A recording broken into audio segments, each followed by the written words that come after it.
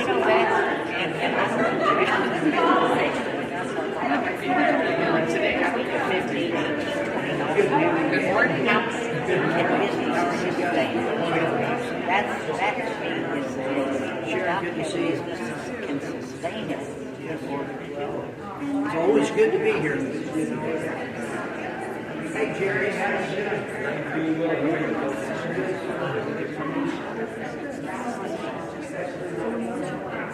Let's get everybody.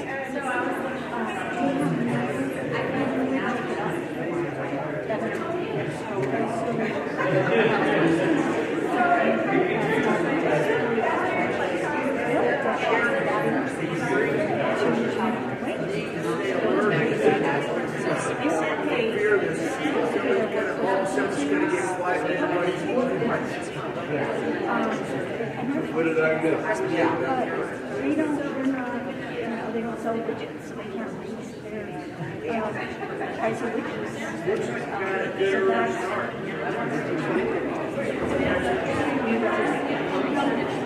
It's working. It's got a lot of serves a huge area. So a lot of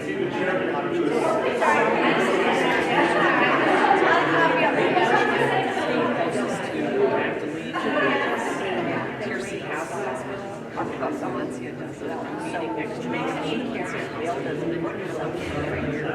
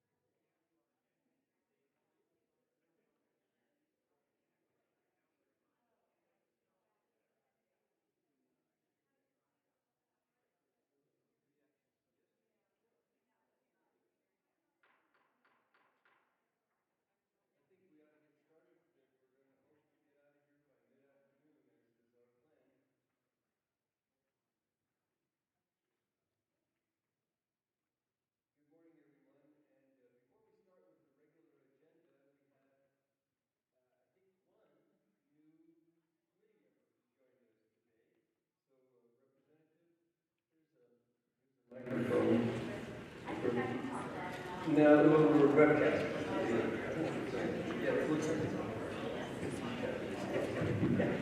Thank you, Mr. Chairman. I'm Linda Trujillo, State Representative for District 48, right in the heart of Santa Fe. So it's nice to be here. My husband's family home is here. He grew up here, so we'll probably be spending the weekend. Good morning. Well, welcome. And while you weren't here yesterday, we do have a suggestion that Representative Anderson put forth that it might be a good idea for any of you who were here yesterday and wanted to have some reaction or just comment about what we heard and before we get started on a whole new set of topics. So Representative Anderson.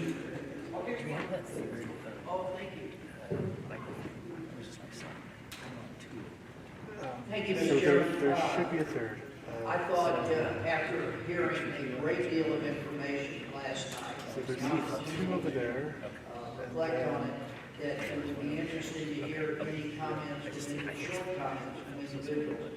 My short comment is this. We heard yesterday about a bill that was vetoed. We have an executive that is not as heavy-handed on the vetoes as her predecessor.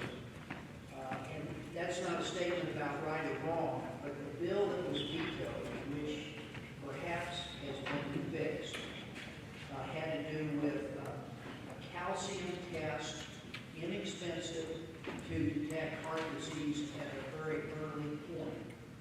And the testimony was, hey, we think we got it fixed. And it made me think that to my colleagues, I'm going to suggest perhaps we should encourage another rocket docket. And I know that's not always without some controversy, but I just thought what a great way to start the session is to get some of the easy things out.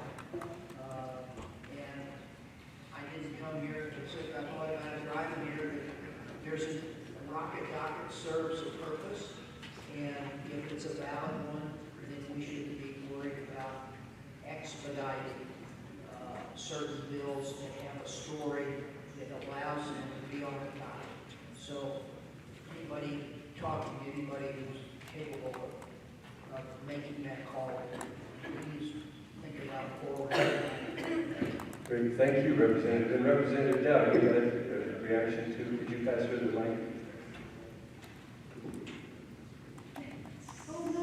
Mr. Chairman. Representative Martinez said he's going to take the batteries out of the line. I don't know, aren't you on the ethics committee, Representative Martinez? Thank you, Mr. Chairman. And this is kind of a cool little wrap-up. I like this reflection after you process things. And my takeaway from yesterday and a lot of the interviewees this session is that we're hearing some really phenomenal presentations to us as lawmakers, yet the folks who would have the ability to implement these innovative ideas are not hearing the information. I'm wondering how they get the information, particularly around these innovative ideas that could help strengthen access and quality to services in rural New Mexico, like the EMT example yesterday. And I guess my thoughts were, how do we take it from, here's a really great innovative idea, to action, when the answer isn't always a new law? And how do we advocate for rules and regulation revisions that remove these barriers or make things more effective without having to have a law? Representative Trujillo, pass the mic back to her and avoid taking the batteries out. Thank you, Mr. Chairman. So I would just respond to part of the reason that we, if you remember when I first was elected, worked very hard on a bill that I worked for 7 years prior to that, and that was the rules, the State Rules Act. And so you should be getting the notices from the Legislative Council Service that says when rules are going to be amended. So we're all notified of that because the law requires it now. So I encourage you, when we get those notices, to look at those rules and to have some input on it. That may not be a complete answer to how do we get rules, because they may not be up for consideration but it certainly is a way to ensure that our voices are heard. Any other reactions? A couple of things come to mind. One, we do have representatives of the executive here today. I don't think we had any yesterday necessarily, but at earlier meetings, we've had people from the governor's staff and the departments at the meeting. I guess the farther we get from Santa Fe, the harder it is for them to be there. But we have the other mechanism, which is the mighty, the all-powerful letter from the committee. And I think we've had numerous examples in the past of just how effective a letter from our committee can be. And so we might want to try that too. If there's an issue, for example, that doesn't rise to the level of you're wanting to draft a bill and go through the whole legislative process with it, but did you just want to make the suggestion, for example, to the health department that, hey, here's a regulation that really does seem to be restricting access to EMS services in our rural counties? Let's send a letter. And so I think, I think that's one option that we have. And if you wanted to draft the letter and then circulate it, we could vote on it and vote to send the letter. Most of the time those are ignored, but what the heck, every now and then we get rolled. So, yes, Senator, here's the mic. So if you did a letter, would it be more effective if you had all your voting members sign that letter in addition to yourself? Would that give it any more strength for them to pay more attention? Well, I've got a lot. Exactly. That's really, and of course, the way the letter would be worded would be the after discussing the matter, the voting membership of the committee, they would all sign it, but unanimously agreed that we should let you know that this is an issue that is more of an administrative or executive function. It's not really a legislative function, but here's an idea we would love for you to consider, something like that. Thank you, Mr. Chairman. I certainly echo that sentiment expressed by Senator Papin. And I think to myself, being a non-voting member, that perhaps there is some merit to not only the voting members, but additional names of those who feel like they would join the effort. Thank you. Representative Dow. Thank you, Mr. Chairman. And I like the idea that we legislate broad enough that the agency can implement, or that we appropriate broad enough that the agency has some leeway, and then we've all heard back that our intent isn't followed, or the legislative intent isn't followed. But you don't want to start being restrictive, and you don't want to start legislating more specifically. So it seems like the agency would be interested in listening to our feedback, so that they don't end up with a bill tying their hands or more specific. Like, I feel like I want to get more specific when I get to appropriate funds when the agency doesn't spend it the way we intended. So I think it would be a win-win to listen to a letter from us or feedback from us. Any other thoughts on that? Or any other topic that came up yesterday? I don't know if I wasn't able to stay for the Children's Congress, the Early Childhood Congress, and I didn't know if anybody who did to that have any reaction. Possibly Senator Padilla might have had a reaction. Thank you, Mr. Chairman. I'm constantly having reactions. But what I will say is that I continue to be so impressed with the work being done across this beautiful state of ours. It seems like wherever we show up and we visit a high-quality, 5-star Ritz-Carlton's, if you like Ritz-Carlton, I do, style, service, it is remarkable how wonderful things are going. And just the well-informed Representative Anderson and I had a great conversation about it this morning. Data-informed decisions are always the best, but when we can actually touch the thing and go out and look at it and see it, it's so much more meaningful. And so I appreciate the committee's time to do that, and those who made that happen last night. Thank you very much to the Early Education Partnership and all the different folks that made that happen for us last night. Thank you. Anything else? Well, let's move ahead then to our agenda, and I wanted to mention that there is a sign-up sheet at the back. It may not have been in there when you came in, so if you want to make public comment, you may want to go back and sign in those that have been placed on the table at the entrance. And we will have a public comment right after lunch, at probably around 1:30. So with that being said, let's get started. The Children's Cabinet update and early childhood services. And we have two members of the panel, Mariana Padilla, the Director of the Children's Cabinet, and Alejandra Rebollero Rey, Director of Early Childhood Services for CYFD. And welcome this morning, and what you may find is that, yeah, I guess it'll probably work switch back and forth. Yesterday we were having to remove it because we had 5 members of the panel. You won't have that problem.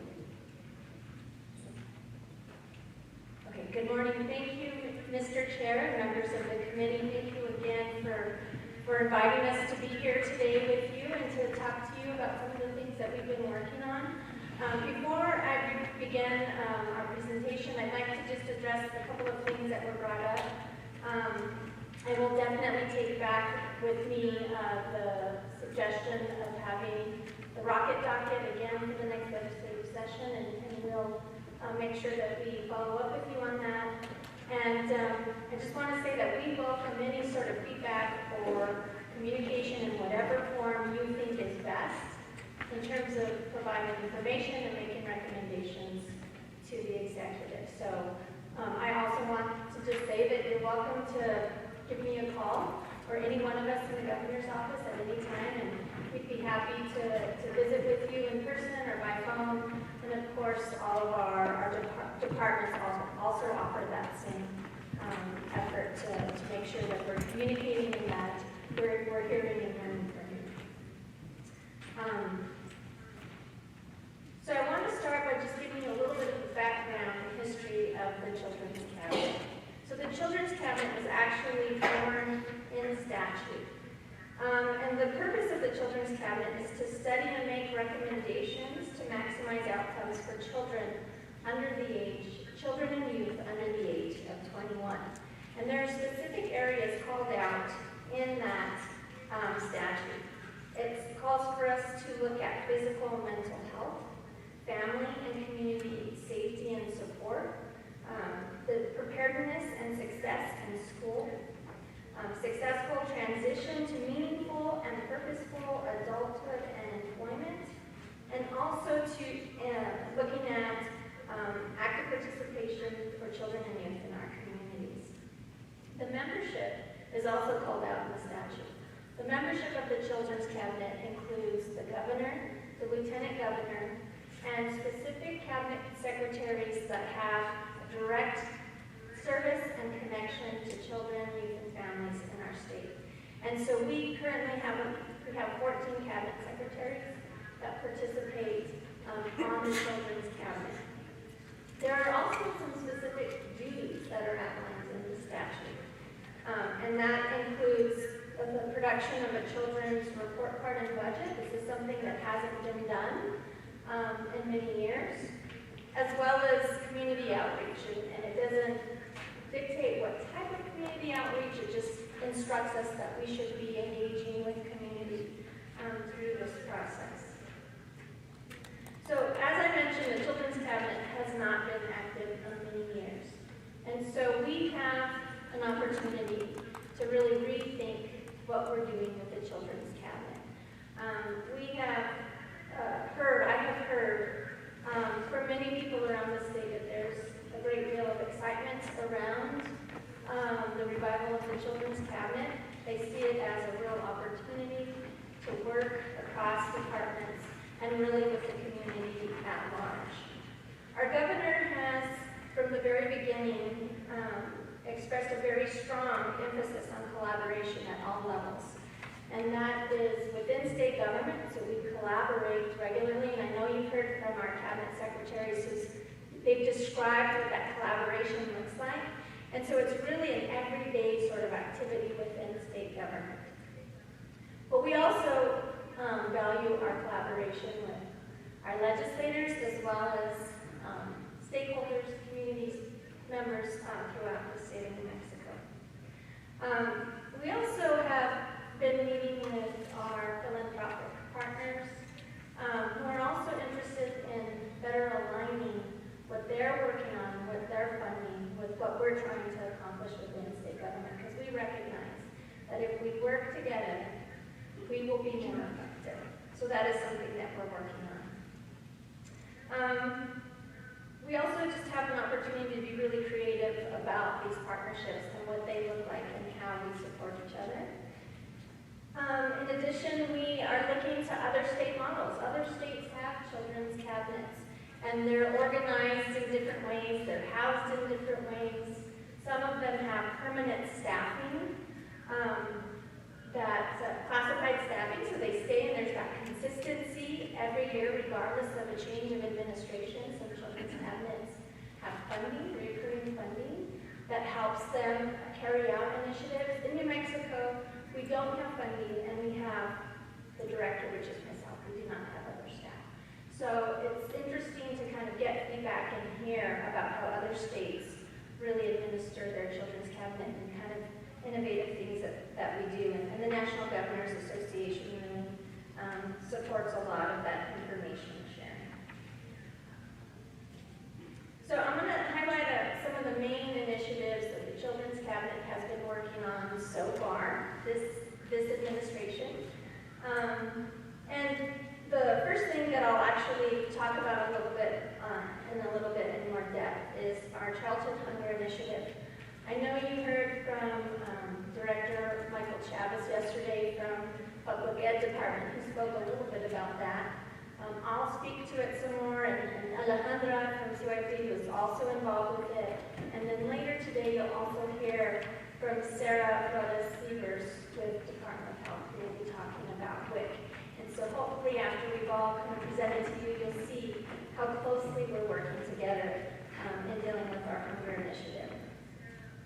I'll also speak to the development of the new early childhood education and care department, and what that process is going to look like. All the work that we've been doing, we work on it every single day, and what that timeline will look like. I also want to highlight our efforts around youth behavioral health services in our state. This is a priority for this administration. It's a priority for the Children's Cabinet and for our Cabinet Secretaries. You have heard from our health secretaries talk in depth about what their 4 priorities are. And Children, Youth, and Families Secretary Blaylock has spoken about his efforts to build out community-based behavioral health services for youth, which include rolling out some very innovative models, pilot projects within communities now. So that's something that we're working on. We're also working on the expansion of school-based health centers, how we can be more effective in using them for the delivery of behavioral health services to our children and youth as well as the greater community. And then we're also working across department on youth suicide prevention. I'm sure you all know that New Mexico ranks highest in youth suicides in the country. And so we feel that there's significant need to look at that. It very much folds into our overall behavioral health efforts, but we have a very concerted effort to look at youth suicide prevention. In addition, we received junior money last legislative session to look at our children's code. And so Senator Lopez provided us with $50,000 to begin looking at our children's code. We have not updated our children's code in at least a decade. And there are many things that we're looking at in the way of our child welfare system. There are several bills that came out of last session that will also require revisions to the children's code, included extended foster care and our efforts around kinship care. The Children's Court Improvement Commission will also be very involved. I recently was named to the executive committee of the CCIC, and so we will be working very closely together as we identify things within the children's code that need to be updated. And so we see this as a longer term effort. It's not something that we're going to get done by next legislative session. We want to really study it. We're going to use the $50,000 to bring in consultants, legal experts that can help us do outreach, that can do some key meetings and stakeholder interviews and really examine what is happening in our children's code. And if you're interested in participating in that, please let me know. And then we're also looking at various models for youth leadership council in the state. The governor's very interested in making sure that youth have a voice in state government. So we're looking at some different models as to the best way to do this. We're really interested in the youth leadership, building capacity, and doing it in a meaningful way. And so that's something that we're studying and we hope to roll out soon as well. So our Childhood Hunger Initiative is something that we launched a couple of months ago. So shortly after the hunger rankings came out from Feeding America, and New Mexico is once again 50th in childhood hunger. So 24% of all children in the state of New Mexico are food insecure. And I just want to point out that food insecurity is measured by not just whether or not you have enough money to access food and whether or not you are skipping meals because you don't have enough money to access food. Other metrics look at things such as employment and housing. So it's really a poverty indicator. We are working with many partners in this effort. Our state departments work weekly, really daily, we're working on our collaboration. And we have partners with food banks, all 5 of the food banks in the state of New Mexico, with food and hunger advocates. We have our philanthropic partners at the table to help us as we look at creative ways to fund this. We're engaging schools statewide to look at what we can do within our schools.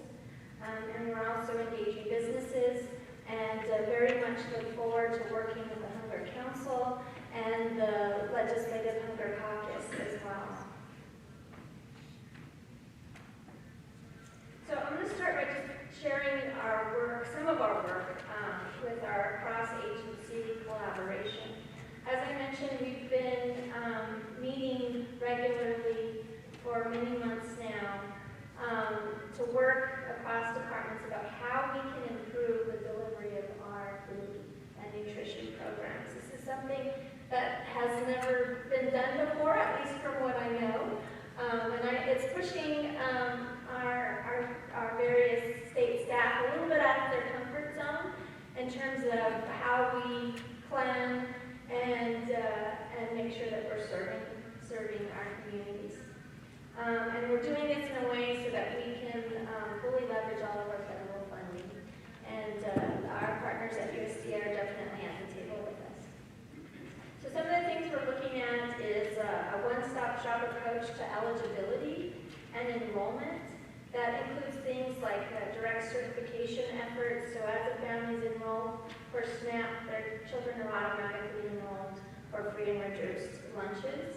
And then we're also talking about creating a universal application. So a family would submit an application and then could become eligible for multiple programs. We don't do the best job making it easy for families to enroll, and so we're really trying to make sure that we address these obstacles, that families that are eligible for all of these benefits are receiving them quickly, and that we're removing any of those barriers. The other thing that we're working on is an interface for families to find out what they're eligible for immediately. So CYFD has an incredible tool called Am I Eligible? And so this tool is primarily used for their child care assistance program, so families can go on and they can fill out their information and they can find out if they are eligible for the child care assistance program. We're working to expand that tool so that they can then find out if they're eligible for other programs, and then we get an immediate referral to the agency who then can follow up with that family. So it puts the burden on us to make sure that we're following that. We're also doing some targeted enrollment efforts. Our WIC program has identified 50,000 families that are eligible to receive WIC. So they are about to engage in an enrollment effort in which they're reaching out to those families and working to enroll them. We also have just started, we've done our first data exchange between HSD and the Department of Health. And so what we're doing is we're sharing information about families so that if we know that they're eligible for SNAP, that then we can follow up for WIC or other programs. So we just did our first data exchange, and we shared information for over 52,000 families. Also, we're doing, Department of Health is leading an effort to do focus groups with our families around the state so that we can hear from them directly about how we can better serve them, what are their preferred forms of communication, how do they want to communicate with us. And we're expanding that focus group effort to include all of our food and nutrition programs. So they will be asking questions about the programs that Alejandra oversees at CYFD and other programs. One of the first efforts that we looked at around our hunger initiatives was the expansion of our summer meal programs. The most challenging times for us to feed our children is during the summer months and during breaks throughout the school year. We worked this summer to expand our meal programs so that we didn't have gaps within the summer. We had a great deal of success with that, but we can do so much more with more time to plan, and that's what we're doing right now. We're planning right now, working with our meal site sponsors and working with schools to make sure that we don't have any gaps in geographic area or in times of service. And so our hope is that next summer there are no gaps and that every child who is in need of summer meals accesses those summer meals. The other thing that we're looking at is the expansion of our at-risk meal programs. So currently we serve 7,600 children daily at 190 sites. We're actively working to add additional sites, and we're starting with our 21st century sites as well as our community schools. And we're also, through this program, can provide afternoon snacks. So in addition to breakfast and lunch, they have access to an afternoon snack and supper as well. We're also working to ensure that families have access to meals during the holiday breaks. That's something that is a real issue for us in terms of ensuring that we have sustainable access to food for our children and families. The next thing I'd like to share with you is a really innovative project coming out of Department of Health. It is a WIC and SNAP pilot project. You'll hear more detail about this later from Sarah when she presents this afternoon. This project provides families the opportunity to order their groceries online with their SNAP and WIC benefits, and then to receive their groceries delivered, if not directly to a place in the community to their home. So we're launching this in a couple of weeks in Sandoval County, and then very shortly after that, it will be statewide. So particularly for our state that's very rural, and we have lots of challenges around transportation, we have food deserts, we have a lot of issues for families having access to healthy, nutritious food. This is an opportunity for us to bridge that and also make sure that we're doing that through our existing food programs. And this delivery can be provided up to 2 times a week. So there's that consistent access to food.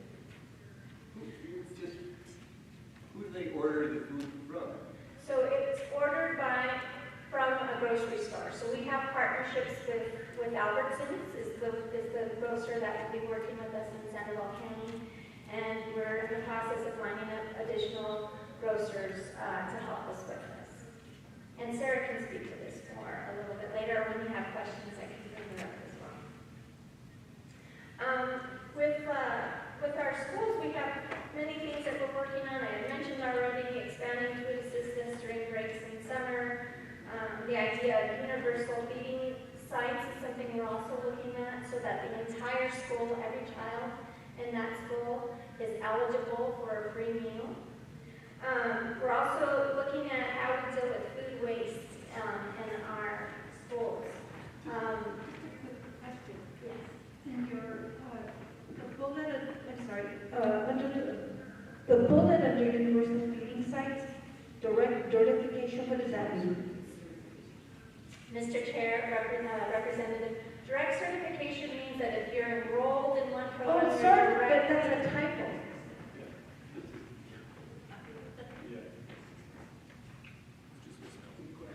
Okay, thank you. I think we were talking about what does certification mean, and we weren't sure. Mine doesn't look like it's misspelled. I'm sorry, I don't know what I apologize. That's okay, we were just curious if it was a new. No. I And we didn't think that we create want to work any with. certification. Okay, well, my copy does not have that, so I don't know what happened. So what does it mean? So it means that when you enroll in one program, you're directly enrolled in others, that you're eligible. And so this is something that we can do through both our SNAP and WIC programs, and we're identifying ways in which we can leverage our staff from, say, HSD to go and work on this enrollment in partnership with our schools. So back to food waste.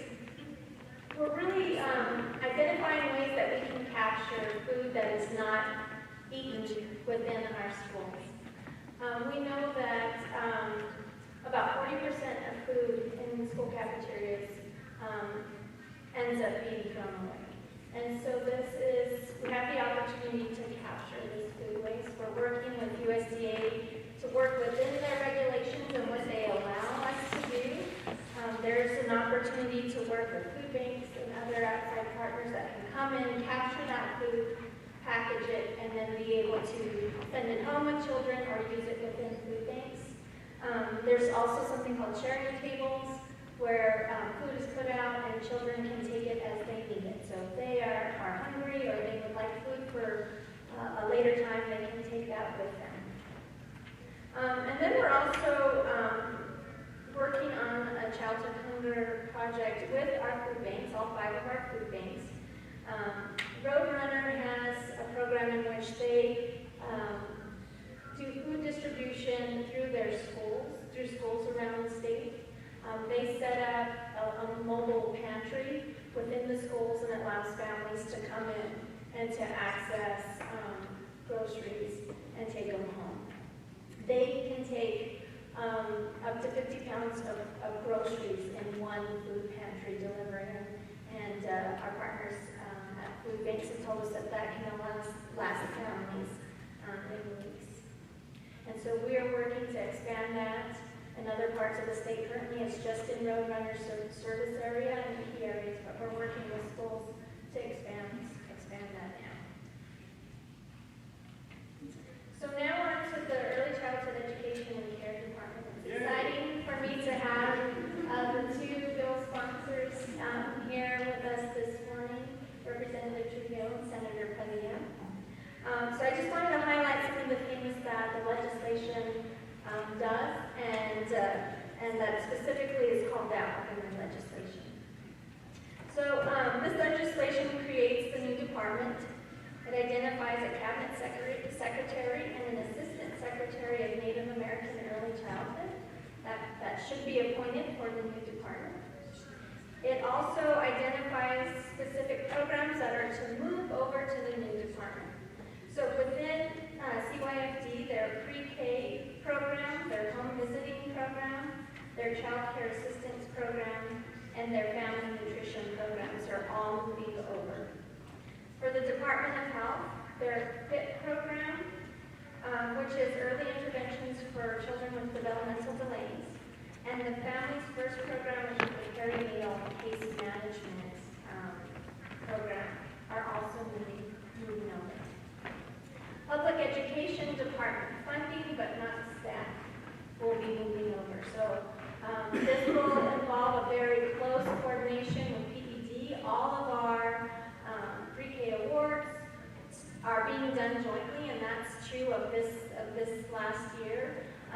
So it's going to be very close relationship and coordination with the Public Ed Department, where those 3.5 employees are staying at PED, and they will be working directly with school districts and schools, with public schools, on the administration of their pre-K programs. So as I just mentioned, PED and CYFD have worked very closely and with the governor's office on making our pre-K and early pre-K awards this last year, and so we're proud that there's been a great deal of interest in pre-K around the state. There's been interest of new programs, and there's been interest for expanding programs, and for moving from half-day programs to full-day programs. And so just want to highlight a couple of our numbers here. PED awarded 7,048 pre-K slots around the state. CYFD had 3,807. CYFD also has early pre-K slots, so 3-year-olds, we have 1,487, and then our 3-4 mixed programs, we had 147 of those. And of course, we did this looking at what exists in the communities, taking into consider Head Start. We identified that there are 3,389 Head Start spots. And then of course, families have the choice to have their children in childcare instead of pre-K for their 4-year-old child. And we have 914 of those. And then, of course, we have rural universal pre-K. So I just want to highlight, and I know everyone here understands why the new department is important and why we're choosing to invest in this new department. The whole intent was to really create a seamless continuum of care from prenatal to age 5. And that this will allow us to really ensure that we're delivering high quality early childhood education and care that's coordinated, that makes sense for our families, that pays attention to supporting the social and emotional and physical development of our young children at a very critical time in their life. It also gives us the opportunity to do better at our family engagement and making sure that they're aware of not only what programs and services we have available, but also to learn about the things that they could be doing as parents and families that are supporting our children. We also have a very strong emphasis about supporting language and culture for our families, and that we better serve particularly our vulnerable families. And then, of course, how we support our workforce. We have significant needs around our early childhood educators in the state. We need to build that workforce, and we need to ensure that we're supporting them. So our timeline for the new department, we started right after the legislation passed, and we got through our signing period, and we quickly started our efforts to begin our rollout and transition to the new department. We're also fortunate that we have received a federal grant called the Preschool Development Grant, Birth to 5. Alejandro will talk about that more in just a few minutes. So with that Preschool Development Grant, we were able to have a kickoff meeting, which was really well attended. There's a great deal of interest and support around early learning in our state. We identified our key stakeholders, and we began our initial planning around budget, staffing, how we might organize this new department. We had cross-department discussions.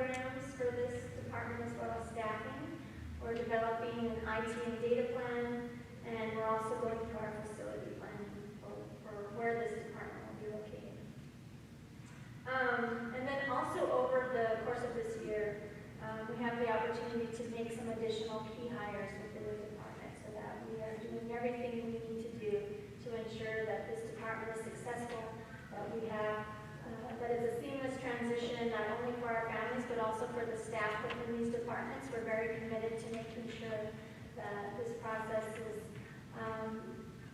done in a way that respects the work that they're doing and then as employees. Following our needs assessment, we'll move into our strategic plan developments, both with the PDG, but also we'll be doing some direct planning with our agency staff. In the winter, we will be forming an advisory council, which is actually called out in the legislation itself. And then, of course, we'll be working to confirm our cabinet secretary in the next legislative session. And there are so many moving parts. I cannot really speak to how many things need to kind of fall in place and that we're working on to move to the new department. There's transitions of federal grants. We have to promulgate regulations. There's so many things that need to happen to make sure that on July 1 of 2020 that everything is in place and stands up and no one even notices a disruption for this new department. And then I just want to highlight again that it's really important for all of us that we have ongoing consultation and information sharing with all parties, our families, the employees of our departments, our union partners.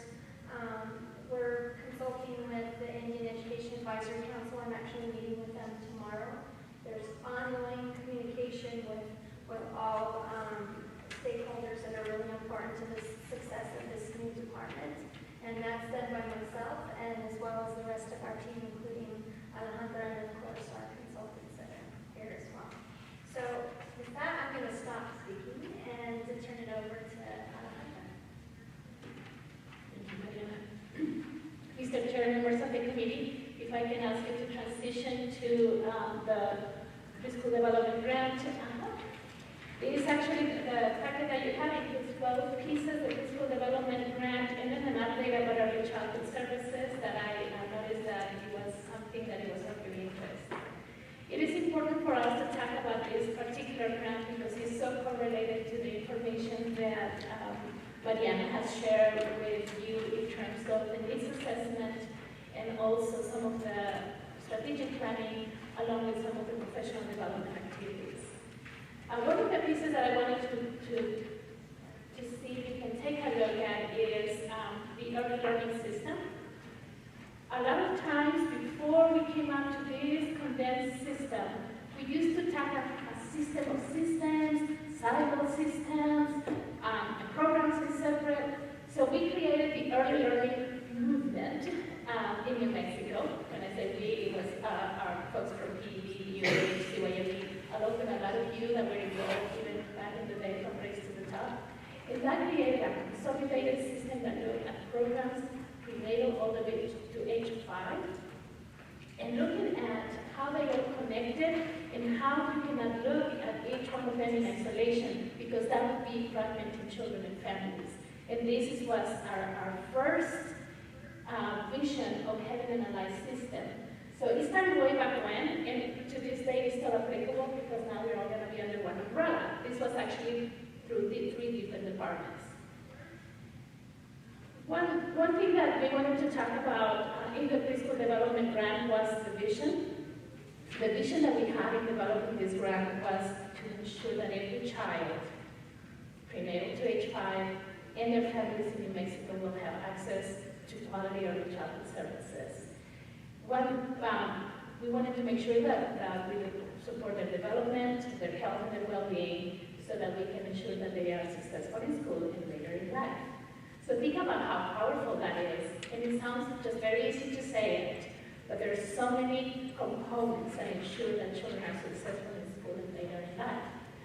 We want to accomplish this through collaboration and coordination. You heard Mariana that one of the initiatives that our governor has is to ensure that there is collaboration, not just between agencies, but between the agencies and the legislative group, the agencies and the community members, advocates, and all of those that can help us move this forward.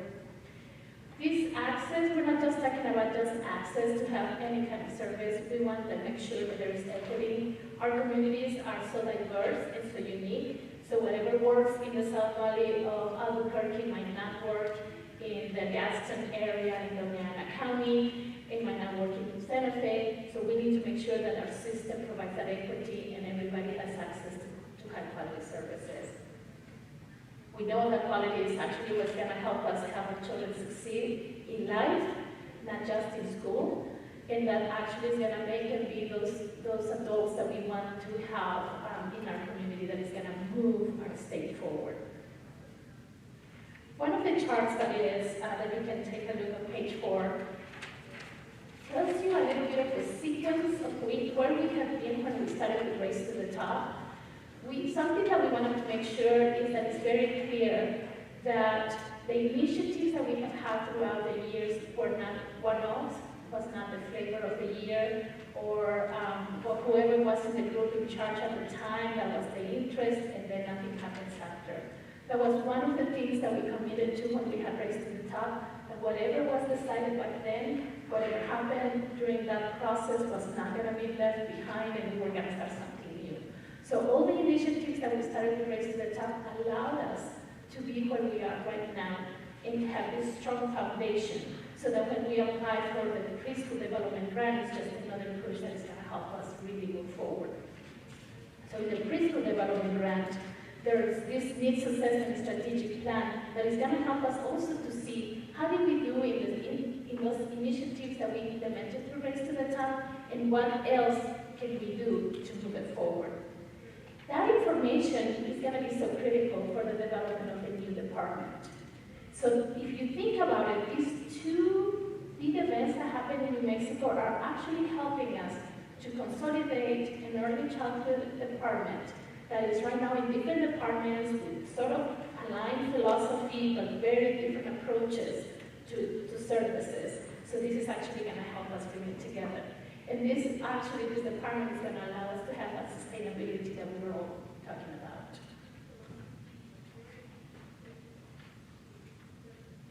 One thing that we have to remember here, the word is alignment. We need to ensure that everything we're doing is aligned.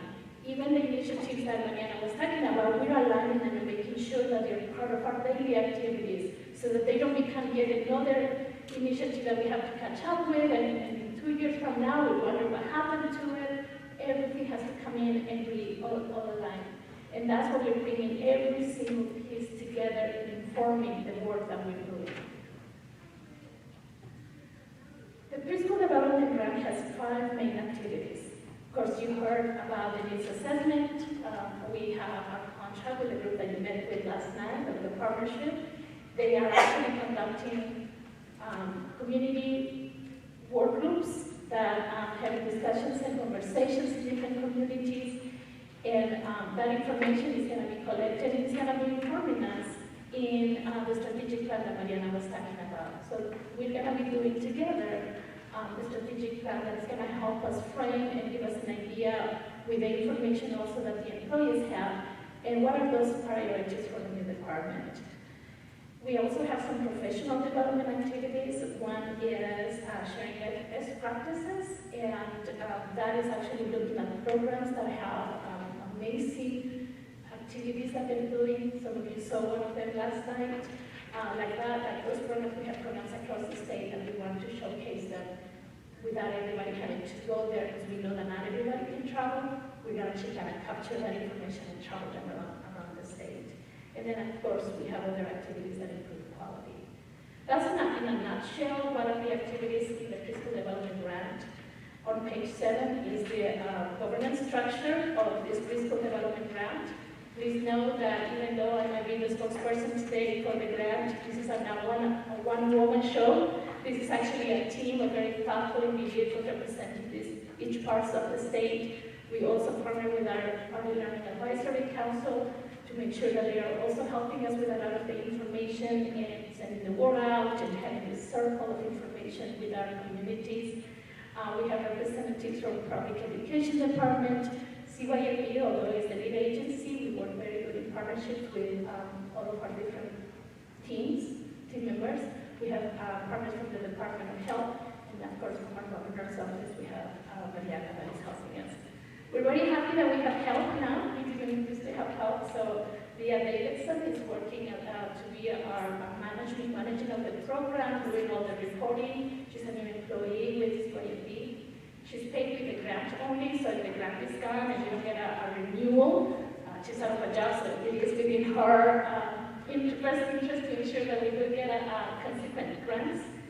And she's actually working with the team, bringing the team together, ensuring that there's ongoing communication, although this is her first week. But we're already giving her a lot of tasks, because there's no rest for anyone. Second day, you're no longer a newbie, so she's already very active, bringing a lot of the pieces together, ensuring that we have a very comprehensive communication plan, so we don't have to wait for a meeting to find out what's going on with the grant. We have a system to continuously provide that information to the community. So she's helping us shape that, so step by that should be coming up pretty soon. We have actually an entity that is doing the evaluation to ensure that we are doing what we said we were going to be doing, and we're doing it in a way that it is really cohesive with the system of South New Mexico. That was another RFP process, and a firm from Albuquerque called Apex just got the award. They signed off the contract, so I can release the information now. When I did the chart, they were not released yet. So I couldn't put in the chart, but now we know. Could you give it again? It's Apex, A-P-E-X, Apex. They do a lot of research on education and health, so they have a strong background in this type of evaluation process. And then at the bottom, you can see that's our contracting team. We have a huge contracting because, of course, the time frames are so short, and there is a lot of work to do in such a period of time, so we have to continuously be having different partnerships and different contracts and subcontracts to help us do the work. All 9 of us cannot do the work together. We need to bring more members to the team to help us out. The key to have this project and the development of the agency is to have partnerships. That whole side piece that you see, you know that this is how we're going to be working through this grant process. We are continuing working in the establishment of the early childhood agency, but at the same time, this is actually what we have doing through our research. We have identified that can help our program be successful. The very center of everything we do should be the children and the families if we want to have the system really moving forward. The moment that we forget what we're here for and we start working for the staff or working for the funding or working for an initiative, forgetting what we're doing that for, we can assure you that that's not going to succeed. So we have to remember that everything has to be around our children and our families. And even though the preschool development grant is focusing on early childhood education and development pieces, we know that health and nutrition are key components of a successful child, and we cannot go without addressing those pieces as well. So we are working with the Department of Health. They're doing a needs assessment, so we're bringing those connected. We are using our federal home visiting funds to help us also come up with some prenatal outcomes and birth outcomes so that we have a comprehensive information package to help us make decisions. Our needs assessment, as you know, is going to be in 10 communities. We have those already started circulating. We're posting them in our Early Learning NM website. And our 10 communities are going to be conversations with community members. I think some of you that were in last night's event, you knew that there was some that have already started. But we're also doing focus groups. The focus groups are more targeted and are sometimes in those outside of those 10 communities that we have talked about. It could be in other communities that we perhaps, at the time when this was being planned, we didn't think about it, or we thought, oh, well, let's see how much interest we have. And we're identifying also special vulnerable populations that we want to target. So it's actually to fill in the blanks. We have additional focus groups that we are planning on doing. But the 10, and actually became 11, have already been scheduled, and at any given time we can give you the schedule if you want to know when your community where those have taken place. Oh, we have copies of the delegations too, if you need to see them. We have one RFP out right now, so if you know somebody that knows somebody that knows somebody, we encourage you strongly to pass the word out.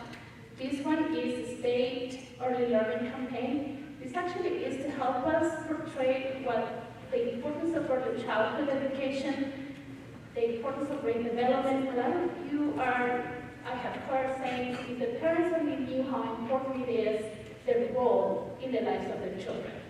How important it is for brain development, and how important it is for them to really form those strong connections with their children. This is an opportunity for us to create some campaign related to that, and also to demonstrate some quality, early learning quality communities. A lot of families do not think about quality as something that is important to them. Convenience is important, price is very important, but when you're a savvy consumer, you know what quality looks like, and why is that important for long lasting. A lot of parents are looking at the labels in their food because they know that they have to have certain ingredients. We want to provide the same type of information. What are the ingredients for quality early childhood experiences for families? Along with that, the video exemplars of best practices, this is what I was just talking about. It's actually a videography that is going to go to programs like the one you visited last night and those that we have across the state that are wonderful. They're going to be catching one of those important moments where there is family engagement or social emotional support, and they're going to be videotaping at home. They're going to create a video exemplar of that. The educator that was engaged in that activity is going to get interviewed and explain what they were doing, why they were doing that, and how does this benefit their children. Then an expert in early childhood will actually be talking about what does it do to young children or their families, and why is that important to move forward with that. So this is actually a way for us to bring programs to the communities without actually having to travel across the state to visit those programs. However, if you do have the opportunity to visit early childhood programs, please do so. We hope that we have the award for the contract by the 14th of next month. Like I said, the RFP is currently open, so anybody that you think that have that interest and that experience, we encourage them to apply. We already had a video webinar, but that doesn't mean that it was a required prerequisite for the grant.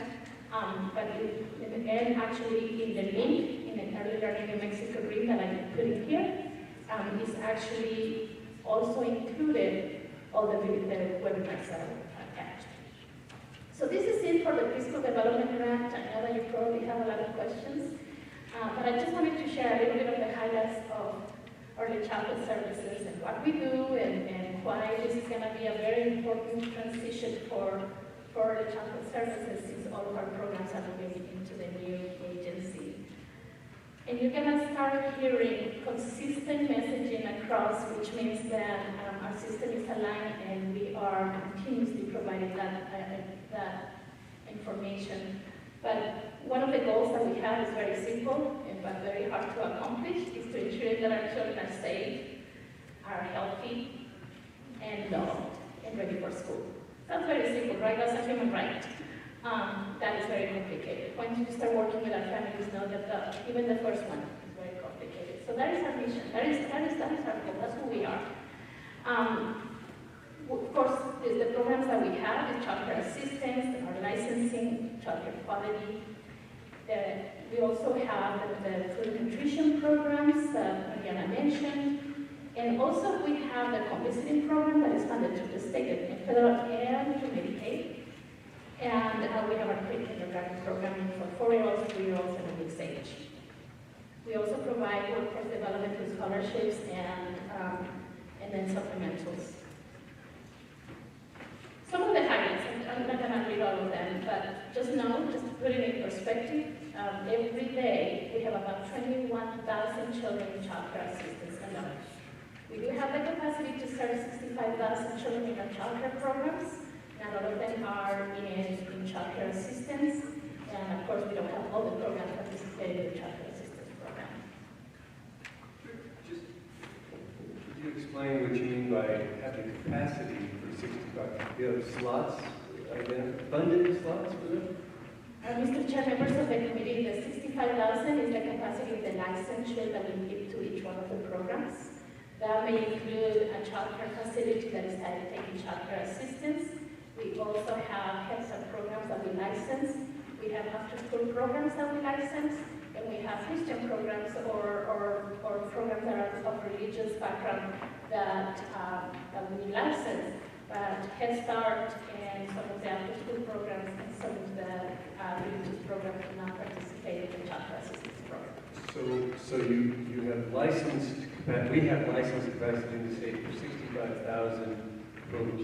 We're funding currently 20. Yes. And those numbers are important to know because when we're talking about capacity, we know that we do have the capacity to serve more children. We just need to make sure that we continue building the infrastructure for the workforce and then other components that they might need for programs to be able to take more children in subsidy, and of course through our pre-K programs and our pre-K programs as well. If you go to page 14, this is just at a glance of the funding that some of the services that we are providing in our programs and how are they different from last year. We have significantly increased the enrollment of our children. So for the home visiting pilot, we actually were targeting 100 children. We're not quite there yet, so as you know, our pilot is taking a little bit longer to take off. We had a very rough couple of months, but they're starting to get the referrals. We're working with the MCOs to ensure that we're getting the referrals to the Medicaid pilot programs. We are 53% enrollment right now, and they're starting to see finally the enrollment picking up. But our goal is actually to increase 140 this fiscal year. We're already partnering with actually the Taos Pueblo here in this community. We're already partnering with them. They are not going to be funded by CYFB, but they're going to be partnering with CYFB so that they can become a CYFB home visiting program as the statute requires, so that they can start receiving Medicaid funds as well. So that, as you know, the way the plan was written for Centennial home visiting is, of course, they have to be a CYFB, currently CYFB home visiting program, and then they can be a Medicaid. We are responsible for ensuring that they are meeting all the standards that are required by home visiting, and that they continue with the fidelity of their model, and that they are meeting all the requirements to be a home visiting so that Medicaid can continue paying for them. It's a very strong partnership that we have with HSD and in this case, CYFB. That's the program that I wanted to highlight because I'm sure that's the one that you had the more interest on. Of course, our pre-K numbers have increased. Our childcare assistance, as we speak, we are changing regulation to actually establish entry level at 200% of federal poverty and exit at 250. That actually increases for close to 4,000 children of different ages, and it's about a little bit over $26 million that it's going to cost us. So it is costly, but we know that this is something very important for us to do, especially if we want families to continue progressing financially. We need to give them the tools to do that. And you've got the money in the budget this year to do that? For this year, we have, Mr. Chair, yes, we have the money this year. We're actually going to be including the money as part of our request for next year.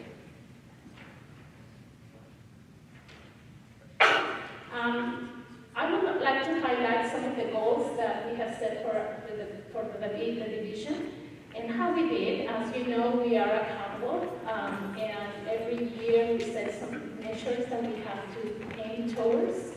And you can see that as we move along, the first one was for us to increase the participation of children and for high-quality programs, and we include for high-quality programs for a 5-star and some of the 3-star program. We're including them for the purpose of this discussion because they have already been verified at a higher level. So we recognize that they already have some elements of quality to evaluate. So we actually have increased we have exceeded our target, and we are bringing more programs into quality. This actually will allow us to have our mission of bringing high-quality equity services in different parts of the community. Please know that these focus programs are not just all in Albuquerque or Santa Fe, they're actually spread out in rural communities, and for us that is a huge, huge triumph to bring high-quality programs in rural communities. And it includes homes and it includes centers as well. One program that I wanted to share with you is workforce development. We were very successful at bringing our scholarship. As you know, we put a scholarship up for bid. We didn't have applicants at the time, so we had to take it over. But we were able to actually serve over 900 folks with our scholarship program. And this year, besides our CDCs, our AAs, and our BAs, we're going to be able to take some masters and even some PhDs candidates in our system. Just because we are seeing that our system is moving forward, and for us to have that pool of educators that have a master's or above, we need to invest with them. The one I wanted to share with you is a pilot that we started in Massachusetts. That pilot started as a result in the discussions and some of the advocacy of some of you that was talking about the correlation between the minimum wage increase and the impact that that was going to have on the programs themselves. As you know, I'm always, and some of you that work in childcare know that I'm always worried when we increase rates because we still have families that are not have income that cannot afford childcare. So if we increase the rate, the cost of childcare can increase, and some folks cannot afford it. So we knew that increasing the rates might not be the path this particular time. So we use our wage supplements to actually pay the teachers an additional funds and the program's additional funds for them to increase their pay. And we created a rubric that, depending on what the educational background of the educators was and the years of experience, actually increases the amount of dollars that they get per hour. We have, actually, we can say that at this particular time, we have 179 educators that are in our program that finished last year. We're now going to be expanding our pilot to other communities, so stand by. We're going to do a request for applications.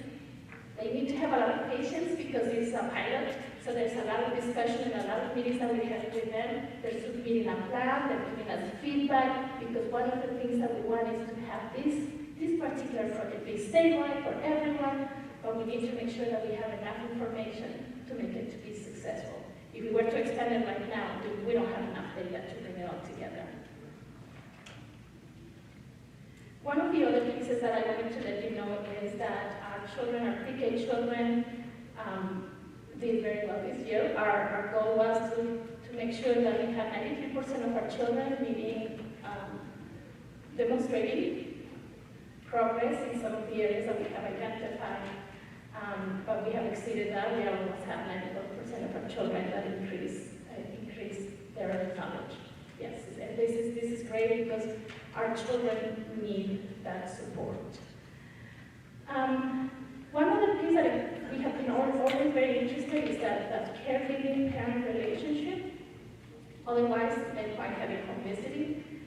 Again, the home visiting advocacy groups know that that is the key element for us to increase the knowledge of our child development and a lot of the practices that are happening for us to parent is that relationship. We do have a tool that we use, and through that tool we were able to identify that at least 45% of our families have increased the positive relationship with their children. We're not saying that we're there, but it is a progress. We haven't been able to meet the mark before, so this is actually the first time that we have exceeded the mark, and we will continue with training for our home visitors and providing more information to our families. So one of the challenges, of course, is always, it's not news to you, is just making sure that our most vulnerable children take advantage of these programs that we're talking about. Home visiting, sometimes the families that need it the most are the most challenging to engage. Folks that need childcare are now moving forward to requesting childcare, and also our pre-K programs. We want to make sure that all of our families access the services that are there, including our Head Start programs, and even if we don't fund a particular program, we want to make sure that they access those programs as well. For that, I don't know, so we have some very simple questions. Anything else, Maria? Anything else? No, I don't. Mr. Chairman, members of the committee, we're And we're going to start with Representative Karen Rash. There's a mic there. Oh, yes. Thank you. Anderson. Thank you, Mr. Mayor. Thank you, Mr. Chairman. This past legislative session, I carried a bill for a malnutrition commission. And that malnutrition commission was there to study hunger issues, and it included about 20 stakeholders, including academics, nurses who worked with both the elderly and early childhood. This started out as a project for the elderly, but I included children in this.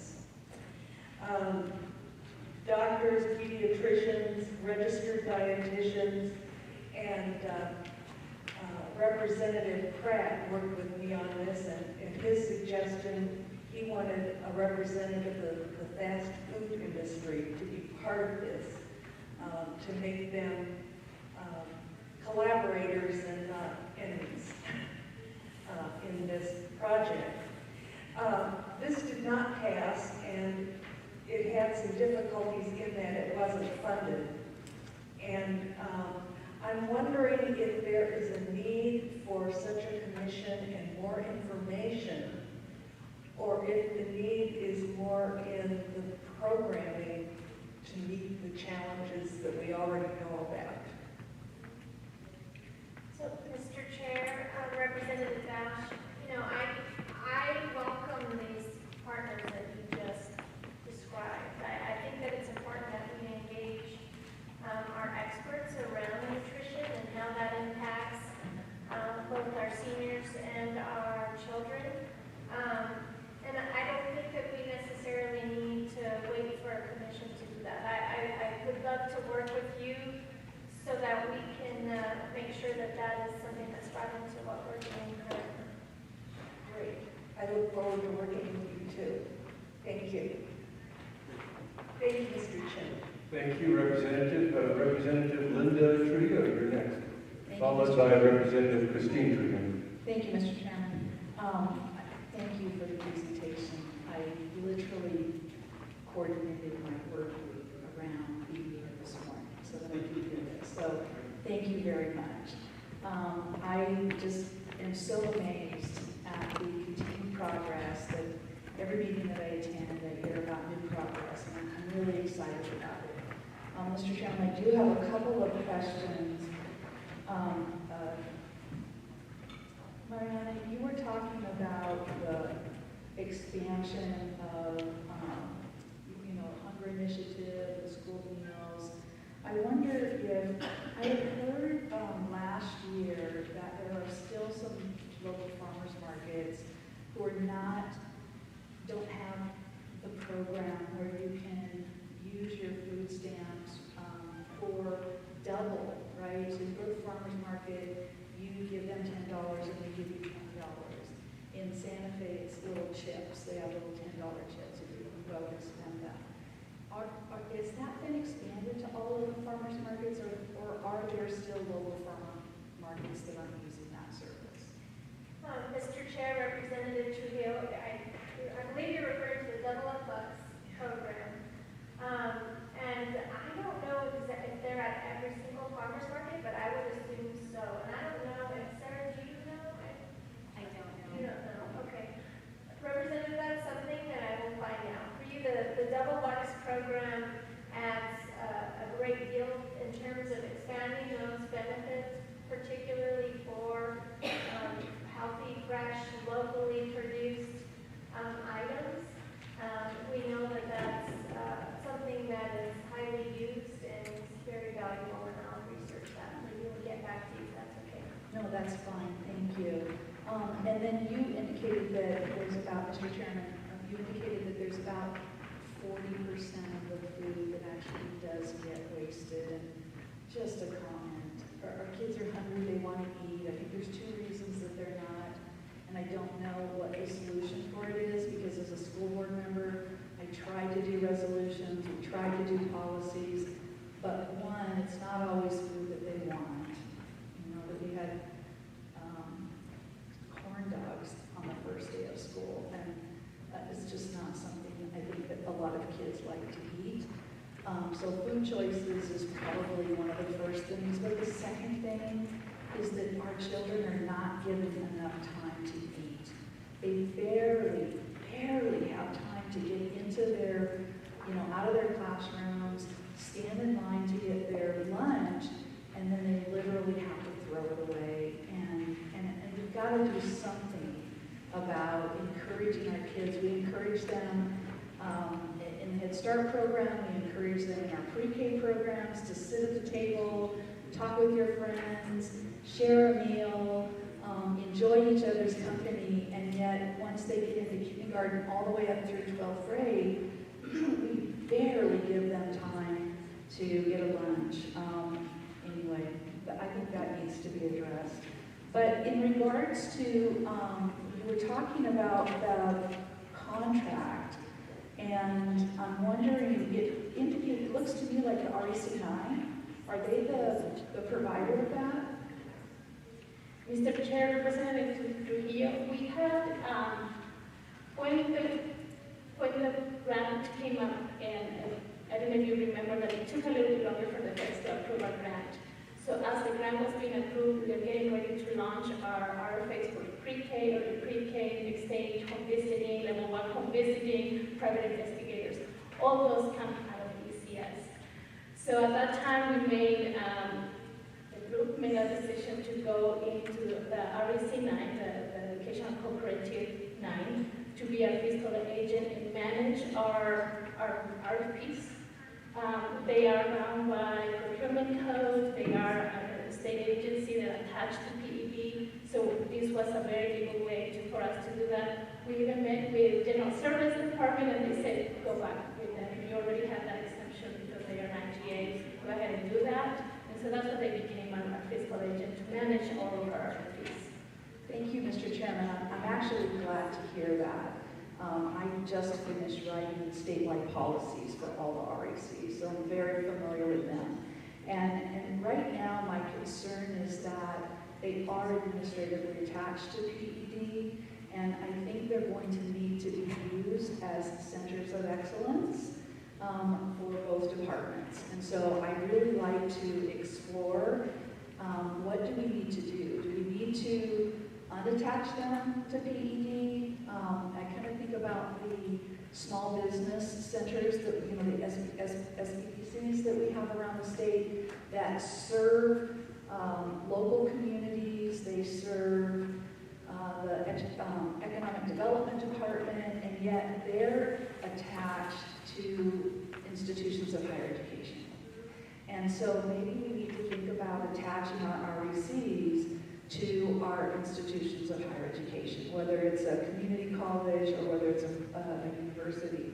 But I really would like to explore that option so that we make sure that right now we're all at the table and it came up as a great fiscal agent. I think our RECs are being underutilized around the state.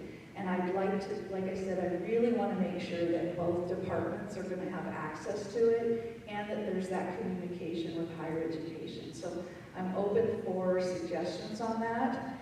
And then, Mr. Chairman, you talked about universal pre-K. I heard a term the other day that really excited me, and that is universal child care. And so as we move to universal child care, would you remind me what is the duration of the qualification for child care for our families that qualify for child care? What's the length of time that they qualify? Mr. Chair, Representative Trujillo, right now is a 12-month certification process. We follow the federal regulation for that. We do a checkup at the 6-month time to make sure that the families are okay. If we don't get a hold of them, that's fine. But that's when we find out that at the times that they're struggling in life with education or they were fired again, so we can help with some case management. But the certification is 12 months. Thank you. So I would again throw out there another suggestion, which is why not, we all have concerns about the cliff. families who are, getting a job, are getting salary increases, and then all of a sudden they fall over that cliff because they've gone above it. What if we qualify families in those early years, birth through kindergarten, and they stay qualified for the entire time? So it's I don't know if it would be a 5-year qualification, but it would be a qualification from the time that they qualify up until the time that they enter kindergarten. And then maybe we rethink that, right, for after-school programs and such. But I would just throw that out there, as that's one way for us to begin to move in that direction of universal child care, and make sure that those families are getting that benefit, and that there is some stability to their lives and to their families and to the places that they that they go to, because so often they may disqualify at the end of the 12 months, they may have to move somewhere else to another child care center, and so there's instability there, and then 3 to 6 months later they may qualify again, and it's kind of like this vicious circle. So I just throw that out there as an option. I'd love to see us move in that direction. And then the last thing, I'm kind of excited about your idea of a statewide campaign, and it reminded me of when I was a kid and when my kids were kids, and I think it still comes on occasionally. I think it's NBC, The More You Know, and I can still see little stars spinning around, right? Hopefully we can do something of that nature so that we get that kind of 60-second educational, about reading to your kids, about talking to them as you go through the grocery store, introducing them to different fruits, vegetables, those kinds of healthy foods. There's just a variety. I can make a whole list of things. But I'm hoping that we can have our own The More You Know for child care. Thank you. Thank you, Representative Bureau. And she'll be followed by Senator Padilla. Thank you, Mr. Chairman, and Representative Trujillo. We followed my mom around the grocery store, and she talked to us. She said, "No, you can't have that. No, you can't have that. No, you can't have that." So you were asking for food? No, we got commodities. We really never went to the store. My only question is, I don't know what page numbers you're looking at, but I don't see page numbers on my copies. So the early learning page where it says key measures, and you're talking about the focus, the stars. Guide us again about the rating system for stars. Mr. Chair, Representative Trujillo, the Focus Tier Quality Rating and Improvement System has standards of quality that have been developed with researchers. It has been developed with community partners, with providers. So it has been a group of people that have worked in developing the standards of quality for the Tier Quality Rating and Improvement System for early childhood programs. The Tier Quality Rating and Improvement System in New Mexico is called FOCUS, because it's focusing on children's learning, and it has different essential elements that we evaluate against. The first one is the full participation of each and every child, because we cannot have a comprehensive education system if we're not focusing on the child as a whole. That includes children with disabilities, babies, ensuring that they have inclusive practices in the classroom, that they're not being isolated, that they're not being put out, and that there is collaboration with the Part C or the Part B program, depending on the age of the child, to bring the therapy in the center as much as possible, and there is restricted environment support.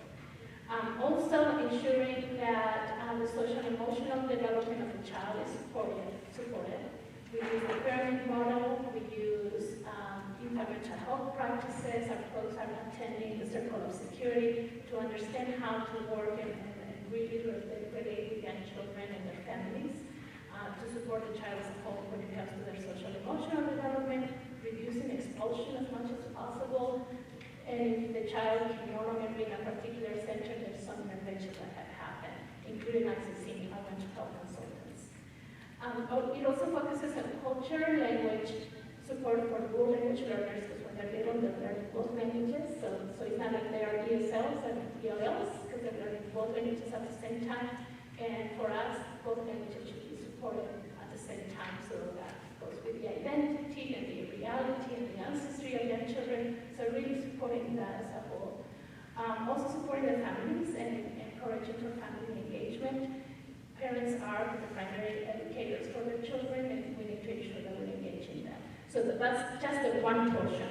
And then, of course, the implementation of our early learning guidelines, doing assessments, curriculum, observations, and that's where a lot of the outcomes that come in is to ensure that our children are having practices that are moving them forward in the assessment system. There's another component for the teacher qualification. There is some training and education that is required as they move forward in the quality rating piece. And the biggest one and the most expensive one is the ratios and group size. It actually requires to have a small number of children and the small child-teacher interactions, just because research demonstrates that the less number of children that you have, the more you can implement these other pieces. And everything is supported within the concept of a continuous quality improvement process, that is self-reflection, self-assessment. They have a mentor that is a consultant, coach, technical assistant on site that is working with them day in and day out to ensure that all these practices are implemented in the program. Then from the Office of Child Development and ECS, they go and do the verification to see in which type of what they fall. Long story. Mr. Chairman, it's important to know. I know that throughout the state, obviously, different daycare centers have a different a number of stars allocated to their schools. So is the 5-star the highest ranking? Mr. Chair, Representative Trujillo, that is correct. And this is a way for us to help the parents.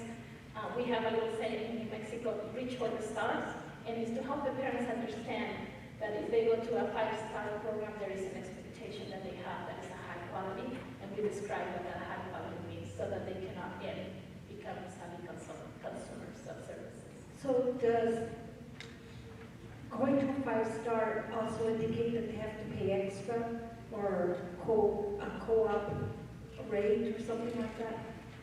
Mr. Chair, Representative Trujillo, in the case of the cost, usually a 5-star program is more expensive than a 2-star program. Our child care reimbursement for a 5-star program is the highest, and it actually goes along with the star level as well.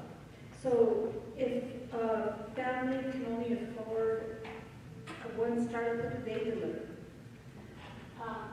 Mr. Chair, Representative Trujillo, the 1-star programs are not in our child care assistance system, so they have what we call a basic health and safety license that allows them to be open. These are programs I have selected not to participate in the child care assistance system because that requires that they are not to class 3, 4, and 5-star, and that they move forward as much as possible within the system. So the 1-star programs are normally not programs that are part of the child care assistance. So those programs, Mr. Chairman, are then those that have chosen not to are usually small providers, parental home providers, equipment. Who does that? Mr. Chair, Representative Trujillo, we have a variety of 1-star programs. We don't have a huge number, but they are a variety. Most of our church programs are 1-star because they have to have still a license in order for them to operate, but they have selected not to participate in the child care assistance, and the families do not want to be in the child care assistance program. They still need a license to open. They might be higher quality. I'm not saying that they're not high quality, but as far as somebody verifying and ensuring that they are a higher quality, nobody has gone to the program other than our licensing team to ensure that they are compliant with our licensing requirements. And because it's tax money, and I've spoken to Representative Gallo about this before, but when it's a religious affiliated daycare, does taxpayer money go for that? Are they allowed to classify it? Am I saying that correctly? Let me see if I understand. Mr. Chair, Representative Trujillo, a lot of these religious programs, they might have some religious programming. There are certain funds that they cannot receive if they're going to be, proselytizing their particular religions. A pre-K program, for example, you should be exempt from all that. Our child care is not. Our child care assistance, but they have to be very clear in the terms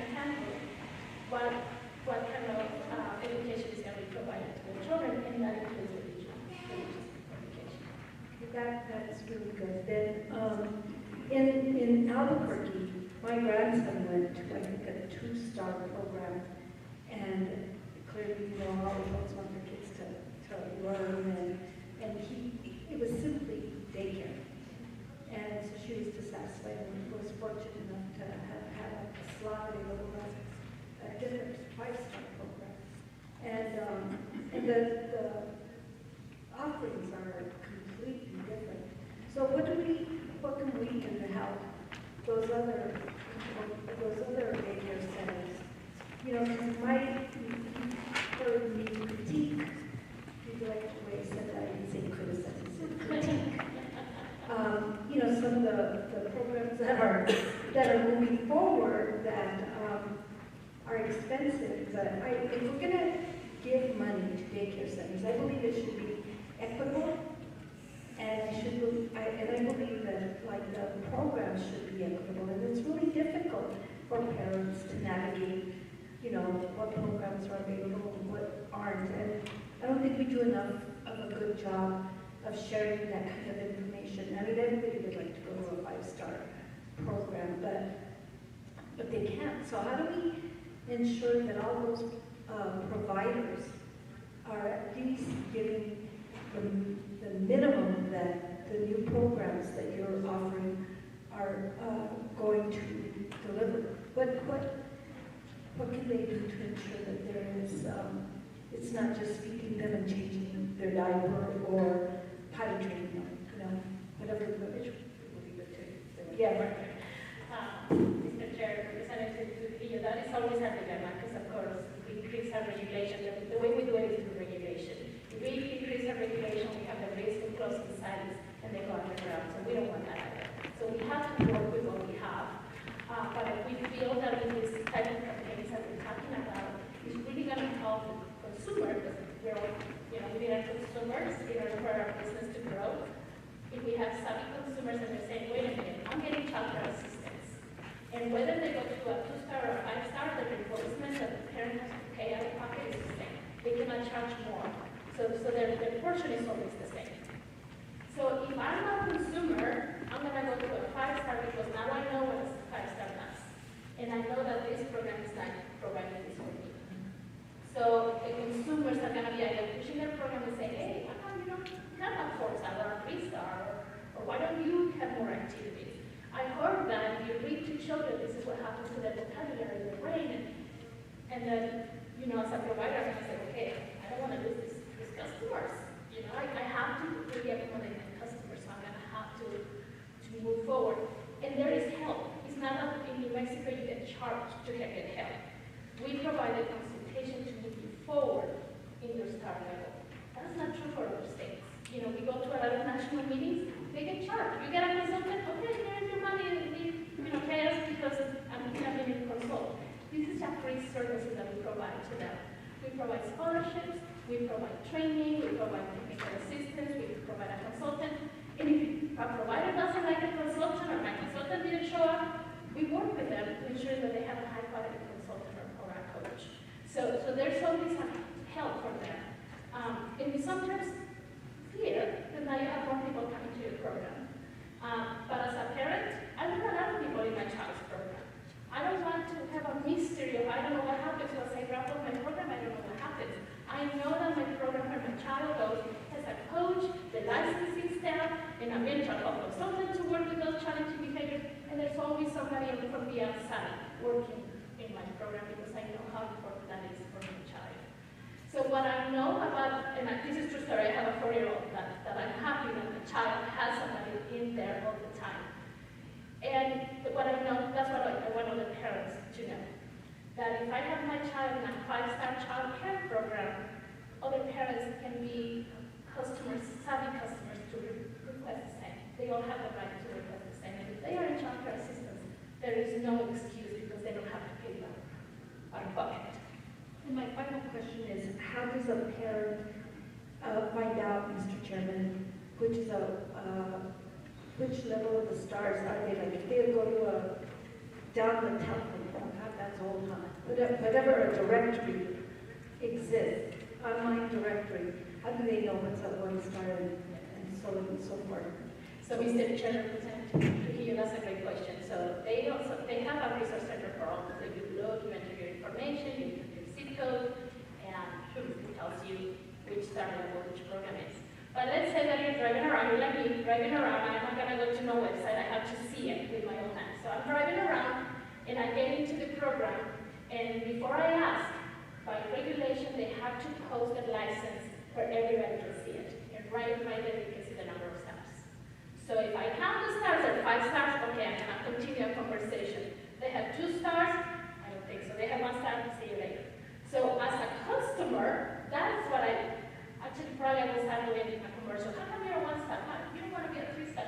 So, but you know, as a parent, you can even say that. You know, your facility is beautiful. Tell me, how come you don't want to be a 3 star, or how do you want to be a 4 star? I like your facility, but I'm not going to compare because I don't like that. So You said, Mr. Chairman, not trying to be argumentative, that it didn't matter the level of the stars, because we talked about the 1 star, and you said it could be a good program or a bad program. So it doesn't matter. The quality matters with the stars. So 1 star program.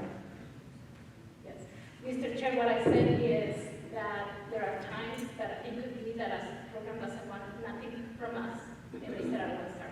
Could be, I don't know if they're a high level program. What I know as a parent, as a consumer, that my program has 5 stars, somebody verify that, whether it was a national entity that verified that that program is a 5 star, or a state entity that verified, somebody verified that. On a 2 star, on a 1 star, I don't know.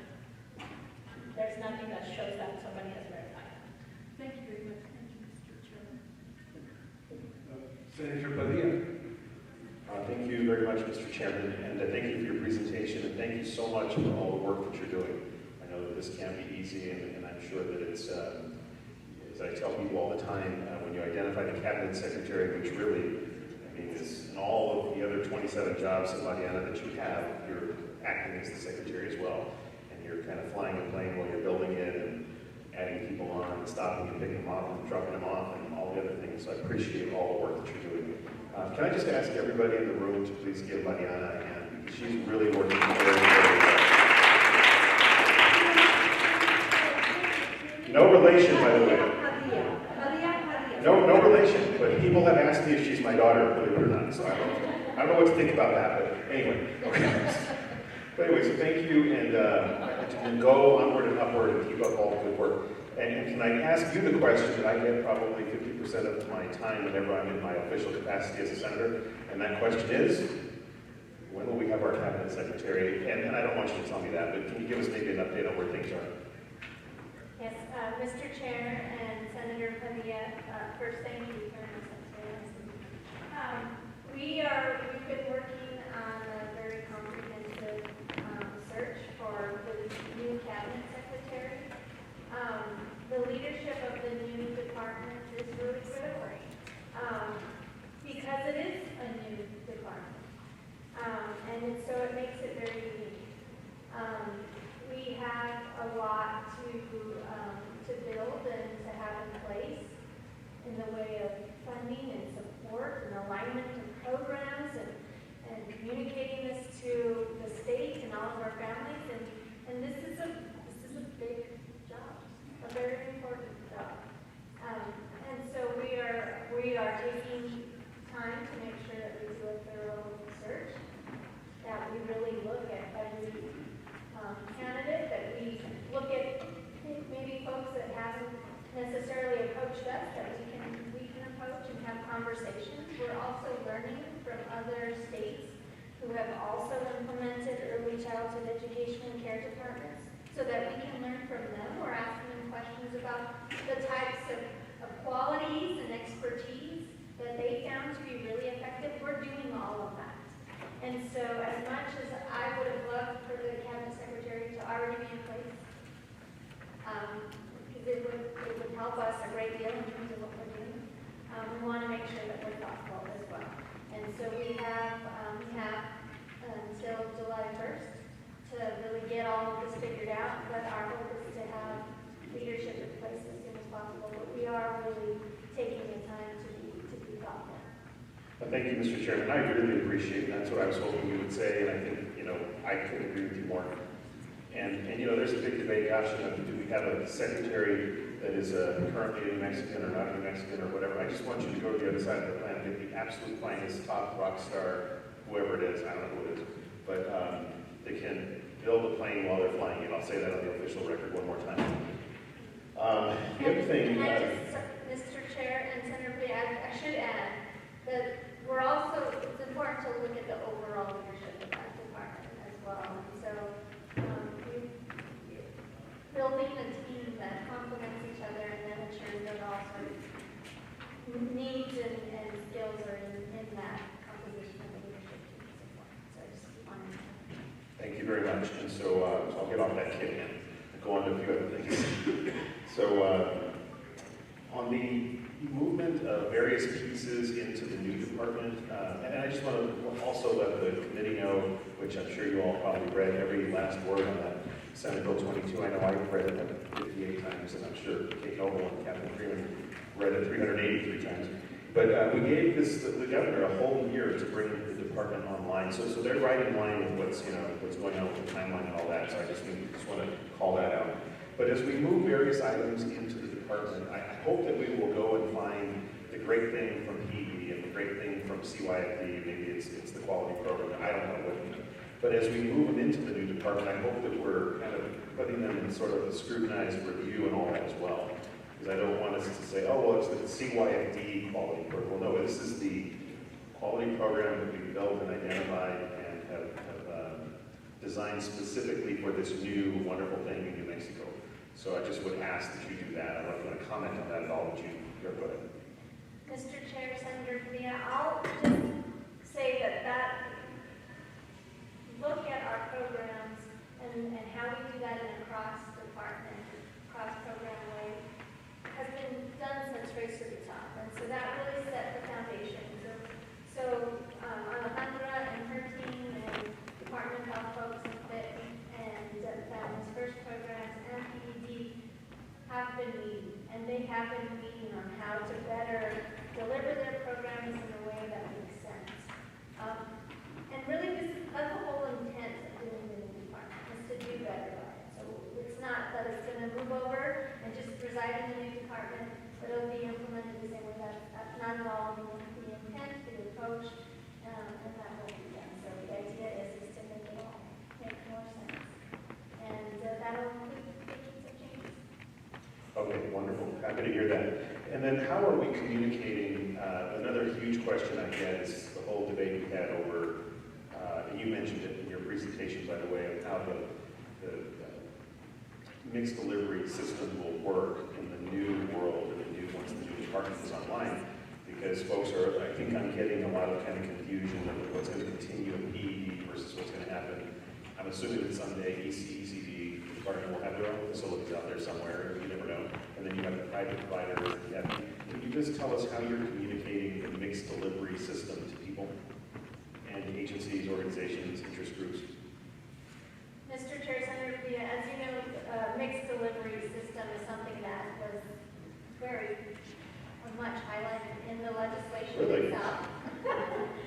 And it's really important to families that we ensure a mixed delivery system so that families have the ability to choose what makes sense for them. And with that comes ensuring high quality across what system it is that you choose. And Alejandra spoke to some of that.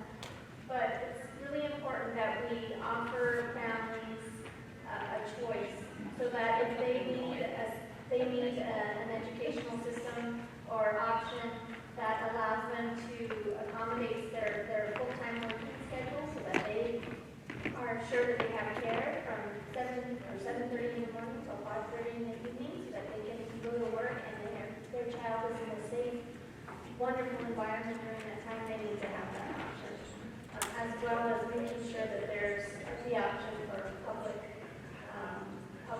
school as well. And so we are very much upholding that commitment to a mixed delivery system. We talk about it wherever we go. We have meetings with providers and organizations that want to hear it again and again to make sure that we are upholding our commitment to a mixed delivery system, and we continue to do that. appreciate that. And so I don't know when the new secretary and leadership team will come together, but I'm assuming it'll happen when it should happen. And so I'm guessing that you'll be packaging a whole group of pieces of legislation that will be required in the next couple of years. But so are you collecting, and do you have a repository of things that are going to need to be done in the 2020 session? Because I'm hoping that you're kind of putting this over here in a parking lot for the new person to come in and say, or leadership team. Mr. Chair, Senator Villa, yes, we have been working on that since the end of the last legislative session. We're identifying all of the changes that need to be made, and so we will be doing that in the next legislative session. And so, you know, all programs, all departments, we have teams, working teams that meet every week. We have teams that work on the programmatic side. We have a team that's working on the funding side. We have folks that are working on our data system. So we are working regularly to identify all these things, making sure that it falls within our timeline and we don't miss anything. So we're being very focused and deliberate about what we're doing to make sure that we identify those things, that we're ready for the next legislative session, that we can accomplish all those things and have them in place before the new department stands up. Wonderful. On the outreach slide 14, we heard this last night, so I'll just mention it. I don't know if Representative Dow and Representative Anderson, there was talk of, including law enforcement and different folks, as the data gathering and the outreach and the needs assessment and stuff is done, as well as fostering in this, fostering issue that we deal with here in New Mexico, very, very important. Make sure that those kiddos are also actively being reached out to participate in the early learning mechanisms and everything that we have. So I'm just so thrilled with how everything's going. I'm not going to keep going, but I just want to say thank you again for all the work that you're doing. And I'm here to help anytime, 24/7, reach out. Thank you. Thank you, Senator. And then we'll go to Representative Thompson, followed by Ferrari, or followed by Anderson. Thank you, Mr. Chair. Thank you, ladies, for your presentation. Looking at your schedule of community conversations, I'm a little disappointed that so many of them are during the workday. And I'm wondering, is this something where you go for the 2.5 hours, or is this something where you drop in and give your input? Mr. Chair, Representative Thompson, it could be all of the above. There is no one way for us to engage in those community conversations. This is actually to bring folks from the field to come in and discuss. But one of the things that we are directing our contractors, which are here, is to ensure that we're meeting the needs of the community. So if we go to a community and we get the feedback that this schedule didn't work for us to provide a cohesive group feedback, we will need something on the weekend, or we need something on the evening. We're open for that as well, because we're guiding the process. So we want to make sure that this is successful. It's not to accommodate my schedule or the people that are conducting the group schedule. This is actually to accommodate the community schedule. So at any time when something is not working, we can come back to the drawing table and adjust it. Nothing is set in stone right now. Okay. And I'm glad to hear that, because that's something I want to preach. They say they want parent input, and then they do a 9 to noon meeting. Most parents are working. So I just want people to be aware of that, and I'm glad that you're willing to, if you hear. But my concern is that the people who can't come they're gonna see it, they're gonna say, I'm working, and they're gonna put it aside, and you're never gonna hear from them because they just, they just said, that's not gonna work for me. So, I was looking at Mariana's, so am I right in saying that the CYFD pre-K is not going into the department?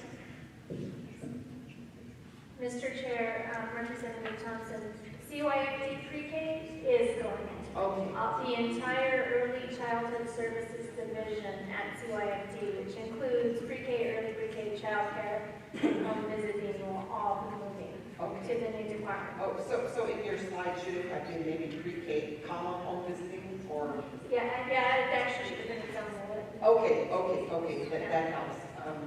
And then, I say this every chance I get, when we as a state report what we spent on early childhood, we include all the child care dollars up to age 12.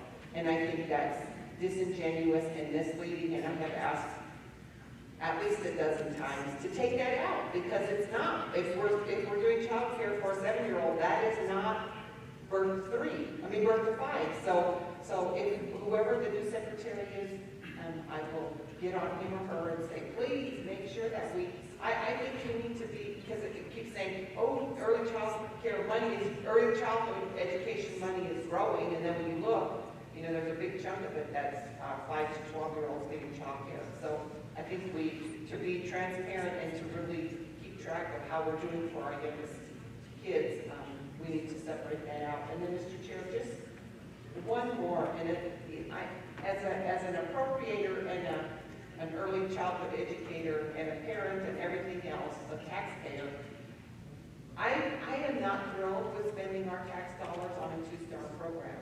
So I have a suggestion that you say, okay, by next year, we're not going to subsidize 2 stars. If you want to keep part of our program, you got to move up. And in 2 years, we're not going to do 2 stars. We're going to do 3 stars and up. And then, so that by the end, because I appreciate what you said about investigating. Most parents don't do that. If they don't have time, they find something that's convenient. So I personally would prefer that we spend our tax dollars on high quality. And don't do it overnight, but do it over a long period of time. And so that the facilities that are at 2 stars now, if they want to keep getting those dollars, that they move. And especially since everything there's no charge for it. It seems like a no-brainer, but I think we as a state need to kind of kick those in a gentle way, but kind of push providers towards getting more stars. So thank you, Mr. Chair. Mr. Chair, can I add something, Representative Hudson? Just to give you a little bit of background, when we first started, we were funding actually 1-star programs. I don't know if you remember that. And so we moved that, we added additional requirements for 2 stars, such as having a curriculum, a routine, social and emotional support in order for them to get funded. It wasn't overnight. It took a lot of process and a lot of notice, and certainly it's not something that we haven't done before. Thank you. Just on that point, just don't forget that there may be communities, smaller communities, in which the only child care in town is currently a 2-star. So, just a flat. I think the idea of moving people up is good, but to say we won't fund you if you're not a 3-star, it could limit access to, for some families, to any child care that would be subsidized. So. Mr. Chairman, on that point, I think your point's excellent, and I was sitting here in this sort of urban-rural mindset of saying, I wonder where those 2 stars are at, and if that's the only available child care in Camado, New Mexico, maybe we should rethink not having any child care at all. Thank you, Mr. Chairman. Representative Ferrari. Thank you. But on that point also, we need to make sure that rural children also deserve to have the best childhood development available and that service. Thank you very much. I'm just blown away by all the things you've been able to do, to lower the silos, to bring people together, to be inclusive. It's just wonderful. And I appreciate Senator Padilla recognizing me for that. I have just a few questions. The Las Cruces pilot, can you tell me more? Are you working with Engage or certain child care centers? Mr. Chair, Representative Ferrari, well, we're working with members of Engage. We're working with child care providers. We actually working with both homes and centers, because homes have employees. And then small centers, big centers, we wanted a good pool of candidates that can really represent the variety of childcare settings that we have. It is a requirement that they are in a start level, so that addresses your your 2+ and above. It doesn't require that they're 5-star, but it requires that they are in the focus program. It requires that they submit their staffing and how much they're making. Something that, as you know, we struggled with the last session because we didn't have a clear picture of how much each one of the education staff was making. It also requires that all the money that is provided goes to the educator. It's not for supplies, it's not for building, it's just for the educator. So they have to demonstrate the pre, this is a check stub, this is how much they were making, and then the post, this is how much they're making now with this program. They submit the education and experience of the individual. They have to enroll in the scholarship program so that they continue their education. And they have to, and there's nothing really that we can do, but they have to stay in the program. That's great. I appreciate knowing that. And also that we've had so much, so many of the child care centers, they're voicing their opinion and concern, not only for their educators, but also for their families, not having the cliff effect. And, you know, other states are addressing the same problem, and I appreciate how you've raised it to the 200%, that they can stay on to the 250%, but also, I wasn't sure if you had mentioned, Director Dia, are they going to have a gradual reduction? Is that something we can do, you know, after they reach that certain point? Or as Representative Trujillo, Linda Trujillo mentioned, about having it so that it was universal, so that once they were on it, they could stay. And I think that point would also make it so that our workforce would stay in New Mexico. Maybe they're on this assistance while they're in school. Once they graduate, that they would go ahead and stay there because they would gain that benefit no matter what their salary was in New Mexico. Mr. Chair, Representative Ferrari, so the exit point at 250, the intent of that is to help address the cliff effect. It doesn't completely address it, but it does help. So families who are eligible at 200% of the federal poverty level stay on the program until they are at 250% of the federal poverty level. And as Alejandra had mentioned, families are made eligible for 12-month periods of time. So once they hit that 250% federal poverty level, they still are on for 12 months after that. So that allows them time to transition through the child care assistance program.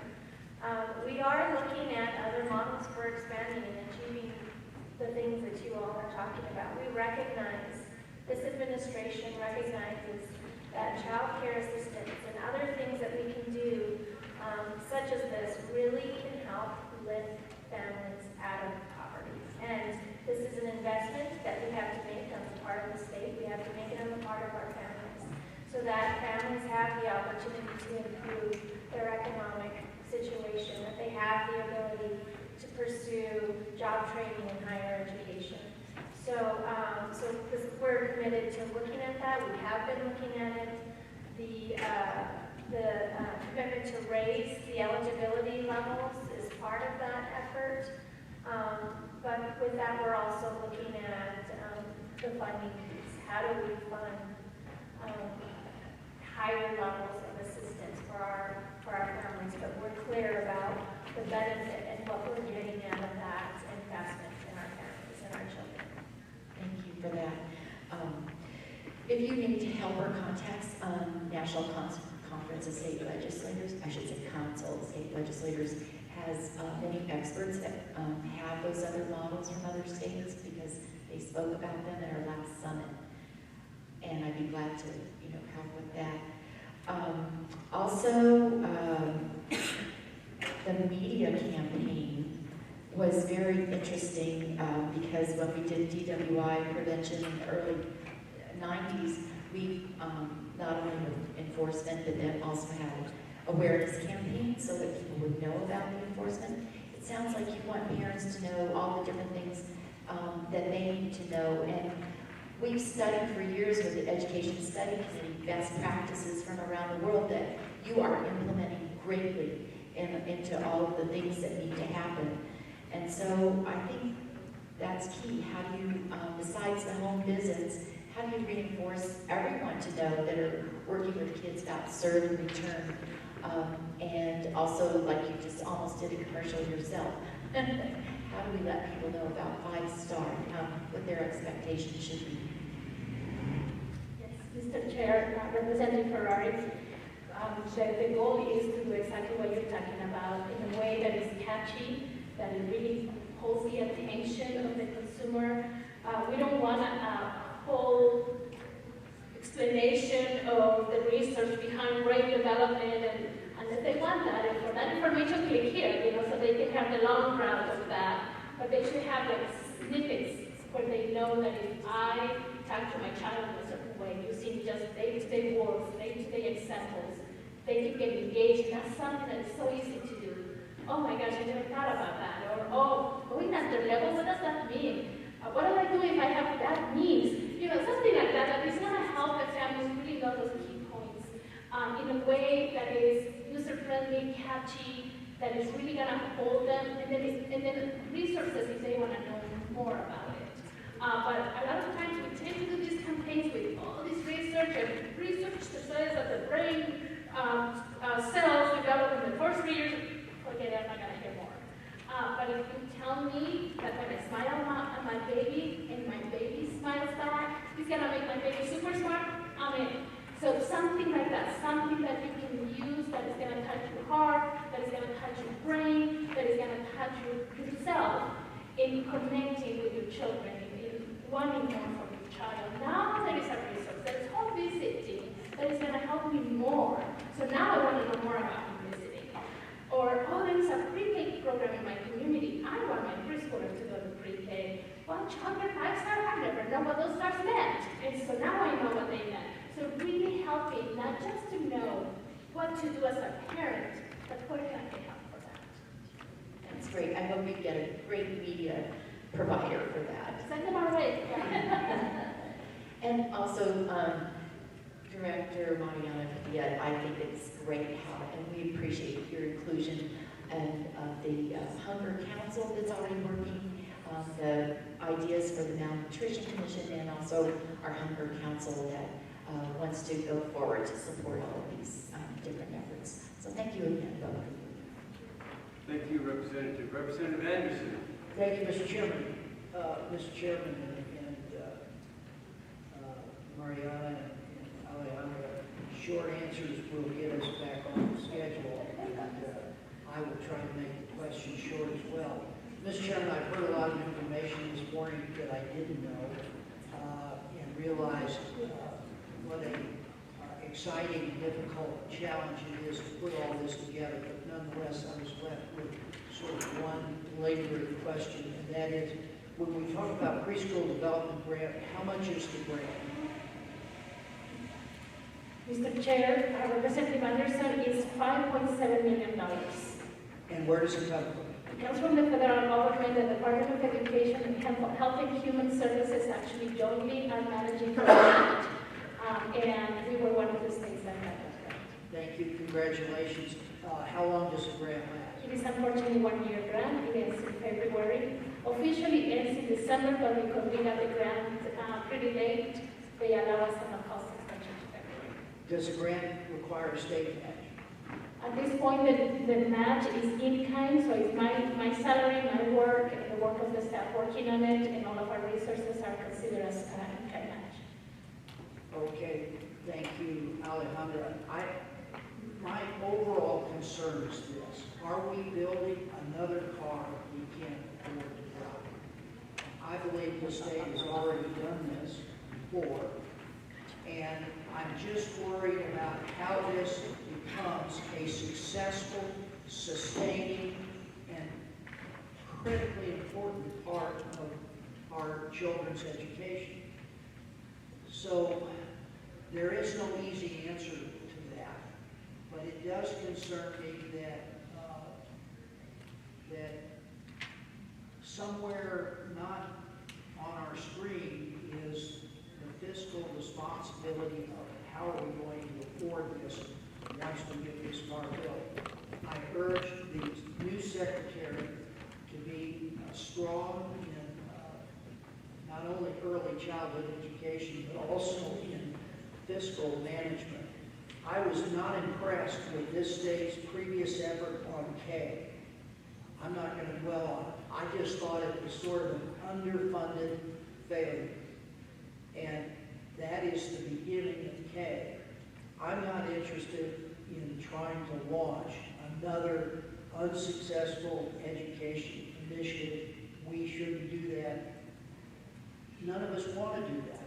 So I think it's important that we look at how we fund this going forward. And I hope that will be included in all of this good preparatory work that's being done. I think last, workforce development. I think to myself, okay, we're already 1,000 teachers short in New Mexico, and somewhere woven in this are licensed educator requirements. So I think, now I've not heard anything about the teaching universities and their role in saying, we've got to get ready. And the answer may be that's happening. I suspect so.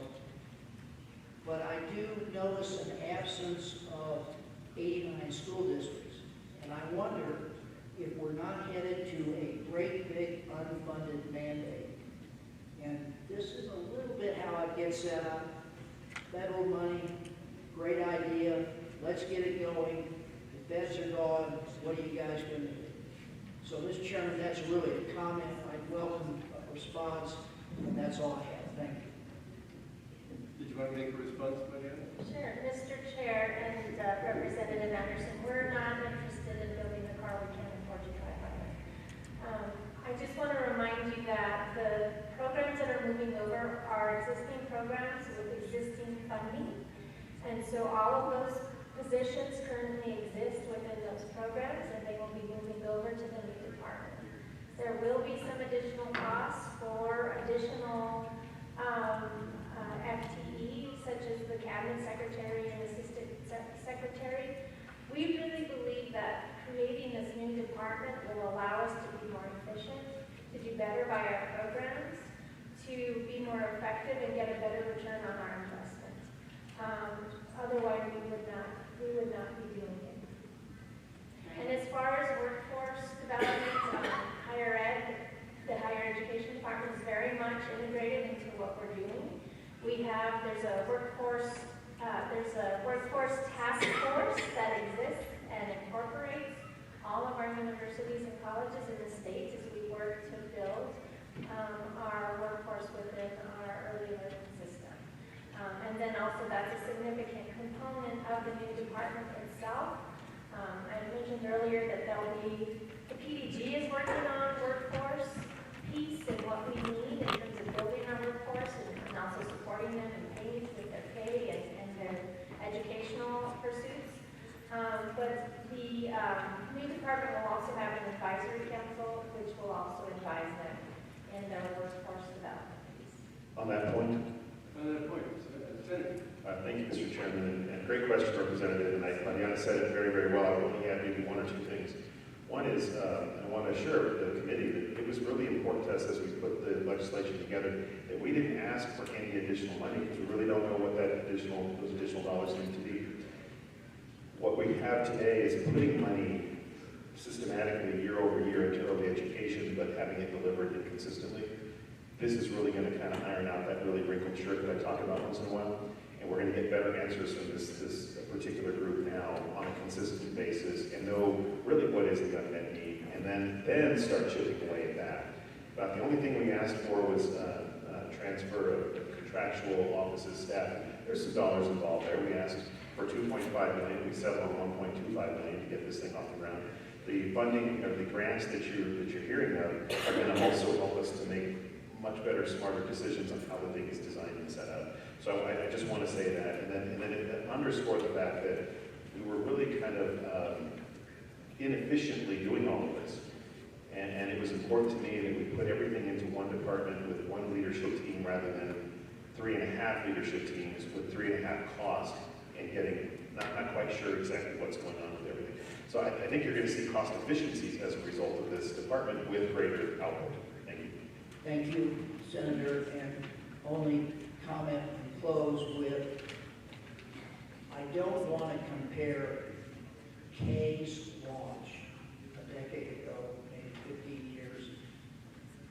I think this is a ready, aim, shoot process, and we must respect that. And I hear that said in many ways at different times. So we look forward to hearing further progress. Thank you, Mr. Chairman. Thank you, Representative Anderson. Representative Dow, it's your turn. And I would remind the members, we still have another presentation before we're ready for lunch, so we can keep things moving here. Thank you, Mr. Chairman. I appreciate that. And at first, I just have to say, it's been really great to have Alejandra, who used to be in Las Cruces with the FIT program and has worked with Head Start and Child Care Providers, move into this program because she has such a diverse background in private, public experience, and the longevity is not common in other agencies. There's been a lot more turnover, so it's really good to have that stability, and I'm happy about that. I also appreciate what I heard from Mariana when she's saying, we're not starting over. Race to the Top has done this. You know, the early learning model is here in this presentation, lives on, so we don't have to start over. And that's really great because all those things have been built off best practices, primary and secondary, but also what we've learned about New Mexico, our personal state. So I really appreciate that.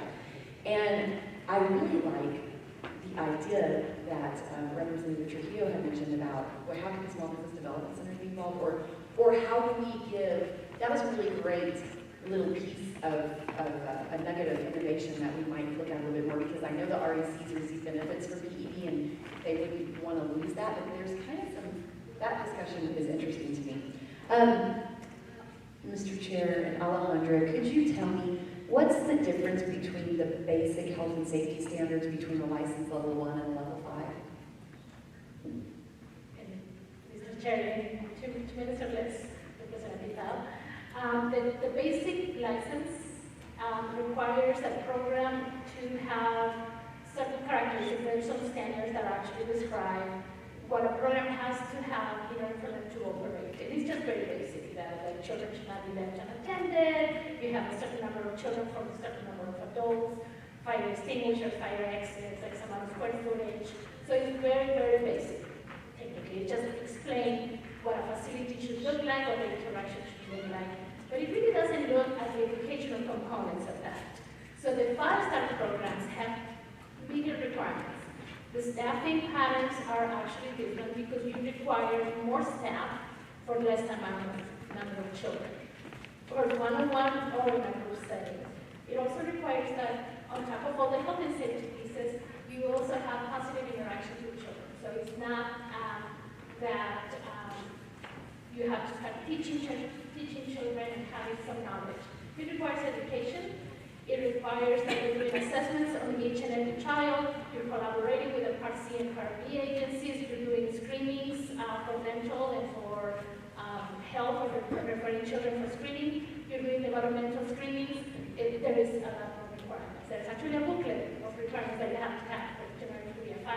Or you can be a national entity, a national accrediting entity that actually has those components that is ensuring that your agency meets those components. So somebody says they work for us, and it's between the agency and the program, but we actually certify the agencies, the national entities to comply with those.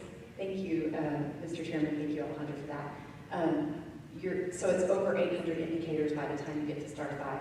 And the booklet that's a pretty nice term, because the booklets reference 3-inch ring binders per standard. I mean, there's like shelves of stuff by the time you get to what does reflective supervision look like, what does cultural competencies look like, what does integration of children with special needs look like. I mean, it's over 800 indicators.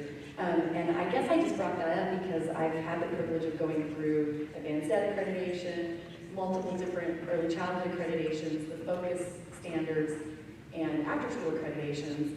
And CYFD focus standards and the early childhood accreditation standards are pass or fail.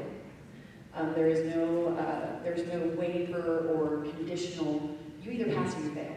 So I think that's a little bit different than advanced ed, because whether in a public school, even if you're an F, which would be a star 1 or star 0, you still retain your accreditation, but you have a provisional license. You have a provisional accreditation, and you have a timeline to complete the correction.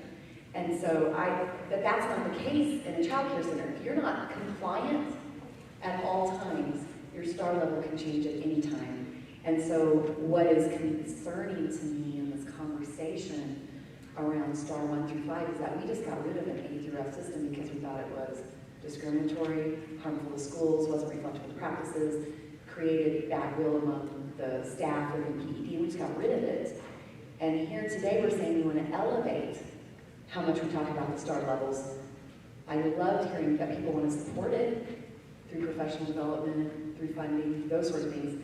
But I wonder what it would look like if instead of listing a star level, we listed the 80 indicators and parents went online to look at the indicators and had a narrative report, how that would be different.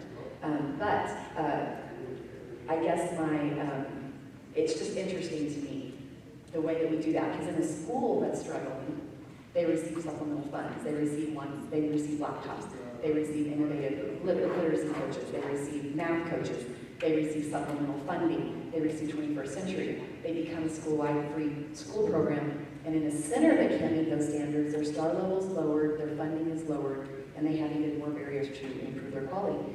Mr. Chairman, have you guys thought about a different approach to that? Mr. Chair, Representative, when programs, and I must say, to this point, we haven't lowered anybody's star level since we started the focus, because we work with the programs. Even if a program will do a verification to reestablish the star level, if they're struggling with certain things, or a licensing issue all of us under a corrective action plan, we actually use our network of consultants to help them, first of all, get themselves out of trouble with licensing, and then to ensure that they do comply with the verification process, so that we don't have to bring them down. It is not our goal to bring programs down, it's to ensure that programs sustain what they have and increase it. So we're not a punitive system. We want everybody to succeed, but we also want programs to work at their own pace. So some programs might take 2 years to move from a 2 to a 3-star level, because it takes them a little bit longer to go through their training and so forth. But again, we work with them.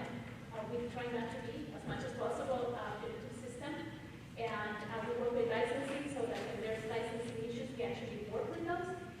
If you remember in the initial iteration of Focus, it was like Focus disappears, we're no longer helping, we're actually helping folks get out of trouble. If they have trouble with the license, though, they cannot advance the stuff, because that would be incoherent. So they stay at the star level, and they sustain that star level until the licensing issues are done. Thank you, Mr. Chairman, and thank you for that, Alondra. I just don't think that people, maybe if they haven't been in this field, know how many visits there are and how many people come on site that could see a stained ceiling tile, that could see a broken foot pedal on a trash can, that could see a mom drop off a child that puts them over ratio while they're calling on an intercom for help, and the different types of violations that would result in not being able to move up in a star level or being on corrections is so much more than what I've dealt with PED accreditation and advanced ed accreditation, that I don't know how you get the message out about how many eyes are on child care centers and how many visits they receive in a month from various people, whether it's a consultant or a licensing inspector, or it's someone helping with a special needs child, or those sorts of things. I just think there's a misunderstanding about how much effort and how many times centers have folks on site watching them, looking at what they're doing, and having them report. It's a lot more than what I think people in other, Head Start may not have that much, I don't know. But I know pre-K does not. But anyway, so I'll move on from that. I just think it's interesting that we look at an A through F system as something we should get away from. And here we're saying the star 5 system is so important that we should not have anybody that isn't what would be considered an A. And no one should get funding if they're a D. Okay, so my question is now on the coordination that I just walked in on. Whenever Mariana, you were talking about the coordination and the collaboration between CYFD and PPD, and that it was happening at the state level. And I received 3 calls this year from people who made that coordination and collaboration as the New Mexico Pre-K statute requires at the local level, and yet PED provided more slots than the district asked for or than what they decided they needed as a local community. And so I know that some of those are supplementing federal dollars, which I don't think we have, even if we have a surplus, I don't think we have extra dollars. And so some of those concrete examples would be at Kirkland Air Force Base, where the military dollars were funding the pre-K program. So they were using federal dollars, which comes with capital, way more than New Mexico pre-K capital, professional development, and now we're going to put a PED pre-K second. And that doesn't sound like there was coordination, because I received calls from multiple people in that community. The same happened in Silver City, the same happened in Roswell. And so I just called and asked LASC to give me the numbers, and there are over 7,500 funded public school pre-K slots, and only 3,800 funded CYFD slots. So I'm wondering, since the statute says there's a 50-50 split, and we're saying that there's coordination, and yet we're hearing from local districts, Head Start providers, military providers, and private providers, that the coordination that happened at the local level is different than what was funded.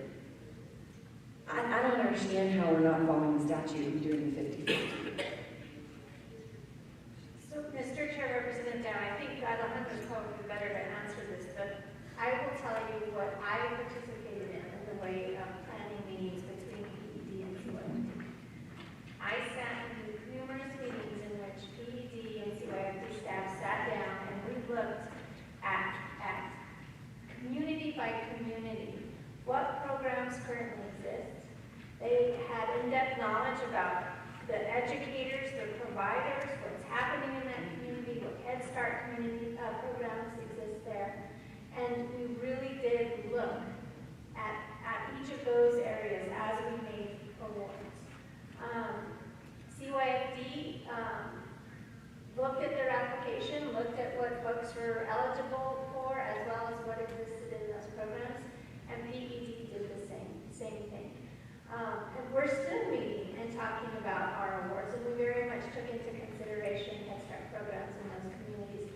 I would love to learn more about the examples that you're giving, because there was a very concerted effort to make sure that we took all of those factors into consideration and we wouldn't be doing any of what you described. But I'll let Alejandro talk to this further. Mr. Chair, Representative Dow, the 3,807 children that CYFD funded for 4-year-olds is all the 4-year-olds that we were requested. We funded all programs, 4-year-olds, because we have different chunks of money that we have to respond in a different way. And for the 4-year-old funding that we got, we funded everybody. We increased our enrollment for almost 800 children.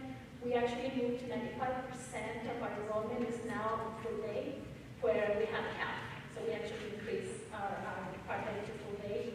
We were able to provide the supplementals for teacher workforce development to provide for the educators additional funding. And with that, we were able to fund everybody. No more programs apply for 4-year-olds. And maybe we have 1 or 2 programs that didn't have a license yet, so we couldn't fund it. Now the 3-year-old and the mixed age is another story. We will have more programs at plan that we have funded for.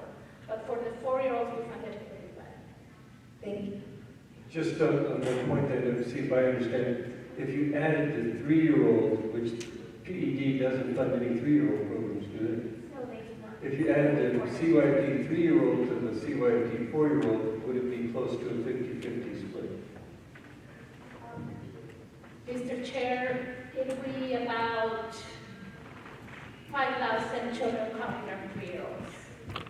Yes, so we actually, a lot of our children, 95% are extended day, so they count even as, if you may, as 2 slots, each one of them. Because when the child is on an extended day, they're taking 2 spots. And it is our goal to have more and more, if not all of our children on extended day, because that actually helps the parents, whether it's in the public schools or in CYFD. We made a very strong effort to have our enrollment be full day. If you count the number of slots that we have that are full day, it counts too, so that funding-wise is pretty close. Well, Mr. Chairman, but you would have to do the same thing with PE. But regardless, I guess I'm still back at the same question of, I guess then my question would be, we have a voluntary, now through the New Mexico Pre-K statute, we're targeting low-income, at-risk children, and it's targeted. But as a body, the practice has been a voluntary, universally accessible program. And the statute says, first existing providers, do not supplant Head Start, identify 4s and 5s, fill the gap. So if the local community is saying there isn't a gap, and maybe they're at 80% enrollment, then there's a community you've mentioned. People will choose a Star 1, they're choosing private pay, they're choosing a home-based nanny, they're choosing a Montessori program that doesn't qualify, they're choosing, they have a reason why. And the national research is saying that in a universally voluntary program, 80% of children will participate. Why are we funding 100%? Why are we trying to get to 100% slots? I'm asking this because my biggest concern is that children cannot be active learners until their basic needs are met and until they're safe and secure in their surroundings. And not that I don't want to see pre-K funded. The program where I worked previously was a pioneer in pre-K. We were funded in the first year. And we signed up for early pre-K the first day we could. We signed up for home visiting the first day we could. We are all on board on all of it.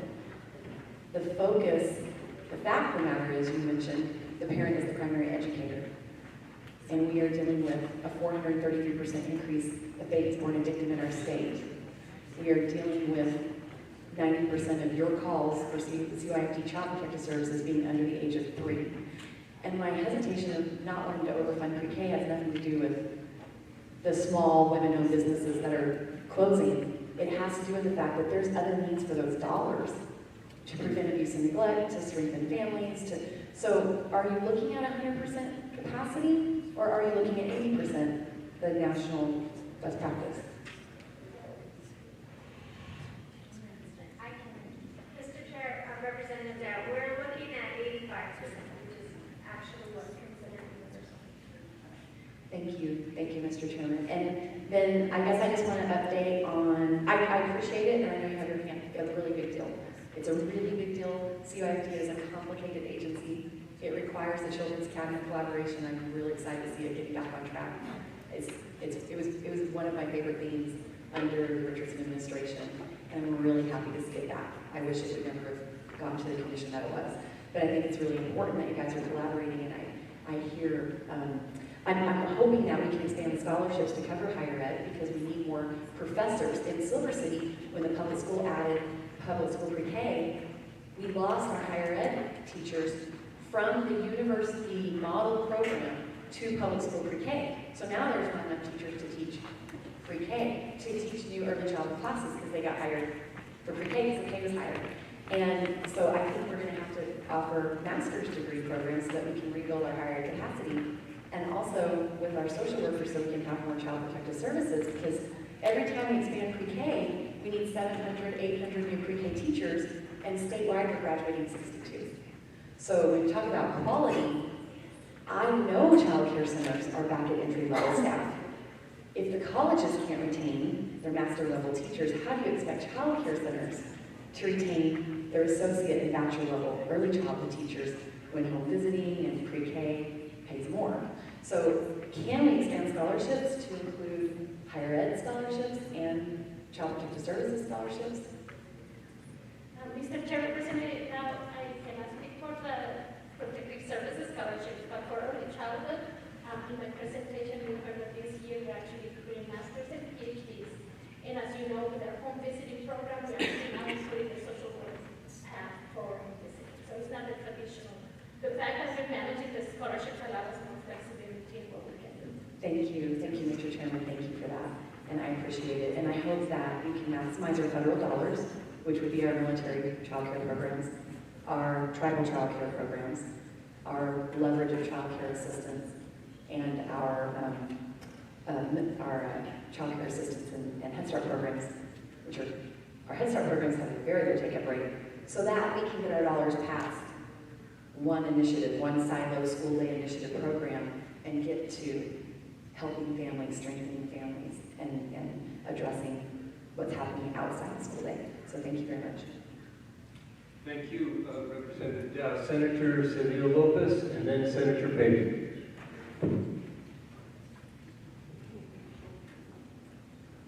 Thank you, Mr. Chair. Actually, all of my questions have been answered. I want to thank you so much for everything you do.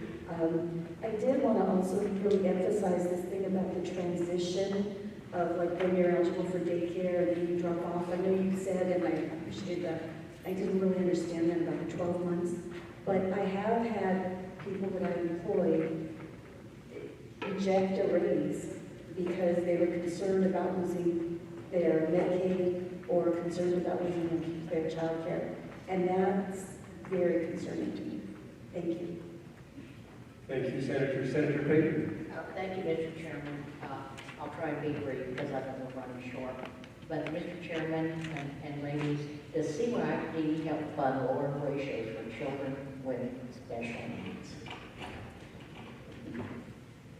Mr. Chair, Senator Payton, that is one of the things that I'm proposing to the governor's office after the transition, is how are we going to be supporting, not so much reducing the ratios, but actually supporting an additional staff member for children with severe special needs and include behavior. But we're doing an analysis of how much would that cost and if we can afford it, because providing what we have found, providing the training is wonderful, you know what to do, but when you have 16 children in your classroom, that 3 of them are high needs, when do you have time to implement those strategies that we're providing to you? So what we're looking at is what would it cost to have an extra person in your classroom to help with those well-trained, well-educated, with all the resources to actually be there with the children, and also showing some of the classroom strategies by helping with those children that are 10 times they get assigned by the floater with at least education, there is experience, because somebody needs to be with that child that's pulling his hair, or is biting other children, or is hiding under the table, or eating their feces, and all the things that we see every day. We need somebody with high education and knowledge to be helped with that. So we're not quite there yet. We're looking at what it takes to get there. And that's why the ratios on the 5-star program are lower, to help with some of those challenges, but it's not enough. I mean, when you're a teacher, and myself being a teacher, you need some extra set of arms to help you out. And thank you. And one more question. How are the needs of the autistic children funded at CYFD centers? Mr. Chair, Senator Payton, we don't fund directly the children with autism. There are programs in the Department of Health that work for the young children, especially the 0 to 3 with disabilities, that provide the training and they provide the therapy that is necessary. In the child care programs, our child care assistant is funded the same way that they have a delay or disability or not. So there's no special funding in CYFD for children with autism. So, Mr. Chairman, there's no money in CYFD to do this. It's funded through the health department. But with child care centers, that's what I'm concerned about, is getting children with autism, as they are pulling them through the window with ABA training, speech therapy, all of those things, because the sooner we can get a child with autism and pull them through that window, it seems to me the money that we save, also what happens to that child as they grow up, and the monies that will be spent on that child in many other ways, that is money well spent. Mr. Chair, Senator Payton, we do have children with autism in our programs. We provide training with them. We access the resources that are available to support the center. It is not to the capacity that we would like to see, so we're doing more outreach to bring more children. We have to give something to the programs. It's not just saying, take on children with autism. It's the same that we tell them to take on children that have protective services with all these other needs. We need to figure out other ways to bring those resources to the program level. Well, yes, and thank you, because Mr. Chairman, it seems that the sooner and the more effective training is, the less money we're gonna spend down the road. So it's money spent up front that we're not having to spend on the backside. And so the other thing that I wanted to ask you about was, I think Representative Anderson mentioned this, getting rid of the program income, although they're only a 2-star. So what do we do if you're in a community that only has a 2-star? What do we do to provide them whatever they need, whatever the tools are that they need to move up to a 3-star? Because we have to have those programs, and we should be willing and able to get them to move up to higher stars. So what's happening there?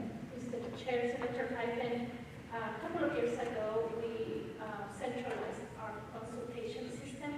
Before we had the T-TABs, we had consultants for pre-K, and we felt that it was very fragmented and it wasn't hitting those programs that needed the most. So when we consolidated, what we started doing is the same person that provides the training at a community level can eventually become the consultant for the program. A lot of the training that is required by licensing, they have to have the training. They start talking about focus, they start talking about consultation, they start talking about all the benefits for them to move forward in the star level. So what it does is actually start bringing people and take away that fear that they might have in moving into the star level. It's not something that is so unknown. You don't have to be a 5-star program tomorrow. You have, you go at your own pace. So they start, part of what the commercial, if you want, for the programs is for them to get involved with the star level. And particularly, just like with children, and I appreciate so much about our humiliating our programs, just with children, we meet them where they're at. And we provide the training that they need to at least increase them a little bit. And every milestone is a celebration. So if a program decided to become a 2+ program, and they're working on considering being in the QRIS, and then they said, no, it's too scary, we don't tell them, okay, shame on you, you're never coming back. We tell them to continue with contacts with them so that they become successful. So we don't abandon anybody, that's what I'm trying to say. So another question I have is, when people reach that level of income that they can no longer do it, or they won't accept a raise in their income, we in the state keep trying, and rightfully so, to raise the minimum wage. So we raise the minimum wage, but your child no longer qualifies. So what's wrong with this picture in looking at this? Because we need to make sure that these quality child care centers and educational centers are able to stay in business. And we want parents to get better jobs and to make more money. But if they just fall right off the crack of being able to keep their child in good child care, do they put them in secondary child care or child care with no qualifications at all? Because now they have making an extra $2,000 a year. That I think is a real problem in looking at what we want to do. The other thing, I think with the autism, I think it's on the rise. New Mexico State is now putting in a program that they're going to be testing children for autism, because there's a 2-year wait to get into Albuquerque to get your child tested. And the sooner you get a child with autism into these programs and get them moving forward, the better the success rate. So, I hope we'll be looking at that as well. Thank you, Mr. Chairman. Thank you, Senator. Senator Rodriguez. Thank you, Mr. Chairman. You certainly may. Thank you very much, Mr. Chairman. Good morning, Alejandra and Mariana. Thank you very much for being here, for all your work not only on this issue now, but in the past. This work so hard and been there for us when we need the information.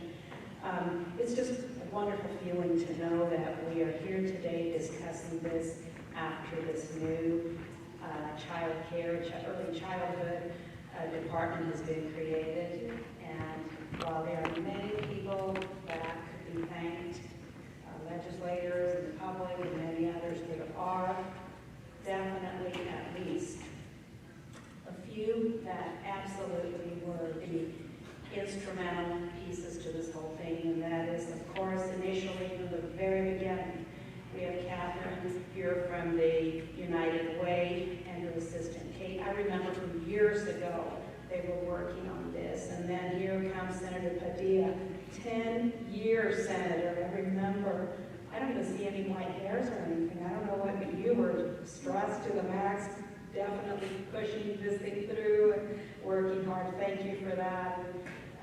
Here it is. It just pays off. This perseverance and hard work pays off.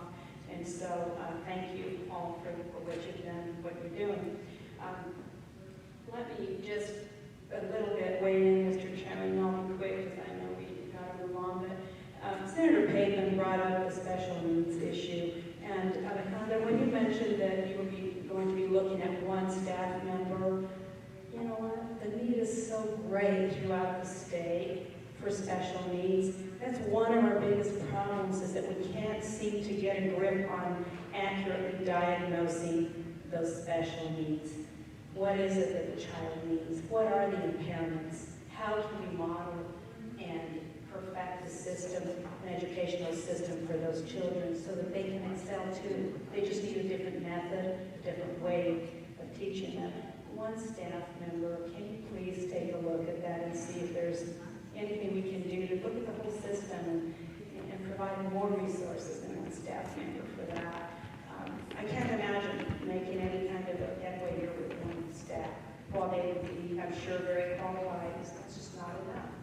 And so I wanted to just bring that up. You can take a second look at that, and I appreciate that. And I know that there's more time needed to finalize all of these new initiatives that we have approved at the legislature. The funding is going to be crucial, and we need to come up with more funding this next year. This is just a transitional amount that we provided this year, and so ongoing, we have to step up to the plate. I'm preaching to the choir here, but we have to do more to make sure that this department, this new department that we've established, is finally not only going to be there, but it's going to excel and flourish to meet those needs that we have so long wanted to meet. So together, I know we will get some more funding for this and really make a huge difference. Thank you, Mr. Chairman. Thank you, Senator Rodriguez. I had one quick question for you, and it has to do with the protective services chapter. Are those numbers included in and reflected in these totals, or is that an additional amount that's being spent on protective services chapter?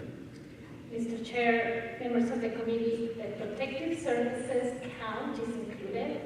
The funding is tracked separately because that is a specific category, as it's fortunately not available for everyone because it's just targeting a special population. But the 21,000 children includes those that are protective services. So how many protective services?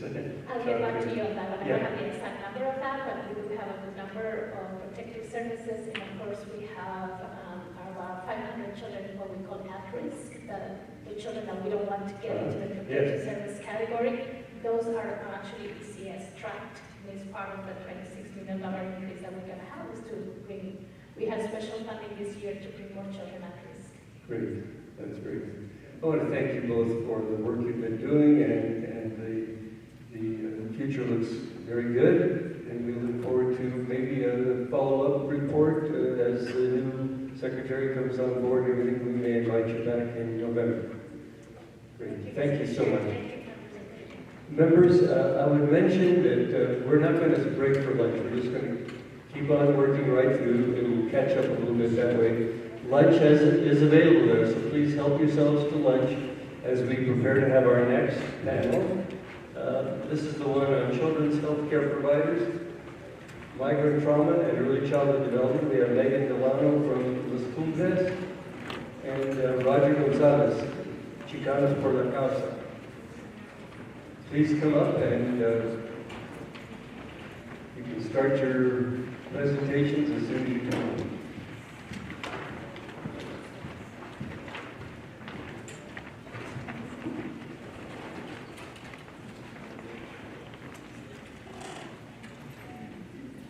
Good morning. Good morning, Mr. Chair and members of the committee. It's a real privilege to be here this morning. Good afternoon. Afternoon in Baton Hall in my hometown of LHHS.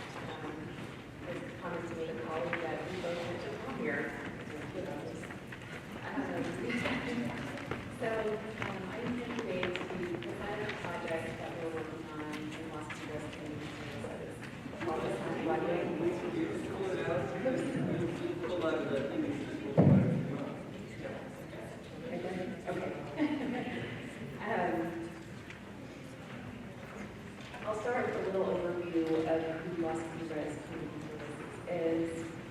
We are a community-based social service and behavioral health provider that has been working in New Mexico since 1971. We serve about 6,000 individuals each year in Santa Fe, Rio Grande, Los Angeles, and Taos counties. Two of our specific program areas of focus are early childhood, infant mental health services, that are relationship-based, in line with everything that was presented in the previous presentation. We also provide services for adults with developmental disabilities as well. In 2012, Las Cubas was recognized as a child trauma treatment center through the National Child Traumatic Stress Network. And we were awarded a grant to provide child trauma treatment through the Substance Abuse and Mental Health Services Administration. That grant was renewed again in 2016. And we provide a wide array of evidence-based treatment models for this grant, including child parent psychotherapy, child-centered play therapy, circle security parenting, dialectical behavior therapy, attachment regulation and competency, and art therapy. And that's just to say that we have a wide array of evidence-based trauma models that we work out of in this particular project. In January 2019, we were given a supplemental award through our SAMHSA grant to provide trauma treatment services and family navigation to immigrant children who've experienced traumatic stress due to separation from a primary caregiver, as well as serving unaccompanied migrant children. We are one of only 2 organizations in the country who are providing services in the borderland, and one of only 13 organizations nationwide that was awarded this particular funding to work with this special population. In a matter of months, and thanks to some of our very special team members, we are now serving over 40 families in northern New Mexico, and we have hired 7 fully bilingual, bicultural staff to work with this special population. We are also partnering, because we've done extensive outreach with immigration attorneys, judges, activists, community providers throughout New Mexico, in northern New Mexico specifically, as well as along the New Mexico, Texas, and Mexico border. With this particular grant, our Sanguanita Fluorescent project, the funding will expire between September and December of this year, and so we are seeking additional funding to continue this really important work.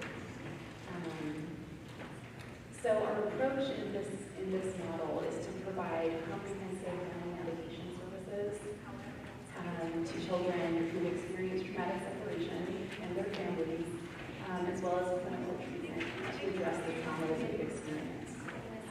We are also deploying a mobile team to the borderland every month at the end of the month to provide acute trauma screening, referral services locally and to families who will reach a final destination in a different state across the country.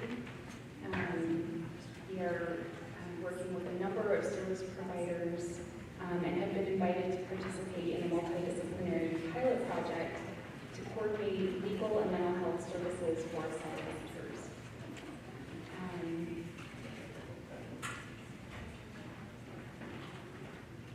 Going forward, we are very committed to providing this service to our immigrant families in New Mexico and along the borderlands. As you know, 1 in 10 people in New Mexico is an immigrant, and 1 in 9 residents are from a family with at least one parent who is an immigrant. So, this is a really important area for us to be working in, particularly to address the trauma that a lot of our families have experienced and continue to experience due to fear. related to the policies that are in practice currently. Going forward, we recently expanded services into Albuquerque so that we can really coordinate with other service providers there. We've been meeting with the Mexican consulate to provide them with a specialized consultation to help them and their staff deal with the level of trauma that they're seeing and the population that they're working with. And they're not simply working with Mexican national individuals, they are also supporting individuals from Central America and South America and other countries connect with their consulates because we have the wonderful Mexican consulate in Albuquerque. In the last year, 73 children are in ORR custody in New Mexico. And so we have a unique opportunity to provide them with treatment and family medication to make sure that we are addressing their needs in the best way that we possibly can, using evidence-based treatment models and a bilingual, bicultural service delivery system. We've also been invited by the National Child Traumatic Stress Network to work with the Office of Refugee Resettlement to train all of their facilities, and there are over 100 facilities across the country in trauma, in being more trauma-informed, being able to recognize trauma in the children that they're working with. So this is also a very important component of the work that we're doing. I have two wonderful colleagues who are with me in the audience, Jose Gonzalez and Susie Meyer, who are really leading the charge in this project. Unfortunately, we can't have them sitting up here today, but I would like them to be able to address some of the questions that might come up at the end of this presentation. Just have them sit up here. Yeah. Thank you so much, Mr. Chair.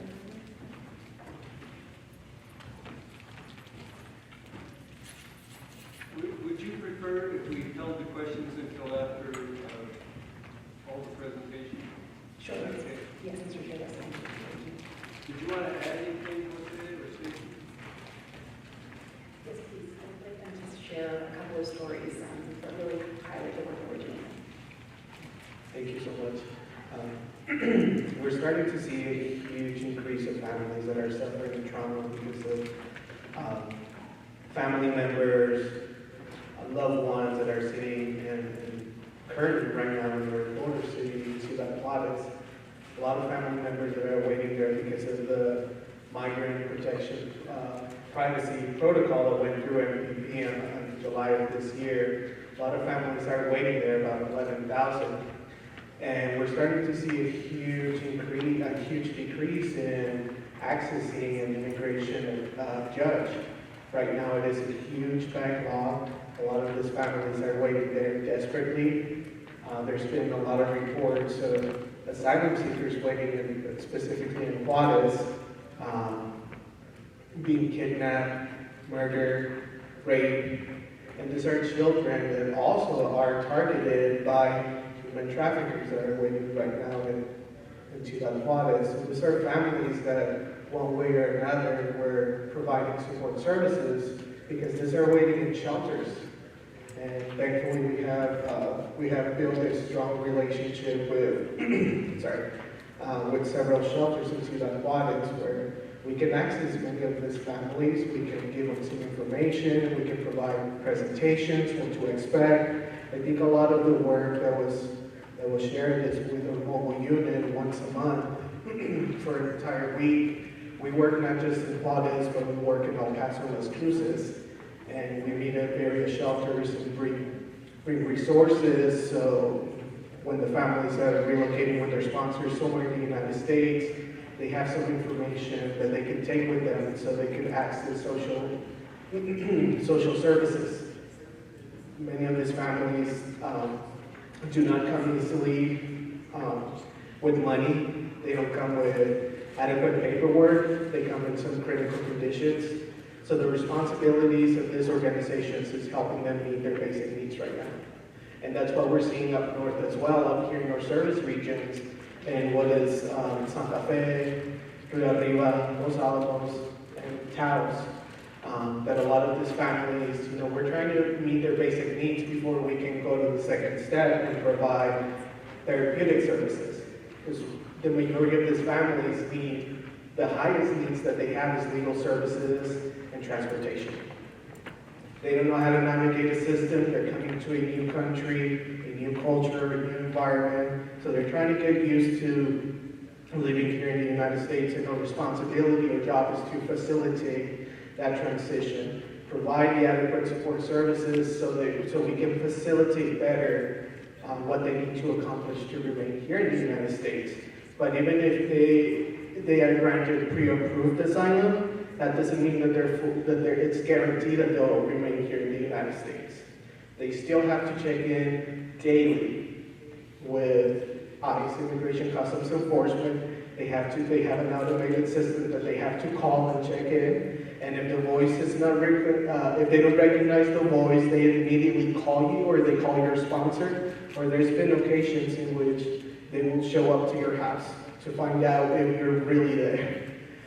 There's families that we're working with that we have helped facilitate transportation to El Paso for an immigration hearing. This hearings, it really varies per person, but hearings can happen every month, every 6 months, or every year.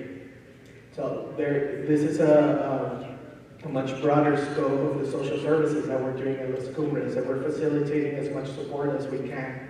And we want to continue this project mainly because there's more families coming in. Slowly but surely there's families that are coming in. They want a better life for themselves and for their children, especially for children that are extremely vulnerable, leaving their countries of origin because of all the trauma that was suffered, their journey to the United States, being incarcerated in an immigration detention center, and then being released to their sponsors. So there's various traumas that we're hoping to address, but in order for us to address the trauma, we have to start with the basic needs.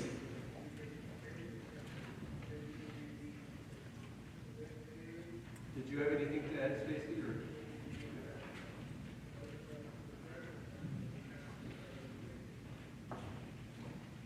Thank you. It's such an honor to be here. Thank you all.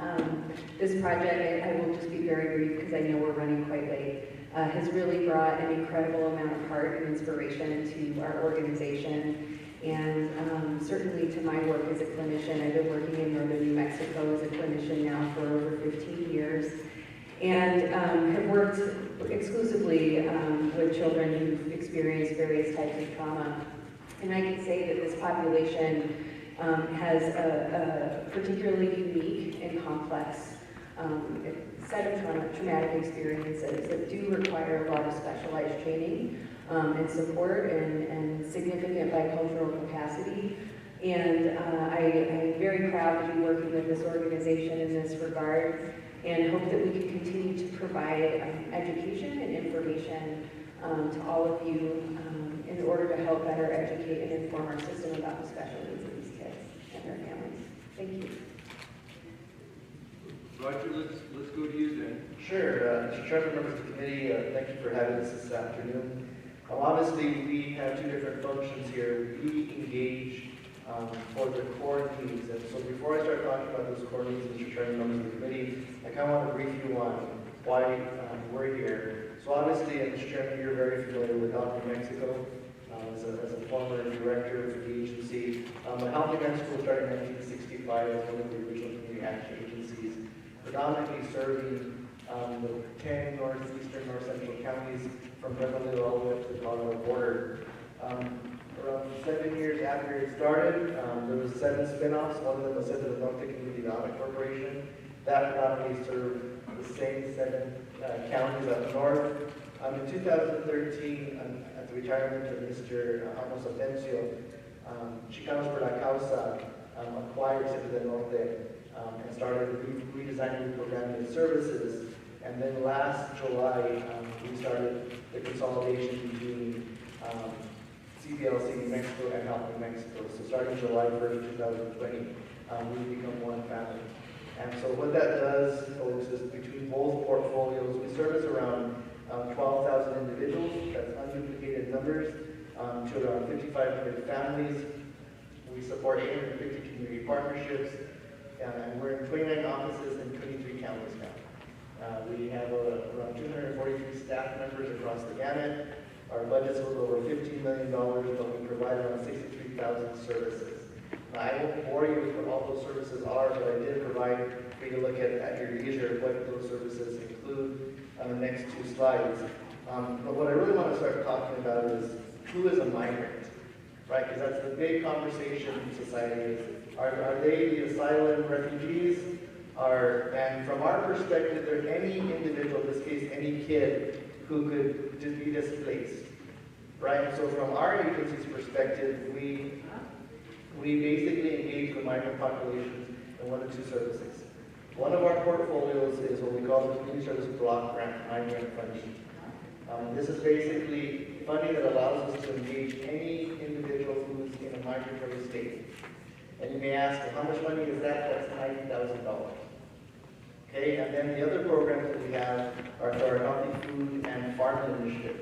Many of you have engaged me when it comes to fresh fruits and vegetables in the classroom and that kind of stuff with Pam Roy and the Food and Ag Council. But what we do is we support the entrepreneurial attainment and engagement of farmers.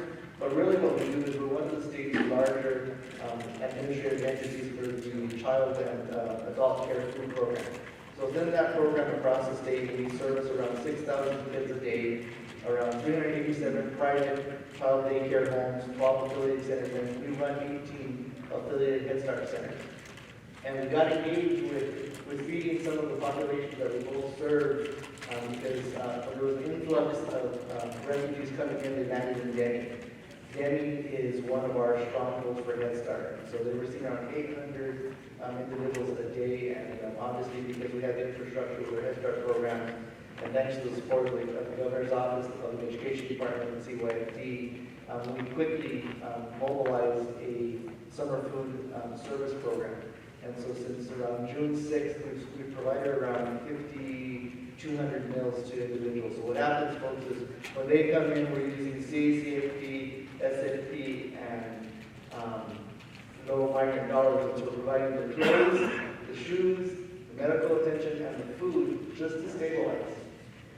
Right? And in Bernalillo County, when we had them coming in, we provided some of the housing vouchers for those families as they were transitioning over to their respective sponsors. We're having the same conversation with Las Cruces and Santa Fe, and all of us are watching the border to see what happens when that 11,000 figures released, right? Because we know we're the corridor, I-25 North, and we're trying to make sure that we have the infrastructure in place. And so I wanted to break down the categories of migrant children for us. And folks, that represents around 15.1% of children in New Mexico. So when you look at those categories, one of the biggest categories is homeless youth. 10,000 kids in public school technically are in a migratory state. Many of them don't know where they're going to sleep or eat every single night. The second group, folks, is our American children whose parent is undocumented. And the stress that they're being imposed, not knowing if when they get home, their parent's going to be there or they're there to pick them up. And then, of course, we have the third category, which are undocumented children, which is around 12,405 kids. And so when we look at traumatic events, and I put a whole list that many of our same networks look at: abandonment, witnessing domestic violence, health-threatened situations. When these kids and their families come across the border, some of them haven't eaten well for 3 days. I talked to a little boy, and he said that he was given 3 graham crackers and a little thing of juice in the last 48 hours. You have mothers who are nurturing and breastfeeding their kids who have no hydration. I mean, so when you look at some of these situations, they're really dire. And then, of course, I want to highlight, obviously, chaotic environments for housing and financial services and hunger. And so what we're doing... Can I ask you one quick question on your categories of migrant children? Yes. Where would the dreamers fit in? Are you including them in the immigrant children? Where would dreamers So these are, for us, these are all, the dreamers would technically fall, they won't take these numbers here. These are all relatively elementary age kids. Because we provide services typically from pre-birth they're about 6th grade already, when it comes to my, So where the Dreamers. yeah, what age cutoff? Because Well, our Dreamers kids that were brought here, They were born here, they were brought here too young, and so some of their families are American citizens. So some of their brothers and sisters are part of this 52,000 figure, but they're not. So I didn't get into the Dreamers, DACA, temporary status number, and all that stuff. Because it's those just are how they over and above Yes. everything you have. Yes, that's correct. And so what we realize as community action agency folks is we on the non-for-profit sector are as guilty as our institutional government partners when it comes to our intake and outreach services. Sometimes we impose more trauma in the clients that we're trying to serve just because we don't know how to engage them. You know, when you take something as simple as feeding these refugee families coming in, we had to learn their dietary patterns. We had to identify how, it was hot to us on Las Cruces, it was freezing for them, right? Those are all things that we've had to learn. So what we're doing as one of the largest community agencies is redesigning our case management and our outreach services. And some of my friends here at the table don't like to hear that we're looking at trauma-informed care, right? How do we re-look at how we intake? And I just did a very simple 4-step process that we're redesigning to make sure that we're using the right vocabulary and that our staff are trained to understand how to stabilize a client before we pass them on to partners, like the swimmers. Okay, and then so of course, it would be normal for me to come before this body without asking or providing some recommendations as to how we can try to support some of these populations. Obviously, folks, hunger is a big conversation piece right now. And yes, we have a very good summer food service program in New Mexico, but folks, the reality is we only provide food to around 28% of the kids who need to eat. That means there's 20,000 kids who are in that gap. And when I say the gap, it's not even to get to 100%, it's to get to that 40% threshold. When you look at after school and out of school time feeding, we only provide food for 10.5% of kids who are hungry after school, during holidays and breaks of school, during the summers. We would need 2.8 million more meals just to get to the 20% benchmark. When you look at building service capacity, one of the biggest frustrations we've had predominantly in rural New Mexico is how do we get home-based daycare centers to understand the ability for CACFP to get reimbursed. And the question is, many of them can't afford to get some of the regulations to comply. Fire extinguishers, ADA compliance, first aid, those are things that we take for granted, but a grandparent can't participate because he or she isn't able to meet those specifically in rural communities. And then of course, and I know you heard yesterday from our colleagues of the School Nutrition Association, as we start looking about, community eligibility provision, CDP, and I would throw out a potentially state-funded universal food reimbursement program. I know that was a hot topic yesterday. When we saw what that would cost us, I was heard it was around $31 million just for that. And then, of course, I think it's our responsibility in the non-for-profit and private sector to start talking about aligning and collaborating when it comes to trauma-informed care. I think that has to be a benchmark for all of us if we're going to be providing services through the state and through the federal government to start looking at that. And then, of course, it's going to be an infrastructure restructure, right? And I think you're seeing that through the children's cabinet. Again, you're having conversations. We're talking about gaps. We're talking about opportunities. We're trying to remove duplication of services. A lot of that stuff is happening, and it's a good thing. And so with that, Mr. Chairman, I stand for questions that we have. Senator Payton, just before you get started, let me just say, members of the audience and panelists, by all means, help yourselves. The University of New Mexico branch, Taos branch, has provided lunch, and there's way more than the handful of committee members who are sticking it out to the bitter end here would be able to consume. So please help yourselves to lunch, courtesy of the UNM-Taos branch. And for panelists, once we free you up, you should help yourselves to whatever crumbs remain. Senator Payton, we have you down first. you, Mr. Chairman. So, Mr. Chairman, for one thing, I'd like to make a statement, because we have a lot of immigrants coming into Las Cruces, and they are coming into an old armory that we have. And I have to say that our Las Cruces firemen are the ones that are running that whole facility.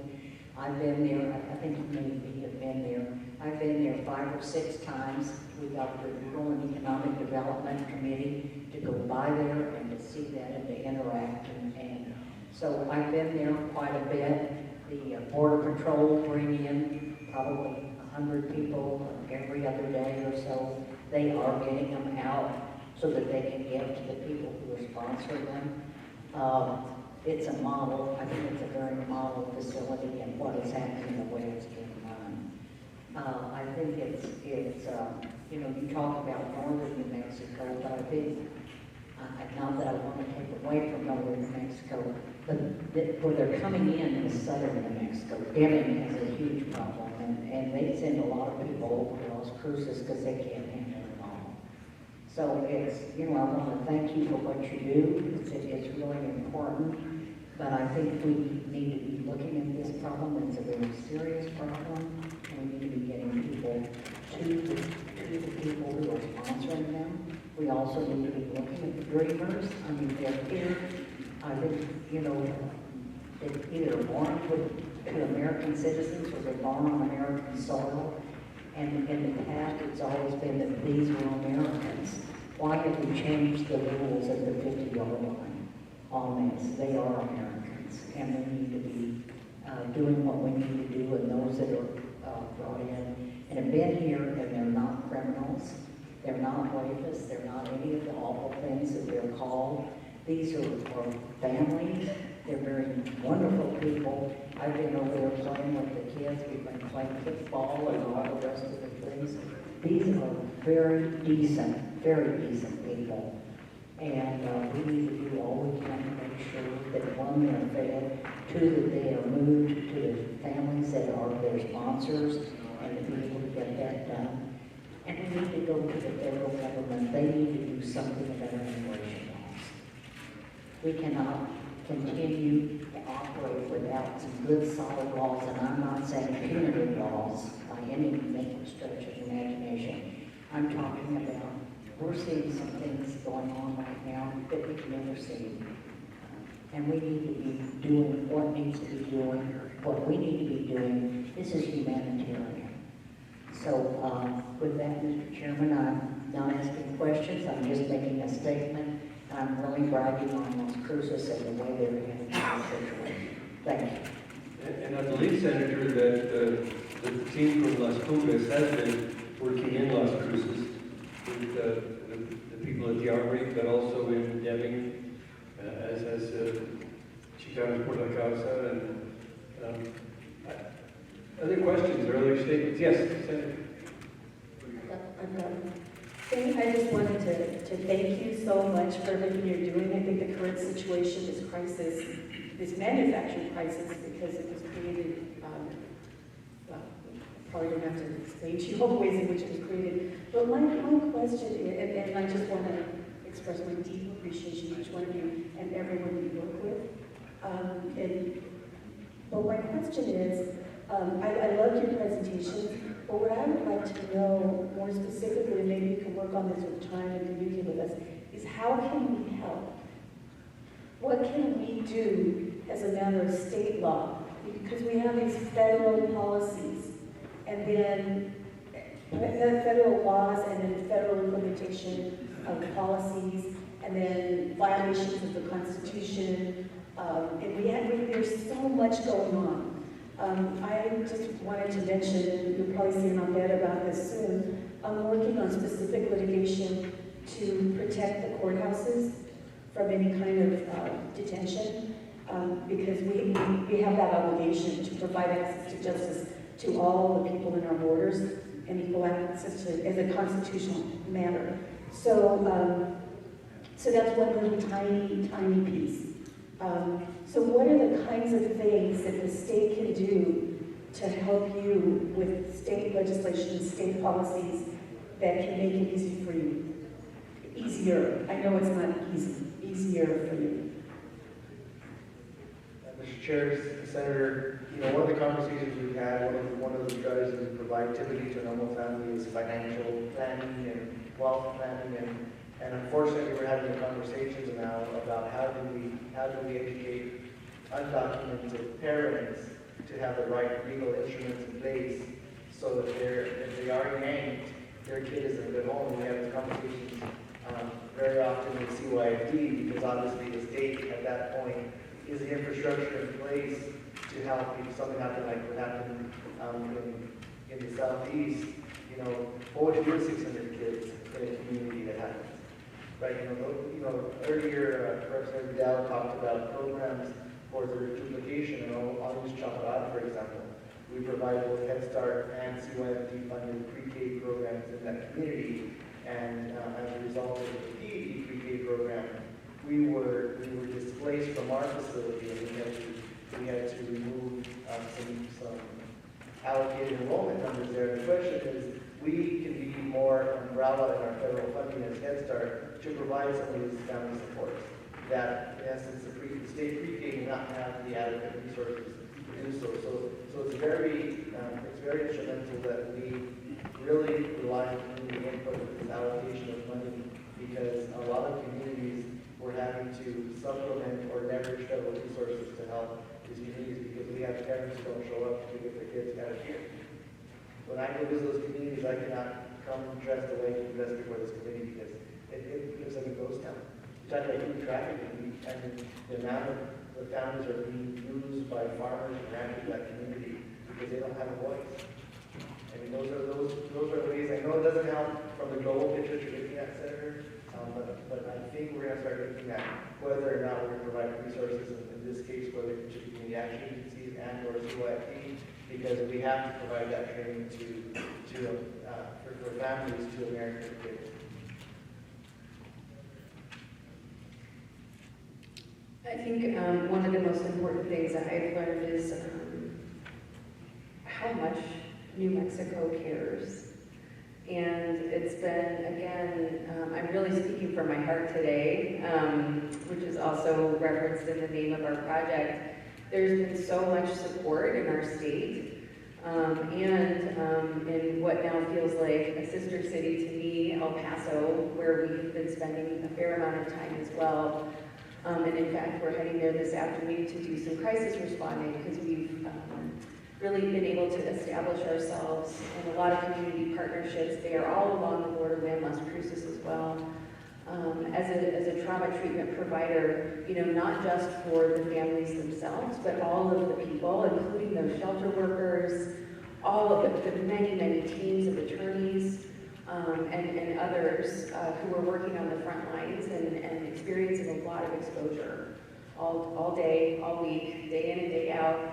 And the fatigue is pretty significant in those communities. And so I think one of the things that I would say is, we really do need some ongoing financial support in order to not only maintain what we're doing with this capacity building grant that we received from some champions in Congress at the federal level to help fund us and 12 other sites around the country. But we're really at a point now where we've established a very strong foundation, and I hope, I know that I feel very proud of our work, and all of you should, as well, as far as we're able to represent our state on a national level. We're being invited back to Washington, D.C. Next month in order to help design a training for all of ORR shelters around the country. Because our project is one of just a handful that's been recognized for how successful we've been in order to develop such a wide range of services, not only in our current region in the northern part of New Mexico, but all along the border as well. And we've had a lot of unique experiences in the borderlands and in a variety of settings that we didn't expect to be in when this project first started. And so I think we've really begun to establish ourselves and gain a lot of knowledge and experience and expertise that we would like to continue to develop and provide support around our state, and particularly areas that are significantly impacted by this as families come into certain communities and those communities are then tasked with how to support them. And all the people, many of whom are volunteers working out of churches and other places, just stepping up to help, also need a lot of support. So, thank you. Mr. Chair, Senator, I think we also need support in coordinating services across our state. There's also a lot of fear due to policies from the federal level, including expedited removal and migrant protection protocol, which has really stymied the legal system and has created a great deal of fear across our state. So, thank you for the work that you're doing in protecting our courthouses. We also, need to protect our schools and, all of the other safe havens that families really rely on to stay together and safe. Mr. Chair, just to respond, schools are considered sensitive locations, and that's in the federal law policy. And then the courthouses had historically been treated that way, and it was just under this administration that they started doing that. And so it's a complicated issue. And I believe that it is our obligation to protect access to justice for all, because it's a federal constitutional principle. And there is a body of law doing that. And so I'm really working to restore that, because it's something that had always been there, and now it's been breached. And it's caused exactly what you said, the fear in the community. And people have pushed back on me and said, well, it's an unreasonable fear. And it's like, no, it's not. No, it's not. Well, we don't, people say, well, we don't really go after victims. Well, they did. They did in Texas. So one case of going after a victim is going to cause fear throughout the country. And so I think it's just a little small piece, but if you could help, if we're successful, if you could help, assure people that if they contact the authorities, they will not be deported. They're getting a restraining order, they will not be deported. But I honestly, right now, I don't feel that I can say that until we have that specific protection. So thank you for that. And thank you, Mr. Chair. I just wanted to interject that. Mr. Do you want to respond? Yes, please. Yes, Senator. Totally. If I may say, up north, what is Bernalillo County, Santa Fe County, Rio Arriba County, Taos County, even San Miguel County, all is considered an immigration-friendly county, which means law enforcement will not, it's supposed to work, law enforcement is not supposed to collaborate with ICE, only in the specific reservoirs that is already, that are in place, but that's already a resolution that is in place that is giving families the liberty to go to work. It's giving children the opportunity to go to school and to live a normal life. But when we have this issues coming up where ICE is showing up to workplaces, or it's showing up to schools, or showing up to households, it's already creating a fear. Just a couple of weeks ago, ICE was here in Taos, and believe it or not, it was a Sunday morning when my wife and I packed our kids and went chasing after them to avoid any families to be arrested, because they didn't have the adequate paperwork. They were coming in as bounty hunters, and it was already creating fear. Obviously, that was not the case. I confronted the officers. You could see their badge display, going into businesses, harassing them, and letting them know we're here to take people away. Obviously, we know that any ethnicity, any cultural group, any social group, there's bad people.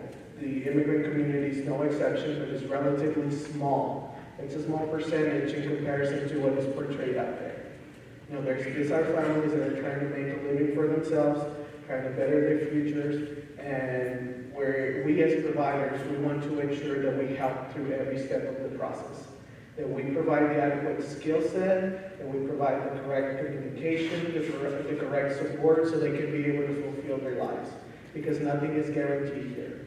Tomorrow, something could be implemented where we might not have any more families anymore. or a month from now. Everything changes nowadays, so we have to align to those changes and be able to support the families as best as we can. Thank you. Mr. Chair, I wonder if there is a way for us to ensure that people who are working with immigrant children have a communication or a seat at the table with our children's cabinet, so that the policies that they are looking at include a perspective of the impact on immigrant children. That might be something that could be useful, as you suggested, and maybe we should do that throughout, because I know I'm going to question policies every time I look at them with respect to how this affects innocent immigrant children. And if you would maintain communication and also let us know what is happening, so we can try to figure out how to address it. But you have done an extraordinary job, and we just need to keep working on this to see if we can outlast it. Thank you, Mr. Chairman. Thank you. Senator Padilla.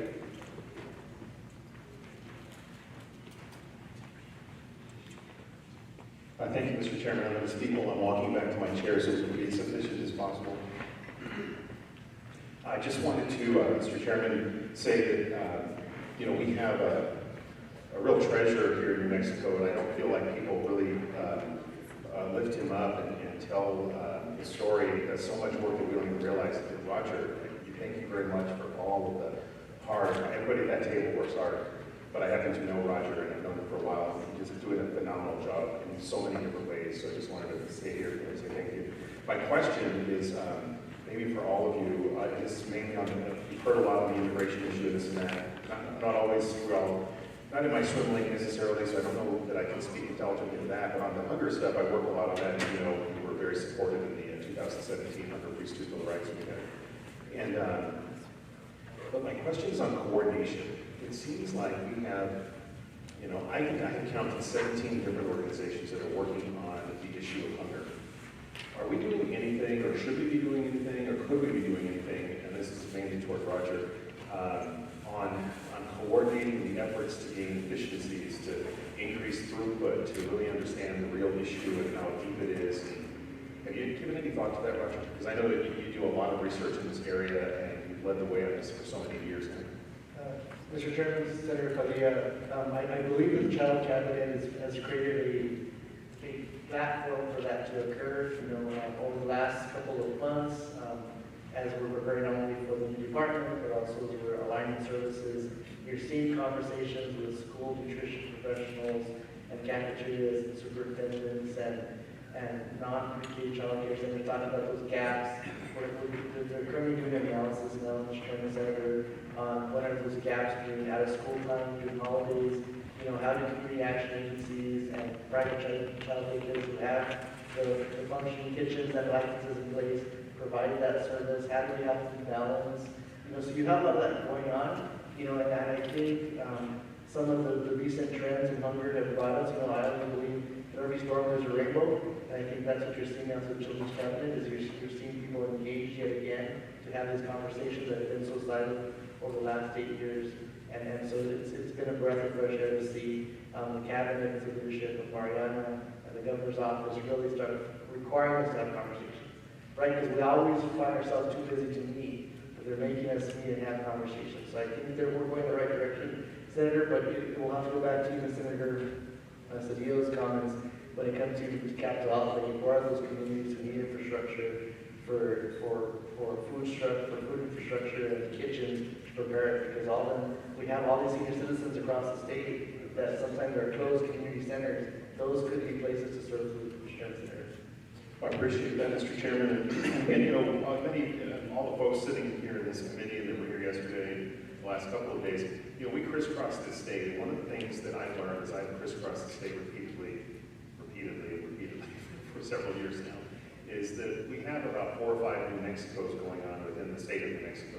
And so I don't know that we need to coordinate statewide necessarily, because there are individual needs and individual ways to deal with some of this stuff along the way. We heard about some creative things that Chairwoman Christine Trujillo's brother is doing here in this community that are very different from what might be happening in Albuquerque whatever, but I just would ask that you maybe think about that a little bit, and maybe there's some sort of a coordinated effort that we could begin to do here in New Mexico to make sure that we're maximizing and reaching all the people that need to be reached.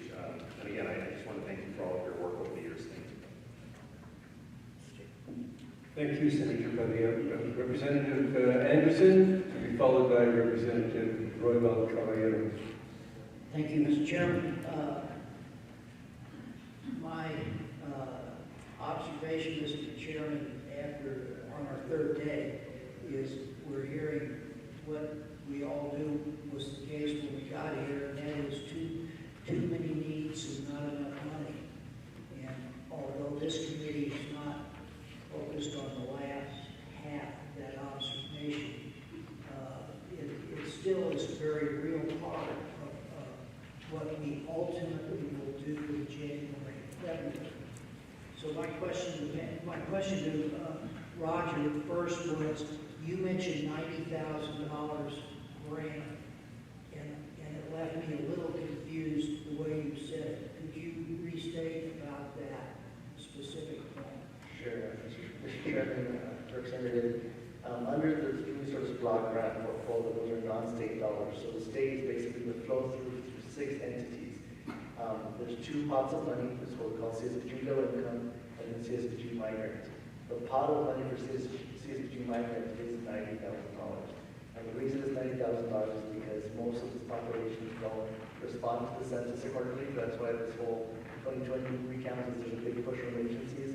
So that pot of money, that's why it's so low there. Thank you for that response and identification. So on this $90,000 federal grant, which certainly seems low for the purposes that you're trying to, for the needs you're trying to meet, it sounds like a great underfunding. Where else do you secure the funds? So, Mr. Chairman, Representatives, so what we do is we've been very successful at leveraging federal investments. So although we have $90,000 which are discretionary for certain migratory supports, that doesn't include our portfolio under child and adult community food programs. That doesn't include our National Farm Worker Job Training Program. It doesn't include our high school literacy program, which are migrant-based. So what we do is try to find the gaps in the continuum for these families, and then we seek either private or federal funding to fill those gaps. But when it comes to basic needs, shoes, clothes, housing, that's how much we technically have for the state. Now, what I must underscore is for the 10 counties in which we get CSBG low income, we can put additional money. So in that case, for the 10 counties that are Bernalillo North, for the most part, we get an additional $1.6 million, but that is also different gaps. And the charts that I gave you in the 8 categories, that's how we divide that pot of money up accordingly for the 63,006. And just on that point, there is a community action agency in the southeast area, isn't it? Headquartered in Roswell? It's headquartered in Roswell, yes. Which is what is it called? Let's see. It's a Shelley. It's Shelley.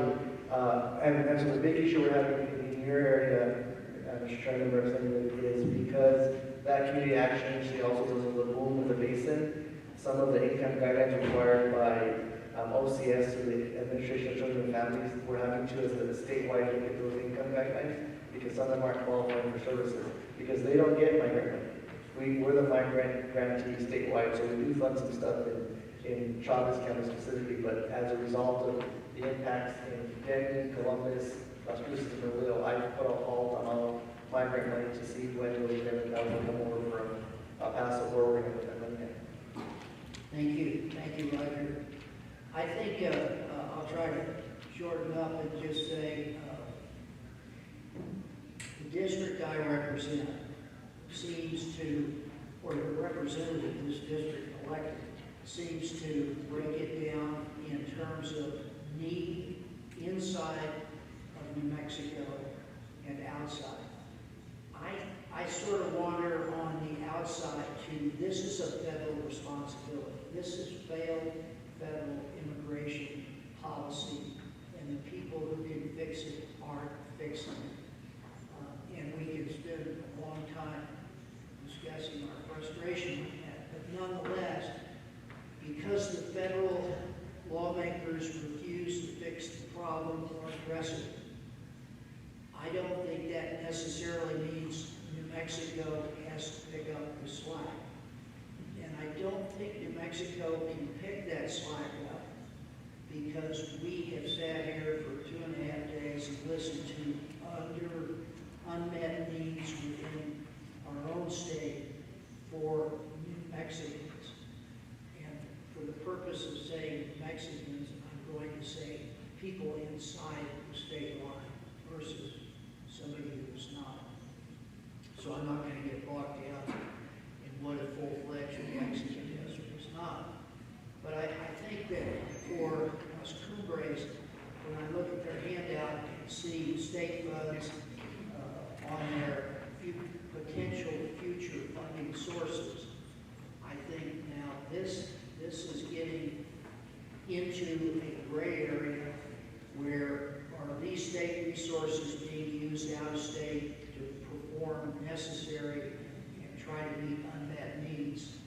I think, okay, that's the difficult hill for me and my district, in that in a light of they have priorities and they are unmet also. So I think it's merely the old decision that every legislator has to wrestle with, and that is how they're going to prioritize their needs against a limited source of money, because money seems to be of the essence of all of these unmet needs. So I salute what you do.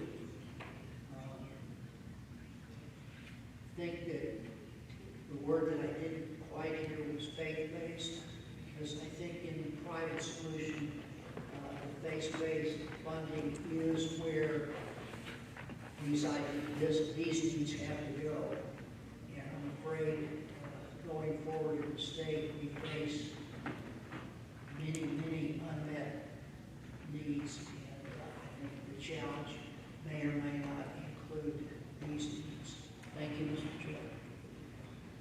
Thank you, Representative. Can you pass it down? Great. On its way. Representative Patricia Roybal Caballero, thank you for joining us again today.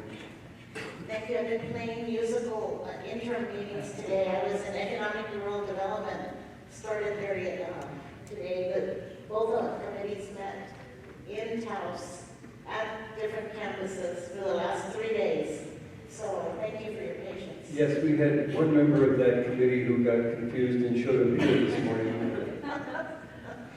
I must say, we're doing a tour of the beautiful campuses, and where we were at was gorgeous.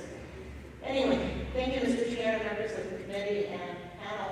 I kind of knew what you were going to talk about, but I wanted to be here before we moved on to the next topic, because I have several questions. And hello, I see a lot of familiar faces.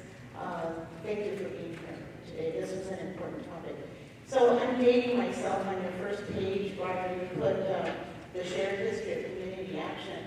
And actually, Roger knows the history. I've been part of National Council of La Raza and other groups that were parent to Chicanos por la Causa, and I've also been involved with Chicanos por la Causa. And in El Paso, our companion groups were Clínica de Salud La Fe, and then Project Bravo way early in the 60s. So I'm happy to be here and listening to your, or looking at your presentation, and know that you're continuing la lucha. En español decimos la lucha sigue por la causa. So thank you very much for that.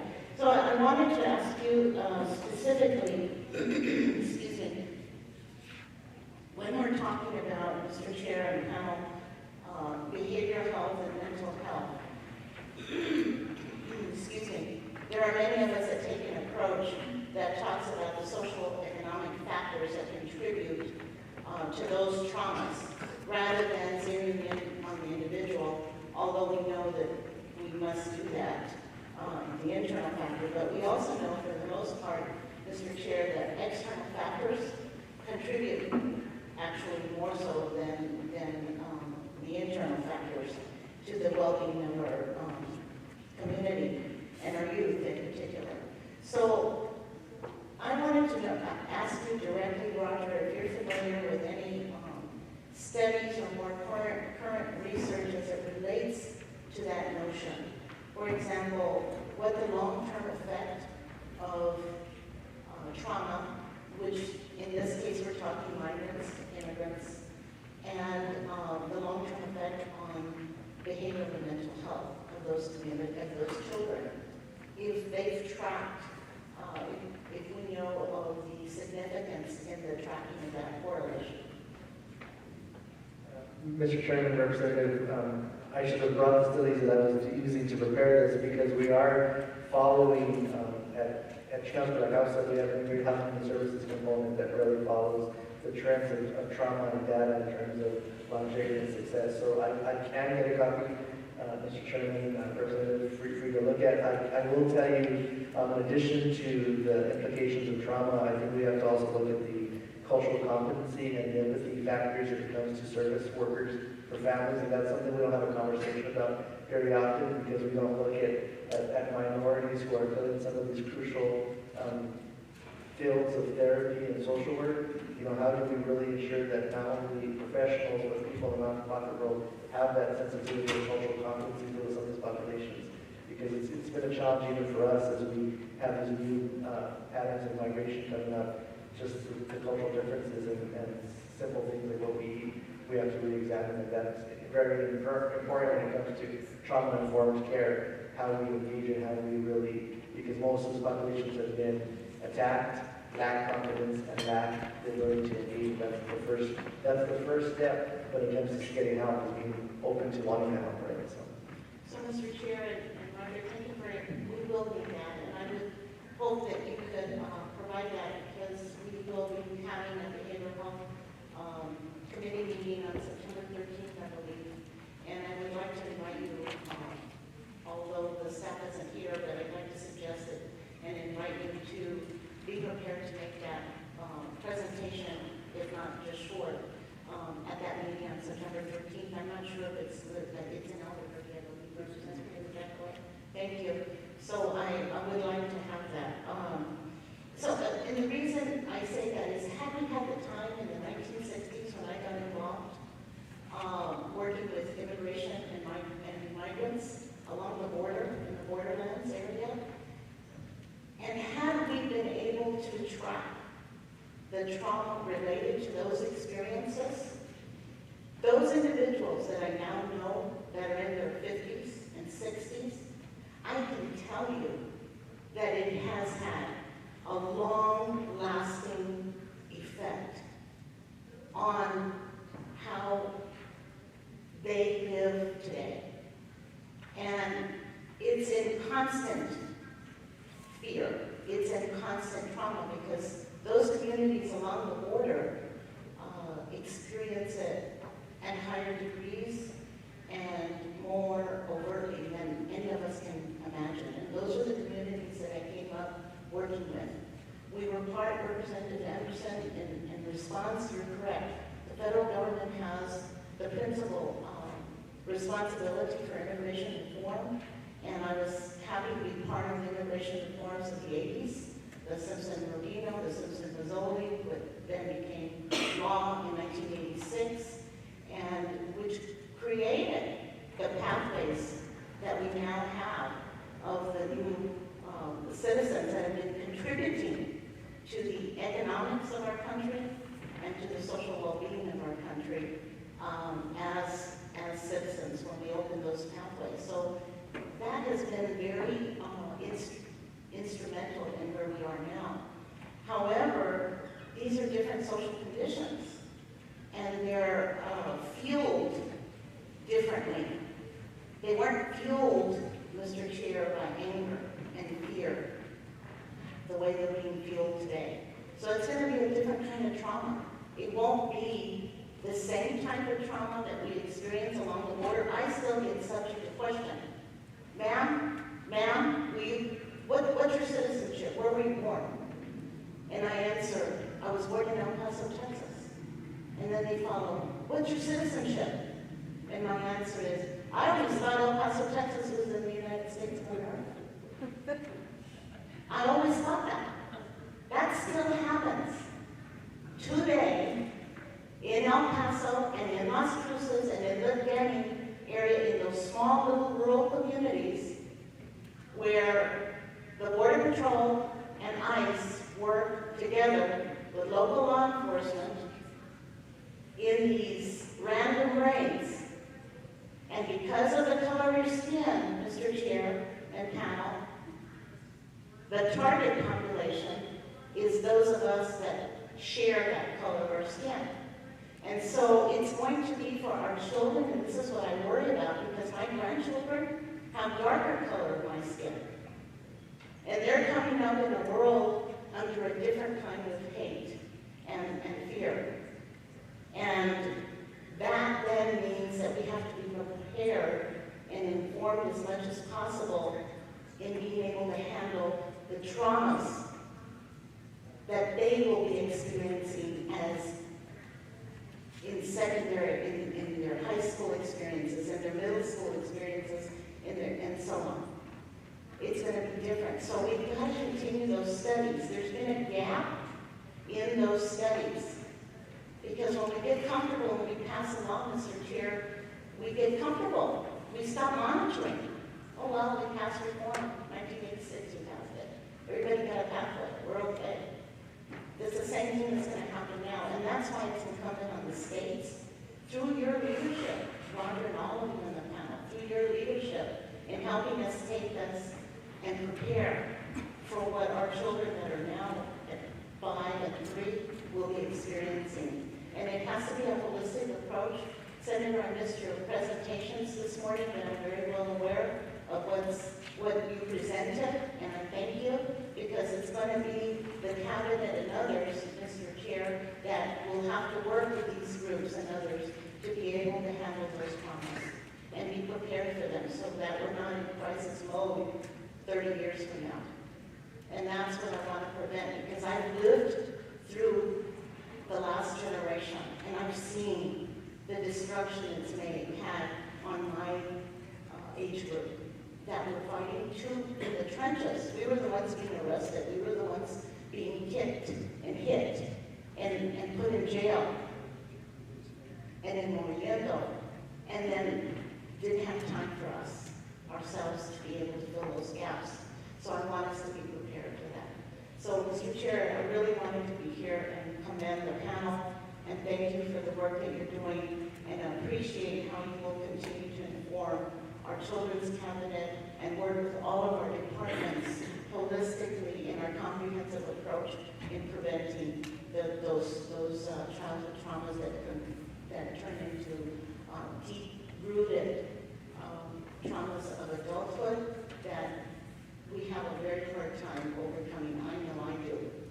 What happened in El Paso, Mr. Chair, and I'm sorry that I'm not sure if we had a moment of silence for our El Paso, but they're burying some families right now as we speak that were killed. I can't stop crying. I can't stop crying because it's the same feeling that I felt as a 16-year-old being stopped constantly because of the color of my skin. And so for those families that are being buried, I wish that we have a moment to remember that, because they're being buried today and tomorrow and Monday and Tuesday. Thank you, Mr. Chairman. Thank you, Representative. Let's go ahead and honor that request and just take a moment to sit quietly at your places and to remember the people who were massacred in El Paso 10 days ago.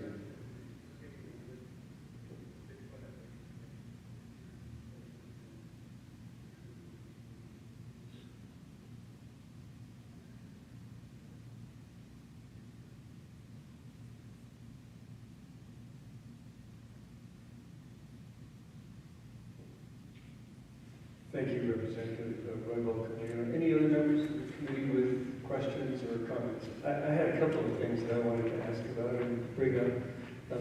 First, you were working down there. Are you still going down regularly, even though there aren't very many coming across, but there are some being allowed? Who's making it across these days? Because we've noticed none coming to Albuquerque lately. Yeah, the numbers have reduced, Chairman. The numbers have extremely reduced since the implementation of the Migrant Protection Protocol in July. So there's not that many numbers coming in. Actually, in Albuquerque, I think over the last 3 days, they only got like 3 individuals. And the shelters in Deming and Las Cruces, they're starting to show a huge decrease in numbers because right now there's not that many people being accepted, given the fact that there's not that many immigration attorneys, immigration judges to begin with in El Paso. As a matter of fact, they have long backlogs, and they're not just working with MPP cases, but there's also the docket of unaccompanied minors as well. So there's a way in. Which one do you prioritize more? Is it the 11,000 that are waiting in Mexico right now, or is it the unaccompanied minors that are waiting in ORR shelters for longer periods of time? So there's a tiny amount of people that are coming in. The way it's sophisticated, the system right now in Juarez is the Border Patrol will reach out to the shelters in Juarez and say, out of those 11,000 people that are waiting, send me 5 of them in the morning, and the rest of them can wait. And then maybe tomorrow we can bring in another 5, and then another 5, and then so on. That the list keeps getting bigger. There's more asylum seekers from Central America that are coming into Juarez, and they're just sitting there waiting. This is why we have so many tragedies, that there's so many individuals, family members that cannot wait that long, because right now, if I was from Guatemala, if I were to go to Juarez, if I were to be assigned an immigration hearing, it will not be till September 2020. So in the meantime, what do I do? What do I do with my children? So a person who's seeking asylum, and those are 11,000 that are seeking asylum? Yes. Because the ones that aren't seeking asylum, they cross over at Antelope Wells or somewhere out in the middle of the desert, then they're picked up, and they're just sent back. Is that what it's... Well, they're placed in immigration detention centers now. So they're not waiting in Juarez, they're in this? They're waiting in detention centers, but there are some that are sent back to Juarez to wait. Or there are some that will remain incarcerated, especially those that might have a criminal record, that they are trying to re-enter the country again. Those are the ones that will remain incarcerated for longer periods of time. So really, the ones you're able to serve are the ones who are seeking asylum. But I mean, maybe correct. And unaccompanied minors too, I guess. Although, do we have any detention of unaccompanied minors in our area? Well, I'll let Stacey answer that. We've really been learning a lot as well about this system as far as ORR children in custody and the various ways in which that may occur for a child. We were at a provider meeting for the Refugee Health Provider Network in Albuquerque yesterday and learned that there is a shelter, an ORR shelter, that has been awarded funding to open in Albuquerque. And it was news to all of us. I'm not sure if maybe some of you may have known or not. So there may be some opportunities for us to work with that facility. ORR is very strained. You know, in just as a statistic, in 2018, 49,000 unaccompanied children came into ORR custody in that 1 year. They have not released statistics for 2019 yet. But what we do know is that there are about 73 children that ORR has identified in New Mexico right now that are in long-term foster care of some sort. So our goal is to help really provide specialized care for those kids, and also, again, assist ORR as much as we can as far as training and consultation goes, so that their system's better trauma-informed. Can you share with us where they're going to be held? The new facility in Albuquerque? We actually did not get any specific details on that. Roger, did you have that? Mr. Chairman, members of the committee, I didn't hear that it was going to be in Albuquerque. I heard it was going to be in Estancia, which is very close out there in Moriarty. So the prison system is shut down. I understand they are making renovations. That's right. So as Torrance County being one of our counties in our community action agency, we're very vigilant to make sure that services are there. Obviously, we can support more because it's within our low-income CSPG allocation, but that's the last I've heard. We are preparing, we're only seeing folks who come over with families, so you have to have a minor with you to come over, but we are preparing for the floodgates to open. I do get that. On that point. On that point, Senator Cunningham. Yeah, just to add some additional information on the Torrance County facility. So about 2 years, I took my job fairs out there because they told me the prison was closing. So we brought 26 employers to that community. The prison was closing. They refused to let the employees off during the period of the day for the 4 hours we had the job fair. And now we come to find out it is going to be an immigration or a detainee site in the jail. And so that's why they wanted to retain those employees in that facility. And these are juveniles. I mean, these are unaccompanied minors that are going to be held there, right? My understanding, Mr. Chairman, members of the committee, the ones that we provide services to are both adults with kids. You have to have a kid to come over to the current protocol. So I'm being told that my suspicion is once that facility is ready, we may start seeing some of those 11,000 total on that sort of guy. Mr. Chairman, it is my understanding that it is reopening again. As a matter of fact, I do my own research and I looked at their hiring for detention officers. And as far as I'm concerned, it is for adults and general population. And from my understanding is that they're going to try to do a combination of both, where you have migrants and general population in the same lot. Was any numbers mentioned as sought, how many? As far as, no, I don't know any numbers right now. How big is that prison hold? 600? Mr. Chairman, the facility can hold no less than, they won't operate unless it's going to hold no less than 400. They won't operate unless they have at least one. Unless they have at least 4. So they're going to go find 400 people to put in. And how many? What's the maximum? I'm told it's somewhere around 600. That's correct. Your tax dollars at work. And they wouldn't let those people go get another job because they knew they had this massive federal contract coming. Thank you. I had another question. That is, I did volunteer a few days at the Albuquerque Asylum Facility, 2 different ones.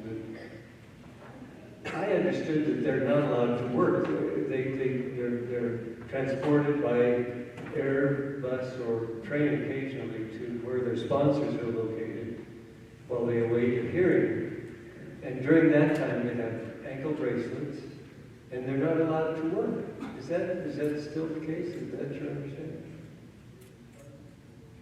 That is correct. A lot of the asylum seekers, mainly adults that are coming in, they come in with an ankle bracelet. They're not allowed to work. They're not allowed to leave within 20 or 50 mile radius from where their sponsor is. And after their first hearing with an immigration judge, and again, the first hearing could be a week after, a month, or even a year. And then after the first hearing, they can remove that ankle bracelet, but in the meantime, they have to carry it with them.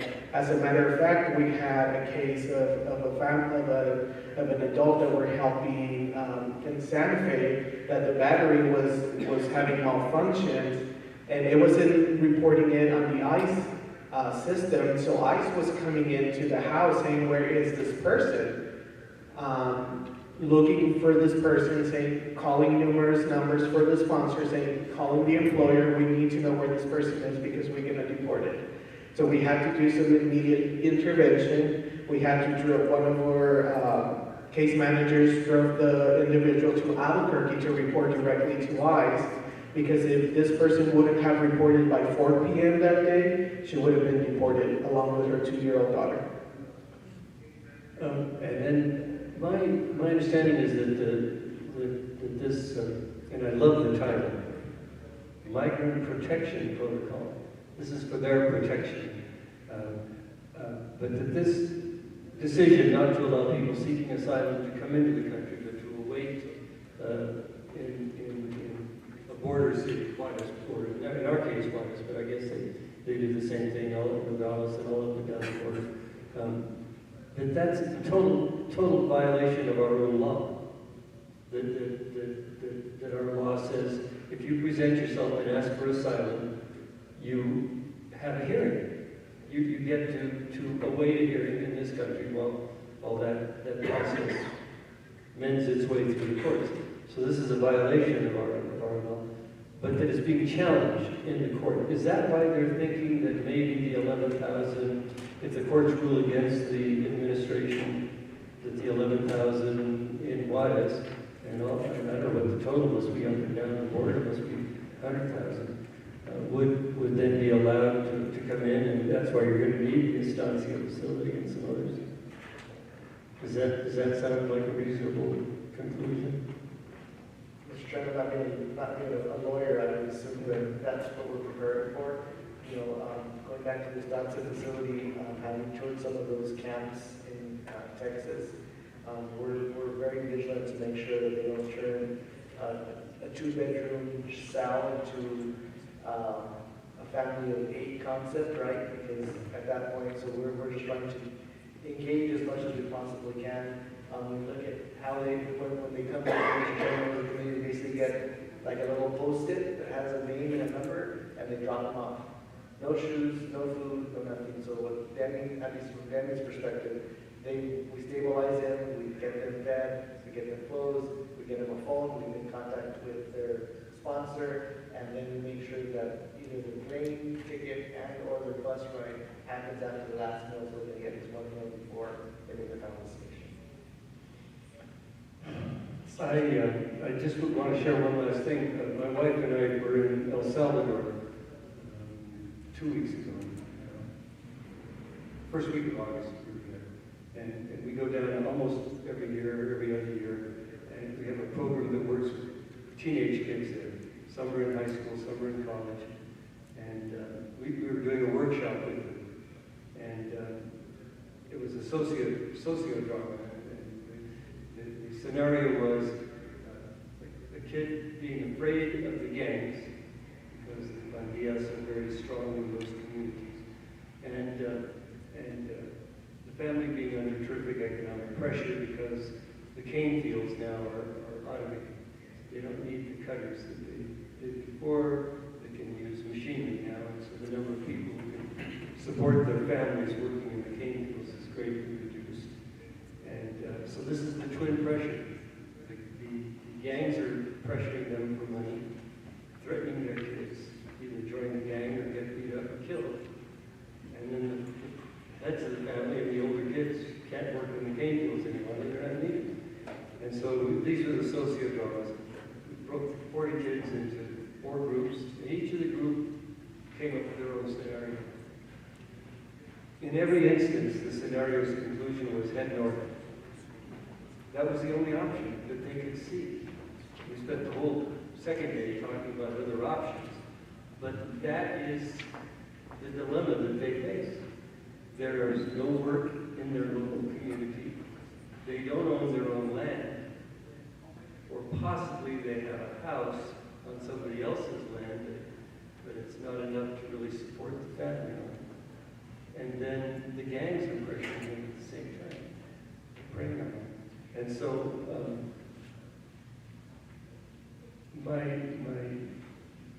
the new information I brought back that I wanted to share with you is, in each one of those scenarios, the family's decision to send somebody, the father or the oldest son or the oldest 2 daughters or whatever, north, was to find a way to pay a coyote. And the coyotes now are charging $7,000, $8,000 to get you from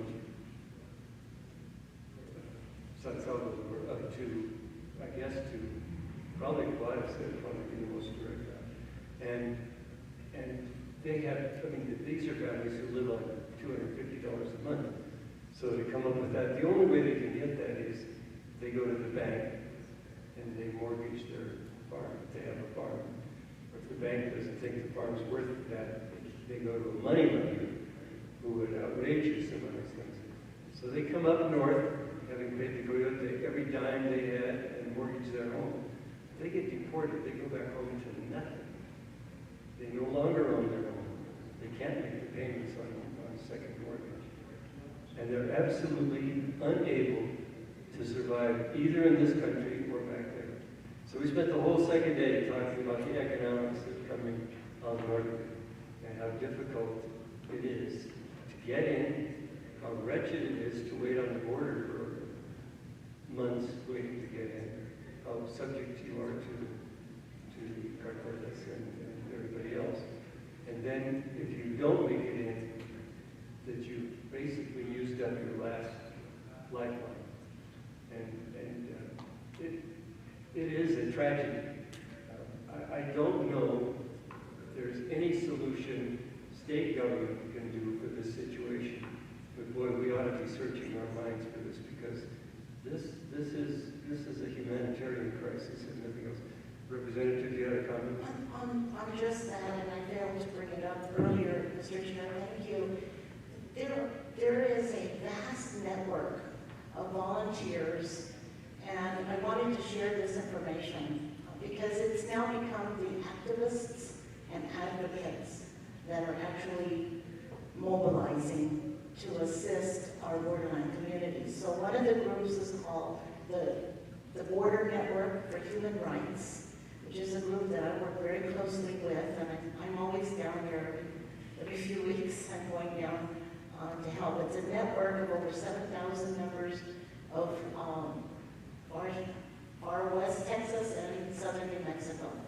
Border Network for Human Rights, and they work very closely with UNM-Taos, and it's very important for the Border Network to be reporting these violations of human rights, but they also mobilize in order to be able to do what I don't have any other word for it, as an underground railroad, so to speak, of assistance that is going on right now in order to be able to help the migrant families seeking asylum, but also the immigrant families that are already in our communities that are so fearful.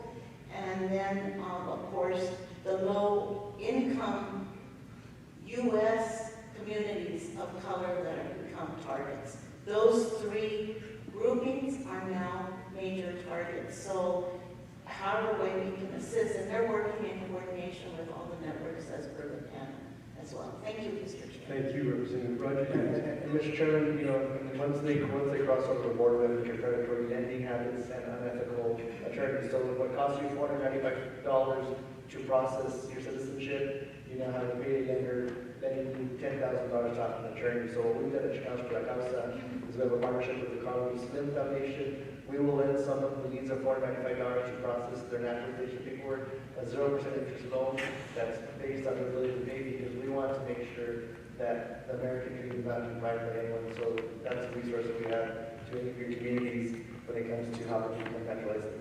So you can provide access to that resource in your office. Is Carlos Slim the richest man in the world? I know he has a commitment to our specific story, and he wants to make sure that we have what he calls dual citizens, super citizens. Super citizens.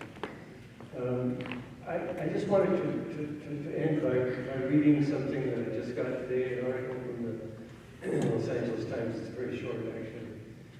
A 3-judge panel of the 9th U.S. Circuit Court of Appeals rejected an appeal by the Trump administration to an order by a Los Angeles federal judge who found that the government was violating a 1997 settlement. The settlement requires the government to provide detained minors with safe and sanitary conditions. Pretty low bar, if you agree with that. They were appealing to it. U.S. District Judge L.A.D. issued the order in 2017 after finding the children in the U.S. Customs and Border Protection custody did not have adequate food, clean water, basic hygiene items, and were held in conditions that deprived them of sleep. The Flores Agreement, which is what that settlement is known as, required the children to be held in safe and sanitary quarters. The government appealed, arguing that the order changed the settlement agreement. This new decision was a disagreement with the government's position, and it said that the enumerated items ordered by the judge fell under the settlement's requirement that children be kept in safe and sanitary conditions. During the appeal hearing, Judge Wallace Tashima appeared incredulous that a lawyer for the federal government would not quickly concede that having soap, toothbrushes, and and the ability to sleep were necessary requirements for sanitary and safe conditions. But the government was arguing that they didn't have to provide those things, that it was perfectly all right to keep them without soap, without water, without sleeping conditions. We've come into an incredible new territory in American public thinking, that we're not willing to provide safe sanitary conditions for kids. Pretty staggering. Thank you for your... Not in control of their environment. We can't control it. So thank you so much for the work you're doing. If there are ways in which we can be helpful, I think you've got a receptive audience in this committee and in the full legislature. I can't imagine that anybody would oppose support for what you're doing. So thank you, and thank you, members of the committee. No, do we have any public comment? We don't have anybody signed up for public comment, so we will now go to the final items on our schedule. A final panel on DOH programs for children and families. Michaela Fisher, LFC. Are they here? You know, we're a half hour early now. Everybody's here? Panelists are all here. Dominic Rodriguez, the Director of Social Services. He's been on today. Andy Goff. There he is. Good. Sarah Flores Sievers, Program Manager for the Special Supplemental Nutrition Program for the WIC program.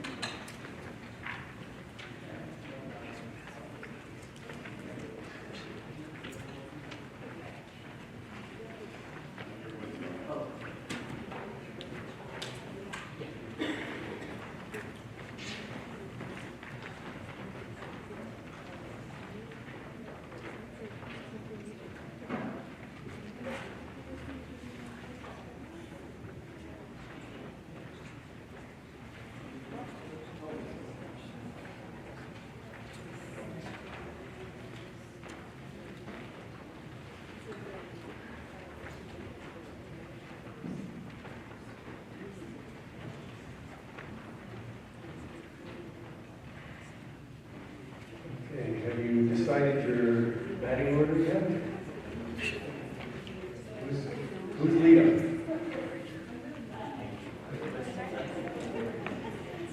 Is this the order we're just, you have your listed? Okay, great. So we'll start off with Michaela Fisher, the Program Evaluation Manager for LSC.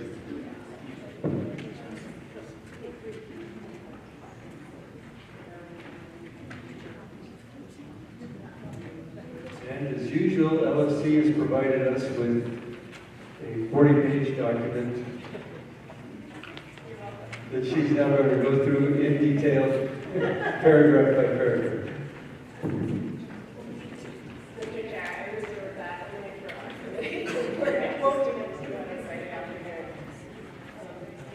I'm Michaela Fisher. I'm the Program Evaluation Manager at the Legislative Finance Committee. I am going to take some time to go over this latest evaluation that we've done. We've reviewed 6 programs in the Early Childhood Development Department as well. Choke that down or move it a little closer. How's this? Or I can just take it out. Just take it out. It might be. Okay. Let me know if I get too far.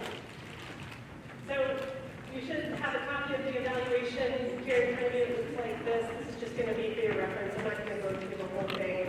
I will talk just briefly about the major findings of the report as well as our key recommendations from it. So we looked at 6 programs within the Department of Health that touch young children and their families. I want to say that we initiated this evaluation in the fall of last year. That was before the administration change. That was before the 2019 legislative session. So we started this work before we knew that a couple of these programs were going to get them migrating to the new early childhood department. And I say that because, we knew that some of this was up in the air in the fall, and we wanted to make recommendations about these programs that were agnostic about where they were located.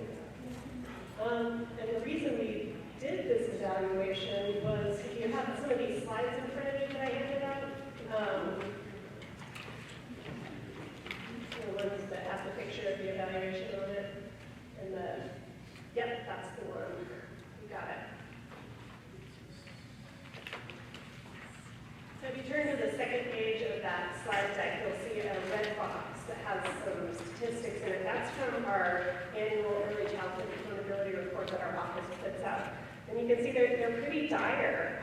And that map below is a write-up of the USDA report that shows that we've got families that are at risk of hunger. New Mexico was highlighted this spring by a large nonprofit group as worst in the nation, 50% of children at risk of hunger. So we really wanted to look at some of these Department of Health programs that were aimed at improving outcomes in these areas for young children and their families. If you'll turn to the next page, I've got a graph with lots of details in it. These are the 6 programs that we reviewed. Sarah is here representing WIC, Eddie's here representing FIT. So I'm not going to go through the programs in detail, I'll let them do that. But you can just note how enrollment has changed, especially for those top 3 programs, which are direct service delivery programs, so FIT, WIC, Families First, how their enrollment's changed, how their funding's changed, and how much of that funding comes out of the state general fund.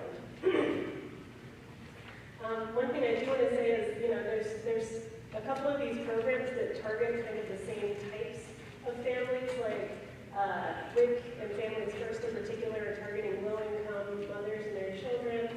And also that FIT and Families First are 2 programs that were slated to move from the Department of Health to the Early Childhood Department in fiscal year 21. So I'll start now with the major findings of the report, starting on slide 4. And you can see first, our first major finding is the bad news. We found that for the most part, the early childhood programs at the Department of Health were operating in silos, both between themselves and with other early childhood programs and other agencies. They weren't sharing or adequately using their own data management requirements. And that was resulting in poor targeting of services to high-risk mothers and children, and a lack of clarity on the effectiveness of individual programs. One particular example we found from the report is that we know that we have a number of CYFD home visiting providers that can't find enough families to serve, even though we've given them enough state funding to do that. And in our report, you can see that we found that only about 5% of CYFD home visiting programs are being referred in from WIC. In other states, that percentage is much higher. One study we found was about 73% of families were being referred into their state home visiting programs through WIC. So there's lots of room for improvement there. This finding is also a cautionary tale. We think for the new early childhood department, we found that simply co-housing programs together within a single agency wasn't sufficient to have them really thoughtfully integrate their services. All these programs are already housed within the Department of Health, and they were often positioned to serve many of the same client families, but they were still surprisingly siloed. They each had their own separate data systems, fits in a different division than WIC, and they reported different leadership. Beyond dedicated on-the-ground staff that were doing a good job of making referrals, you should go to Families First, you should go to WIC, you should go to FIT. There was no overarching view of how these programs could be serving young children and their families in a more strategic way. But on to the next slide, slide 5. The second major finding is good news. That we thought that the state's children cabinets could create opportunities for better interagency collaboration on the statewide early childhood programs. As many of you know, and you've heard this morning from Ms. Padilla, that the Children's Cabinet was created in statute in 2005, and it's defunct for many, many years, but it's been a priority of Governor Lou fruition to bring that coordinating cabinet back. And we think that that group is a perfect opportunity to execute some of these things like transition planning for FIT and Families First into the new early childhood department, where mechanisms for data sharing and better targeting of services could be worked out, and a place for the executive to communicate goals and plans for an early childhood system with a more unified voice. Just a comment on what you just said. It was either last summer or the summer before at our hearing, I think it was the Secretary of Children, Youth and Families at the time, I asked, how is the Children's Cabinet doing? And I was assured they were just doing things. Yes, Yeah. that's good news. They were in good health and feeling frisky, so it was all good. Good, I'm glad to hear that, Mr. Chair. We had seen no evidence that they even met. And I'll maybe touch on that point in a little bit. But first I want to go to the third major finding on my sixth slide. Again, good news that there's lots and lots of opportunities that we see for the Department of Health to play a strengthened role in the state's early childhood system. That first bullet, I talk about the maternal and child health epidemiology department, and we believe they could be playing a much larger role in developing data-driven early childhood policy than they currently do. One example we talk about in this area in the report is that we've got providers throughout the state that are contracted to provide both CYFT home visiting services and FIT services. But at the time we did this evaluation, there was no guidance out from either department about when either or both programs were, when it was appropriate to serve a certain kind of child with either or both programs. We believe that the epidemiology department could be helping to monitor the outcomes of FIT and home visiting on kids, especially ones that are just at risk for developing delays, and use that data to help administrators at the new early childhood department to determine how to best serve those kids going ahead. The second point, we say Family Connect could serve as New Mexico's centralized intake and referral system if it's proven effective and expanded. I don't want to steal Dominic's thunder, but we recommended that the Department of Health and the new early childhood department work together to develop centralized intake, referral, and screening systems to catch women when they're pregnant or very soon after birth and then refer them to appropriate targeted services. The federal government recommends doing this as a best practice to reduce duplication of services, and that means, in essence, that we just have one entity referring women to programs rather than each of the programs referring women to each other in a more ad hoc manner, which is kind of what happens now. So Family Connect is being piloted by the Department of Health as that sort of centralized intake and referral entity in the small area. That's hopefully promising for rollout for the rest of the state in the future. All right, so those are our three main findings. Moving on, what do we do about it? We came up with 6 key recommendations in this report. They're all aimed at secretaries and administrators of the Department of Health, as well as the Early Childhood Education and Care Department. A number of those people are named CYFD in the Public Education Department. And first is that we believe there should be inventorying early childhood health-related programs to identify points of service and duplication of clientele overlap. This inventory is a requirement of the Children's Cabinet under their authorizing statute. It's a good first step to what we eventually want to do is identify which programs or suite of programs best serve different families with different needs.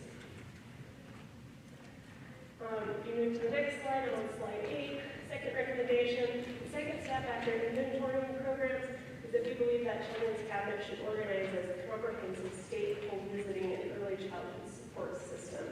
We think it should include a universal centralized screening and referral entity, light touch home visiting service for most families, food income and other social supports for families that require them, early intervention services for children with developmental delays, and more intensive home visiting services for families with higher needs.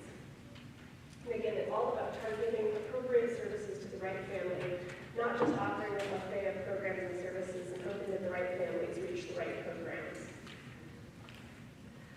All right, slide 9. Third recommendation. We recommend that the Department of Health oversee the completion of the pilot of Family Connects. And if that pilot yields positive results, then we think that early childhood education and care department should consider expanding Family Connects statewide so that it I didn't talk much about Families First in the interest of time, but Families First is a very small, homegrown, targeted case management program the Department of Health is running now. It's implemented in the 90s, and it does a lot of the same things that Family Connects does. And it's also run off of Medicaid reimbursements for the most.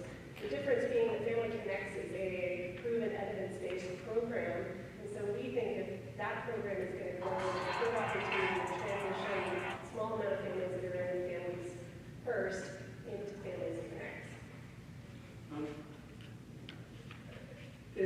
I think CYFD has a new federal program, Families First. Yes. It is kind of confusing to. It is very But you're not talking about that here, you're talking about a separate, I didn't even know what Families First in the health department did, so. That's correct, Mr. Chair. Yeah, they're two separate things. Let's see, slide 10, fourth recommendation. We think leaders and administrators from all of these agencies need to use their existing programmatic data better, and that they need to figure out ways to share that data with other early childhood programs and regularly monitor program performance and engage the Department of Health epidemiologists to develop action plans to improve program performance where necessary. This must be done to ensure that the state-funded programs are actually making a difference in early childhood health and maternal health. Again, we think the Children's Cabinet could be the right forum for this sort of data sharing to occur. On slide 11, my last slide of recommendations. We recommend that the leaders from the Department of Health, the Early Childhood Department, and any other early childhood-related agencies determine avenues to best co-locate or co-deliver existing early childhood or other social services. When we had the hearing about this at the LFC back in May, Secretary Kunkel mentioned that she was interested in particularly making WIC services more accessible, and so it'll be interesting to see how they roll out with that.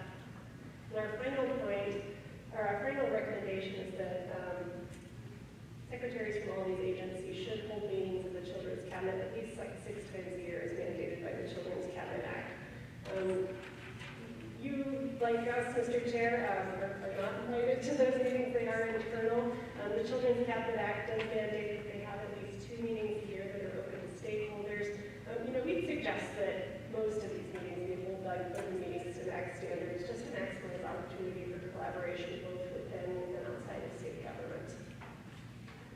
So your final recommendation is that the Children's Cabinet follow the law?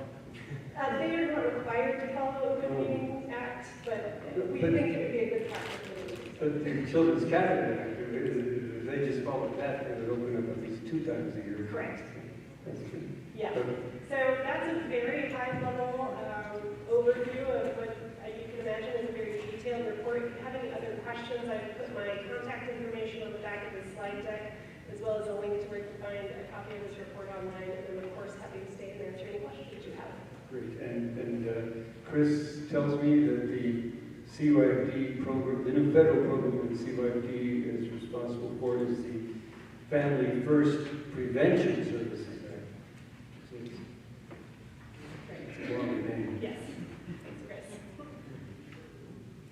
So who's next? Good afternoon, Mr. Chair, members of the committee. Andy Garn, Department of Health, within our Developmental Disabilities Supports Division, and as a Bureau Chief for the Child and Family Supports Bureau, I oversee one of the programs I oversee and have done for the last almost 21 years is the Family Support Program. Let me first start off by saying that we were very appreciative of the LFC's report. It's always helpful to have an outside entity reviewing and delving into our data, and so we're very appreciative of the thoughts and ideas that they have for us. So, I'll start off, I think I'm going to keep most of my comments to some of the recommendations that came out of the LFC report, but I know some of the members of the committee are not so familiar with the Family and Toddler Program. I know the chair is very familiar with that program, but so let me spend a few minutes just talking about who we are and what we do, and this was a great opportunity to do that.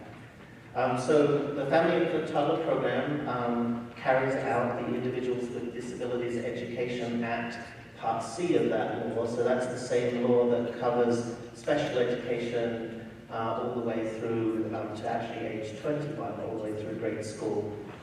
Each state gets to choose the lead agency for Part C, and Michaela talked about, I think everybody knows that we've been a part of the Department of Health for about 30 years, and so this coming year there will be a shift in that lead agency, and that we'll be moving to the new Early Childhood Education and Care Department.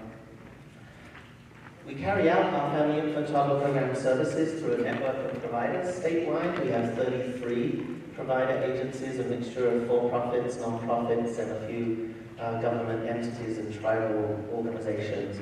And then a number of contracts that we have to keep the bills being paid, our invoices to Medicaid and private insurance.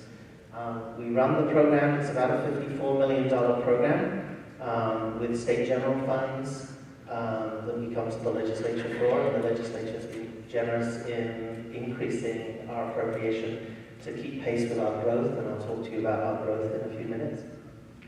We get a fairly small federal grant, about $2.9 million from the U.S. Department of Education. We maximize our Medicaid funds. We get about a 70-30 match, 70 cents on the dollar for every dollar we spend on a Medicaid child. We make sure that we bill Medicaid for all Medicaid eligible children. And then in 2005, the legislature helped us pass, and I can't remember, Mr. Chair, if you were one of the sponsors of that bill for private insurance in 2005. I think you were. That was my first year. That was your first year. Well, thank you for that. So we passed private insurance legislation, and so for children who have private insurance, we bill them, we do a pay and chase, so we pay the provider, and then we chase the private insurance for that cost.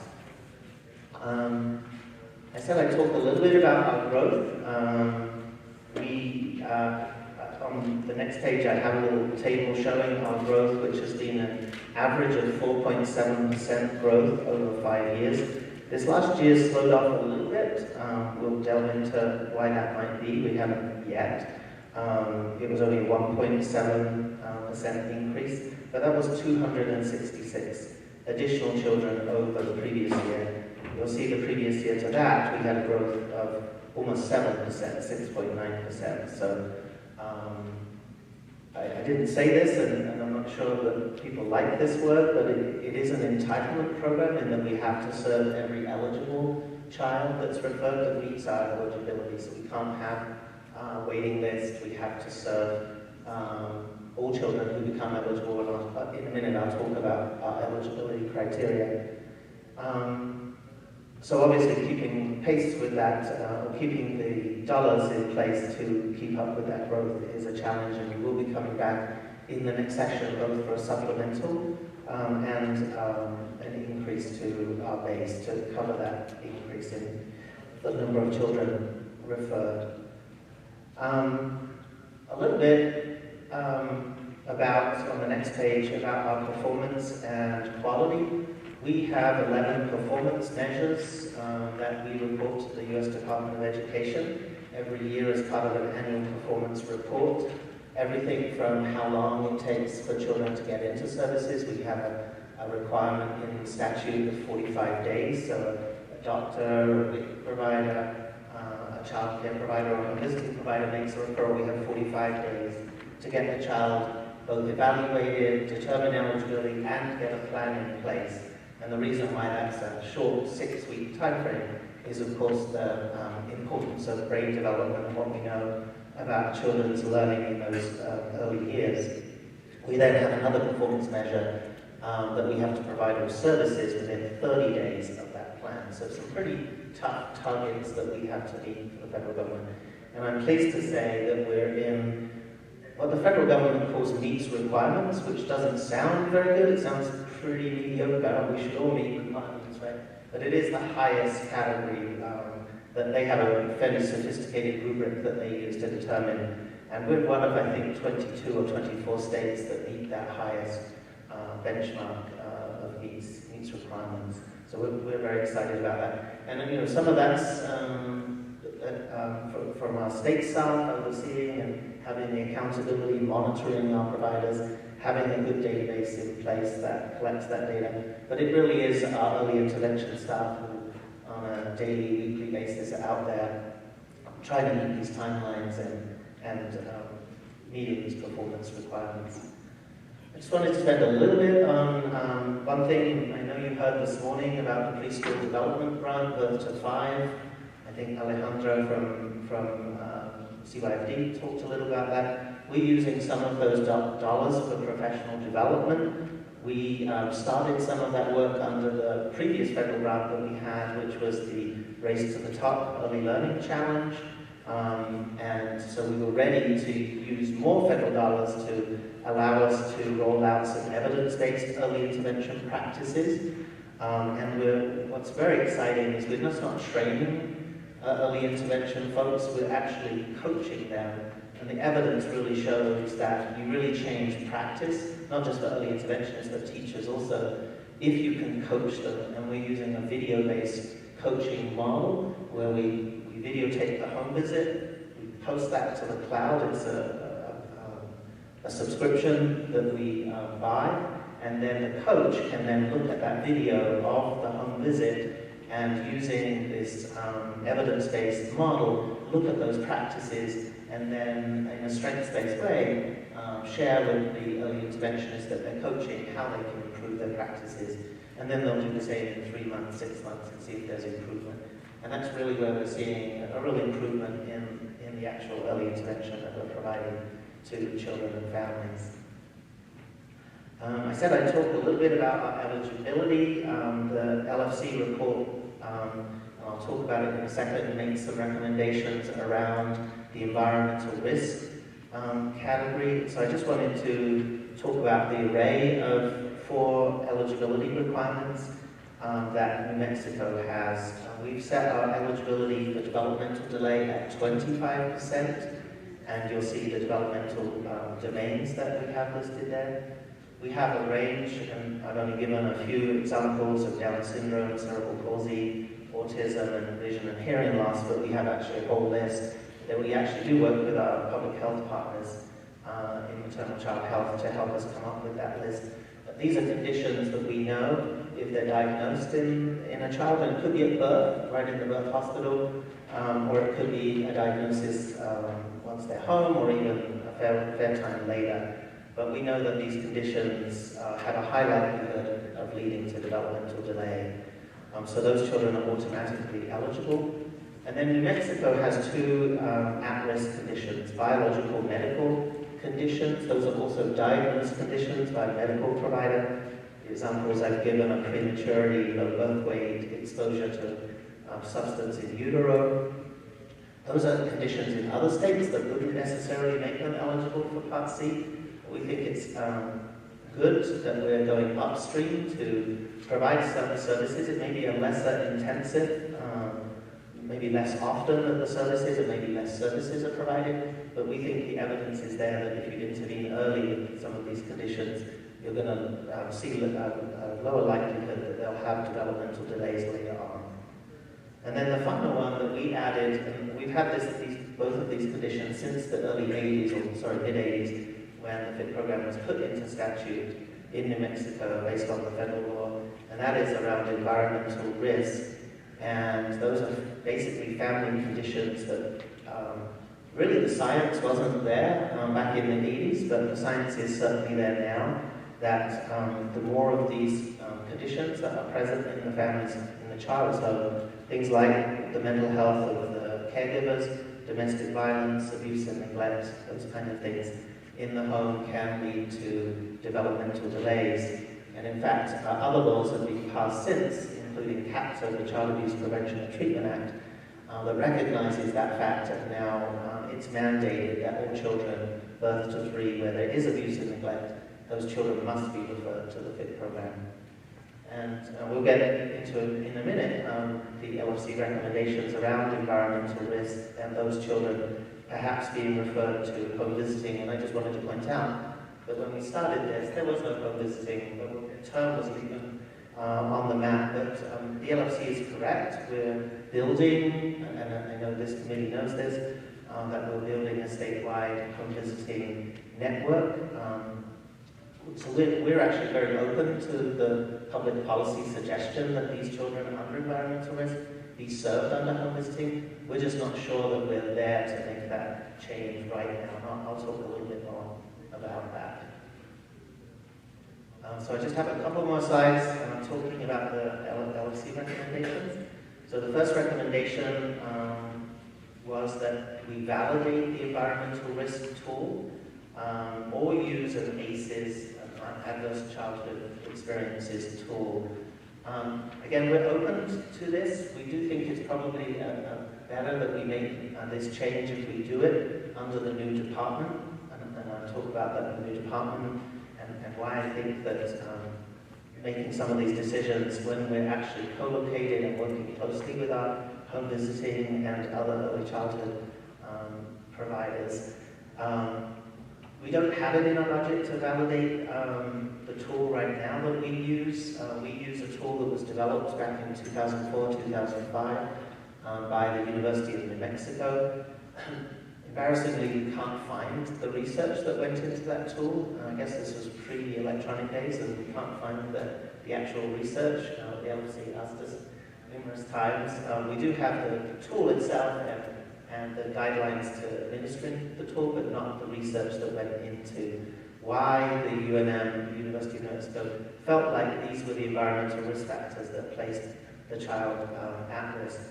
Our estimation at this point would be that that would cost us $50,000 or $60,000 to do that. That's not currently in our budget. But again, we're open to doing that. Just to point out that the federal government doesn't require an evidence-based or validated tool. In fact, other states that use this kind of category just have a simple list. So we're in some ways a little ahead of other states in that we do have a tool that's administered by our teams when we do our evaluations. And then our concern with the ACEs tools is one that generally they're used to look retrospectively at the child's experiences in early childhood, or actually looking at the adult and what their experiences were when they were a child. Our concern is because that's a very broad tool. If we were to use an ACEs tool, we really would see a huge spike in the number of children referred and served through the FIT program. Moving to the second LFC recommendation, it was around standardizing the progress, the way that we measure the progress for children at risk. It's certainly a valid recommendation by the LFC.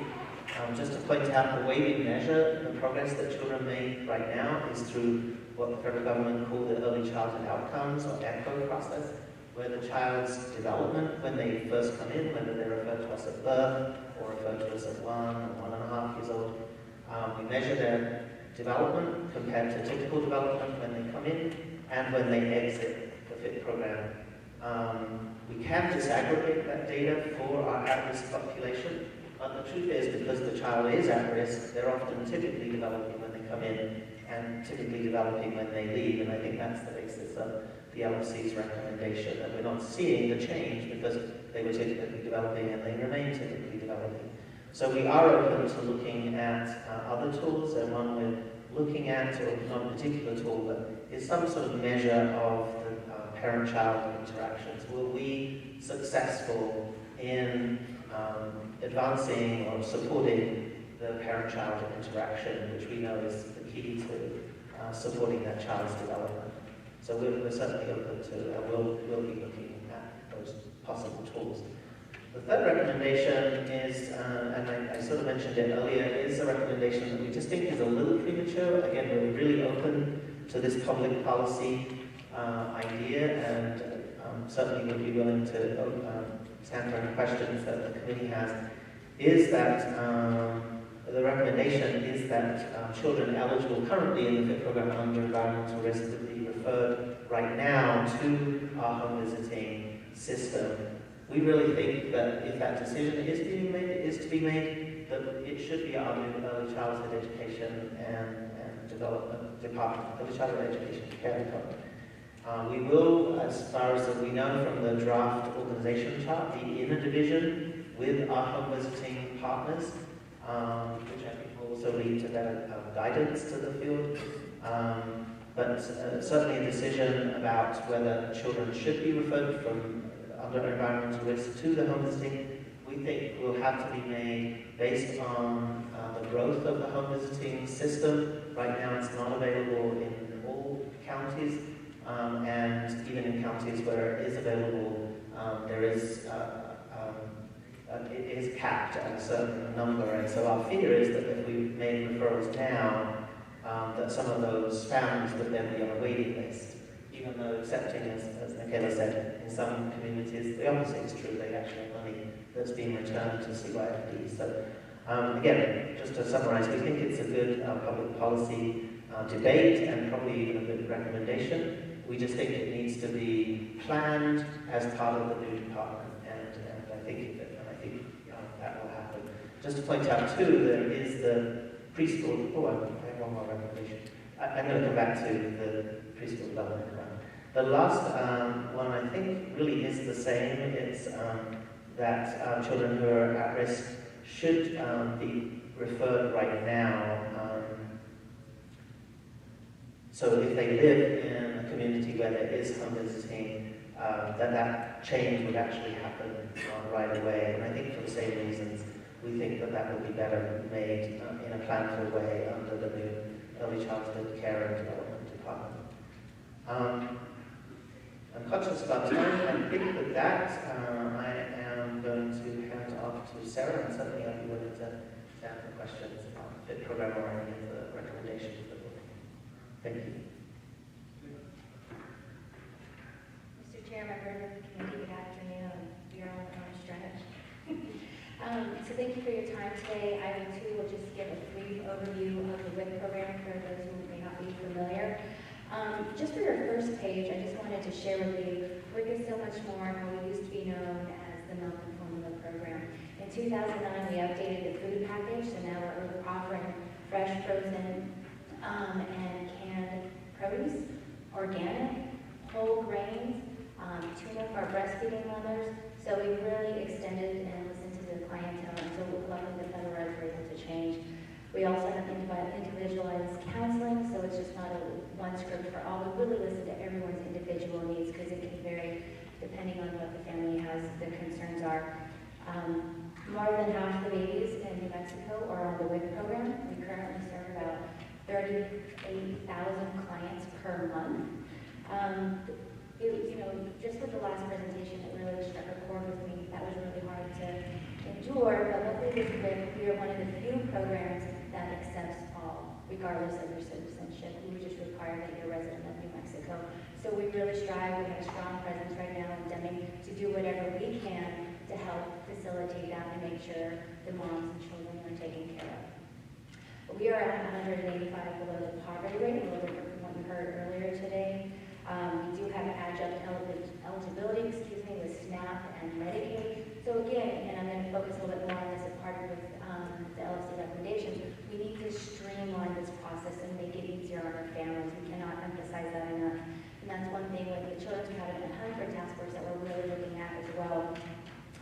And then just on slide 2, it's just talking about the different categories that we serve: pregnant women, breastfeeding, postpartum up to 6 months, infants to a year, and children up to age of 5. Currently, Congress right now is looking to expand them to the age of 6. We are keeping our fingers crossed because we know we're missing out on those kiddos. On page 3, I just wanted to show a quick little snip of all of the clinics that we are currently at. We have 64 clinics statewide. Work very closely with our tribal voice programs, and we have all the representation at our Air Force bases as well. On slide 4, I will quickly kind of go over ways, because there is a national decrease within the WIC program in many of our programs. So I just want to emphasize what we're trying to do to think out of the box, and also how it's going to overlap with our community partnership again. Again, trying to break down those silos. WIC is a 44-year-old program, and it's our job, my job, to make sure that we keep up with these new millennials, just keep up with the generation and changing of time. times. We currently receive no general fund. We are 100% federally funded. So quickly, one of the projects we're currently working on is interfacing with HSD to have an online application. HSD currently has about 68% of all of their applicants apply online, and so we're working on an interface so once they apply, they will get notified that, oh, you also qualify for WIC, and then that information will go to us, setting them up with an appointment immediately. We're also working with HSD with our enrollment. Mariana mentioned earlier that we're working on a phone survey where we collected the Medicaid survey and we are calling these families, and it's a 3-tier depending on how they answer. Either they've been on WIC, they've heard of WIC, or they dropped off. So depending on how they answer, we know how to track, and then at the end, make an appointment, get them back on, and telling them, if things have changed, we would love to have you back. So we're starting that actually officially on Monday. Also, that was mentioned earlier, we're doing our regional statewide focus groups, which will begin in October. That's going to be for the full month, so my managers have agreed that we're going to hit every clinic. So we should have surveys from about 65, 70 sites, so we're very excited about that. And again, like one of the comments earlier from Representative Thompson was, we also have extended hours, evenings, and lunch to make sure all of the participants can give that feedback, because again, we need to learn from them how we can improve our program and our process. We're also doing Thrive to 5, because nationally, families drop off at the age of 1 after they don't receive more formula, they don't really see the benefits. So we're trying to change that model and their thought of that. So we're trying to stimulate them, educate them how the importance is of keeping their families on to the age of 5. We're also doing a national WIC retention campaign, working with all the pediatricians, making sure that they have the proper marketing and making sure they know the benefits of WIC and referring us back. We're also working with ICANN, which is Ideas Cooking and Nutrition, which is a SNAP Ed, doing cooking demos for the public health offices, because we do have an extended food package that we want to make sure our families know how to use these great healthy foods to the best of their abilities. Short, 5-ingredient recipes, fun and interactive, to just get the kids educated on where the food comes from. We're also working closely with CYFD and the summer feeding sites. We're expanding that next year, working closely with them. We provided a little over 6,000 meals last year. Again, with modern technology, transportation, as we all know, is a huge issue. So we offer online education, texting reminders, and then our WIC online shopping app, because our shopping experience can be a little daunting. So as example, if they pull up their app and they scan a loaf of bread, it will tell you if that's an allowable food item or not, because you have to make sure with whole wheat, that's the first ingredient, instead of just picking up the white bread. So we're trying to ease that experience. We're in the process of modernizing our website, and again, linking to all of the other sites. It's really important, CYD, PED, HSD. Again, just taking all of that frustration and hunting down what am I eligible for out for the participant and just providing all that information there. Just kind of reiterate what Mariana said this morning with the hunger initiative. Again, the universal system is ideal. That's what we're really striving for. Again, the systems right now, they are too siloed, and we're doing everything that we can to break down those walls. Co-locating is wonderful. I'm talking with HSD. New Mexico just rolled out with a $7 million system for MIS and EBT, making us mobile. We are now in the cloud, so we don't have to be locked at our desk anymore. We can go to wherever we need to. If we need to go have a satellite at the grocery store, if we need to be in the HSD office, at health fairs, we can just take our tablet and our card reader and we can do a certification, get people enrolled right then and there. So that's what, again, we're trying to do, advanced technology. Again, because transportation, we need to go to the clients. We do hear that a lot from our surveys. And again, just all of the websites, as Alejandro mentioned, with the Pull Together website, we're working closely on that for the eligibility factors. So kind of one portal, then they can fill out the information and know if they all qualify, regardless if it's CYFD, HSD, or DOH. And then just lastly, on page 5, I just wanted to kind of brag a little bit about our program. With national news, as again, Mariana mentioned, we're working on our food delivery and then also our curbside pickup that's currently being developed. Again, this is one of the initiatives we're working very closely with 5 Sandoval program. We hope to start that within the next month. Again, twice a week, Albertsons is our vendor for that. And luckily we have about 20 outlets throughout the state. We already have other grocery stores very interested in this. And we're the closest one nationally to be this close to rolling out. So again, kudos for our state for leading the way again on that. Farmers market, not only do we serve the WIC participants, but we also serve our senior clientele. That's very important because especially going back to our hunger task force, our seniors redeem 98% of their farmers market checks. The national average is 60. So we're really leading the way, taking care of our seniors and keeping our money back to our farmers, showing the children, showing our families how important everything is within that community. We do a lot of farming tours. Again, so many kids are disconnected of where the food comes from. So that's a really important part of our education for the farmers market. We're also working on new technology. All of the states right now issue farmers market checks. Again, New Mexico is leading the way in doing a mobile technology for the farmers, which will have no cost to the farmers at all. We've been hearing the farmers and the clientele, they want a simpler, more modern technology, so we're going to be able to provide that. And the last two bullets, WIC received a national breastfeeding rate. We all know how important breastfeeding is. Again, that was just kudos to the state. And New Mexico right now ranks 3rd in the U.S. for baby-friendly hospitals. We have 11 enrolled. We have 5 more for our state to be complete. Thank you. Thank you. Mr. Chair, members of the committee, thank you for your attention. I am going to speak about Family Connects. There's 2 slides on the first page. I'm going to start off with the question. The first question is, what is Family Connects New Mexico? But before I answer that, I'm going to ask you guys for a little participation here. By a show of hands, if I could talk to those of you that have either had a child or through one of your 6 degrees of separation know someone that has a child. So hopefully there's a lot of hands up. These are kind of people who wants a child themselves. Yes. And of those hands that are raised, how many of them are going to stay up if I say that you are 100% comfortable being a parent or you knew the parents were going to be? So if your hand's up, you are 100% comfortable to be a parent. I was hoping to recruit someone to help us with this project because they have all the answers. We certainly do not, but what we're trying to acknowledge is that being a parent, a new family, is a universal time of need. This is not a targeted sort of intervention for families just based on any one defining factor. Having a child is a universal time of need.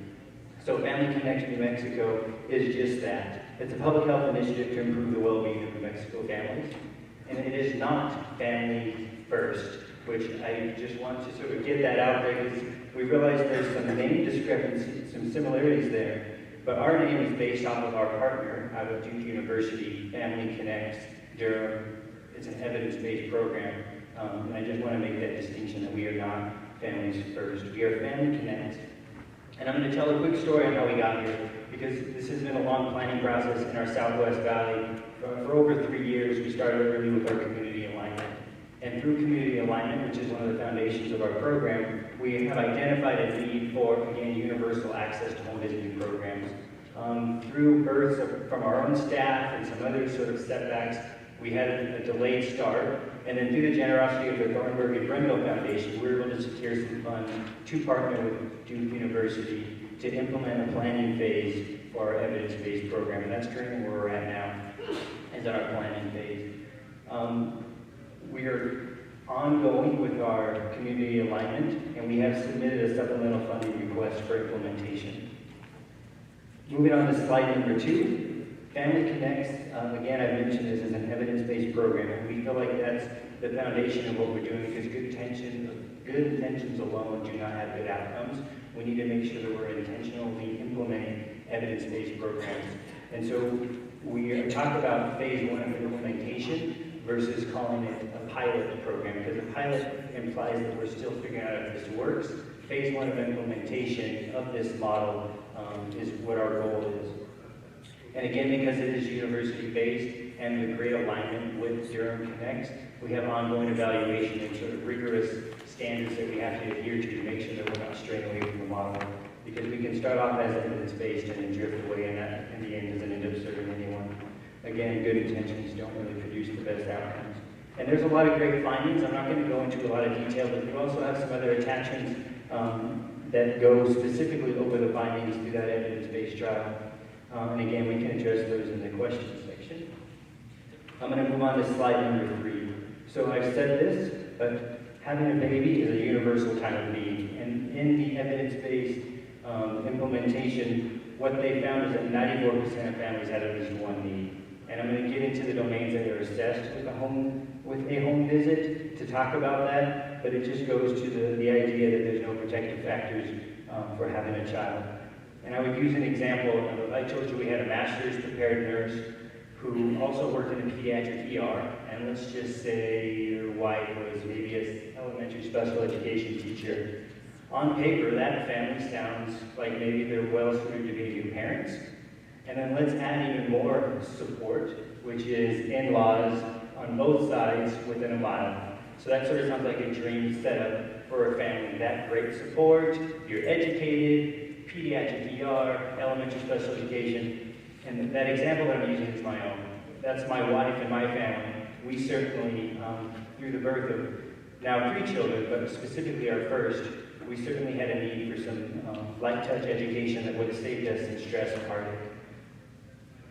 Moving on to what also separates this program from other programs that I'll just state is not a duplication, but it's we look to do a community-wide assessment. And so if we're offering a home visit to every single family, it allows us to get a population-level assessment of what the needs are in the community. And you guys have heard throughout the afternoon and this morning that there's a lot of need for alignment, and when we have great usable data that highlights community needs, it'll let us use that data in meaningful ways to make informed decisions. We also, again, we have, because of our good population reach, this is a model that is more based on primary prevention.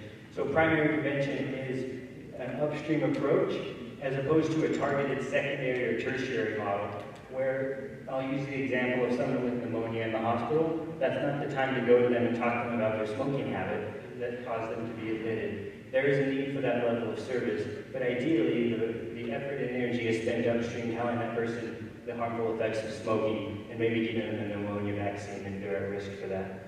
So that's sort of in the space that we're looking to occupy, is that primary prevention, acknowledging our great partners that we have that are already doing home visiting services that have a targeted sort of approach to the care that they provide. I'm going to move on to slide number 4. Again, universal time of need. So this is offered to all families, and it is offered at 3 weeks.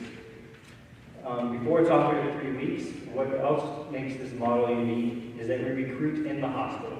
And it's that side of this partnership that really begins this platform that makes it a great fit for the public health division as sort of leaders in health, and through chief strategies, we look at how we can impact care given in a hospital. And so we're recruiting families early on, and we're looking to change the mindset of home visiting services. Again, because it's a universal time of need, it's not offered to you because the doctor identifies some risk, and now you feel labeled and embarrassed, and you don't want to admit to anyone that you participate in a home visiting program. It's offered to everyone because we acknowledge that sleep deprivation and a crying baby is hard for anyone. So at 3 weeks, at the first visit, which is 2 hours long, that's picked intentionally because that's when you start to see early signs of postpartum depression. And sort of the initial leg of this model, and I don't know that my wife's going to appreciate this, but women do not necessarily take care of themselves before they take care of others, especially if you have children, and maybe it applies to those with children. And that's perhaps why we love them so much, is they give so much of themselves for our children. But if our wives and the women of our community aren't taking care of themselves first, what kind of shape are they in to take care of the children? So our initial assessment is based on that 3-week period, which is when you might see postpartum depression. If that screening doesn't happen until 6 weeks, which is the standard OB follow-up, that also happens to be when their Medicaid insurance runs out, if they're on Medicaid. So if they're diagnosed with anything, then it's this hustle to sort of get them in touch with resources to help pay for that. So if we can identify those things earlier, while they still have Medicaid, and we can get them plugged into service and identify those needs a little earlier.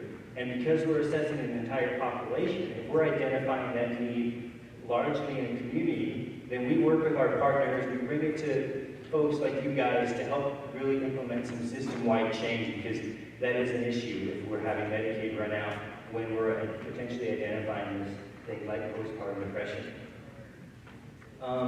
This again is offered at no cost to recipients. We are working with HSD to get some Medicaid reimbursement, but as part of our community alignment, it's really, really important for our partners to know that we are not looking to compete with their funding sources, because that would be a step backwards, because they are the ones doing really great, more intensive, focused work. We are looking to provide a wide sort of general screening and then refer them through a warm handoff to the services they might need. And if we're stealing their funding source, that's not going to help anyone. So we're working with HSD closely through Medicaid to have a billing code that will support all service providers in that space. We also, unique to the model, and there's another page attached that talks about why nurse. It's not just because I'm a nurse and I'm biased, but there's the evidence-based model that talks about a nurse being able to do an assessment.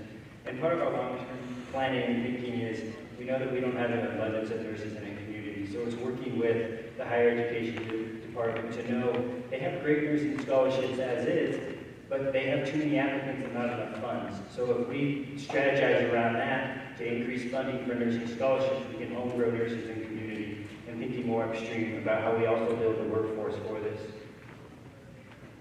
Moving on to slide number 5. This is a quick summary of how the experience happens.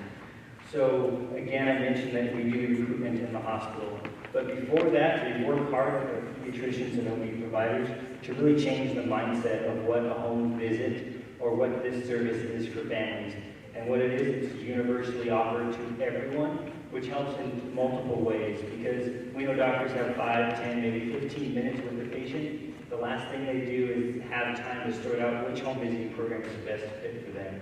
If it's already a family that has been targeted and identified for more specific needs, that is fantastic. We don't want any part of that they're plugged into services. But this allows providers really across the spectrum to just remember one name, Family Connection Mexico, and we have staff dedicated to get people plugged into the appropriate services after a light touch sort of assessment.